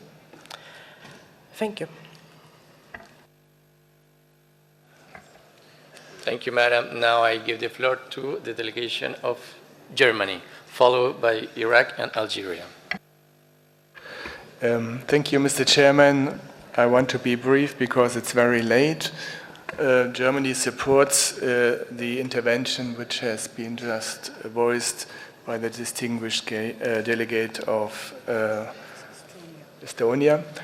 And anyway, Germany is not in favor of taking such a basic, major change decision just at surprise at night when we want to go to the Japanese exhibition. Thank you.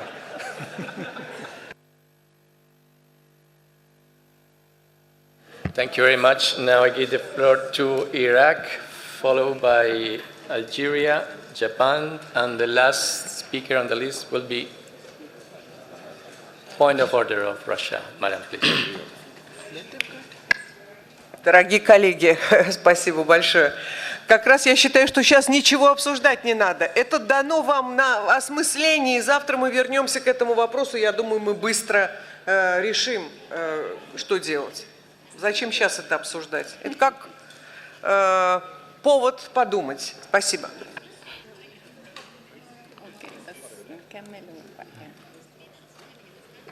Thank you very much, Madam Ambassador. So, with the indulgence of the distinguished delegate of India, we take note of this very important, of your very important proposal, of course. So, I want to propose to the delegation of India, since I think we are getting a common position on this, to resume the meeting tomorrow, of course, and we will start with this proposal. So I thank you, Mr. Ambassador, if this is acceptable for you in the spirit of working for the committee. Mr. Ambassador. Thank you, Chair. I was proposing food for thought. The distinguished delegate of Russia proposed thought for food. I think we can do both and do it tomorrow morning. Thank you, Chair. Thank you very much. Then we will resume tomorrow morning. Thank you very much.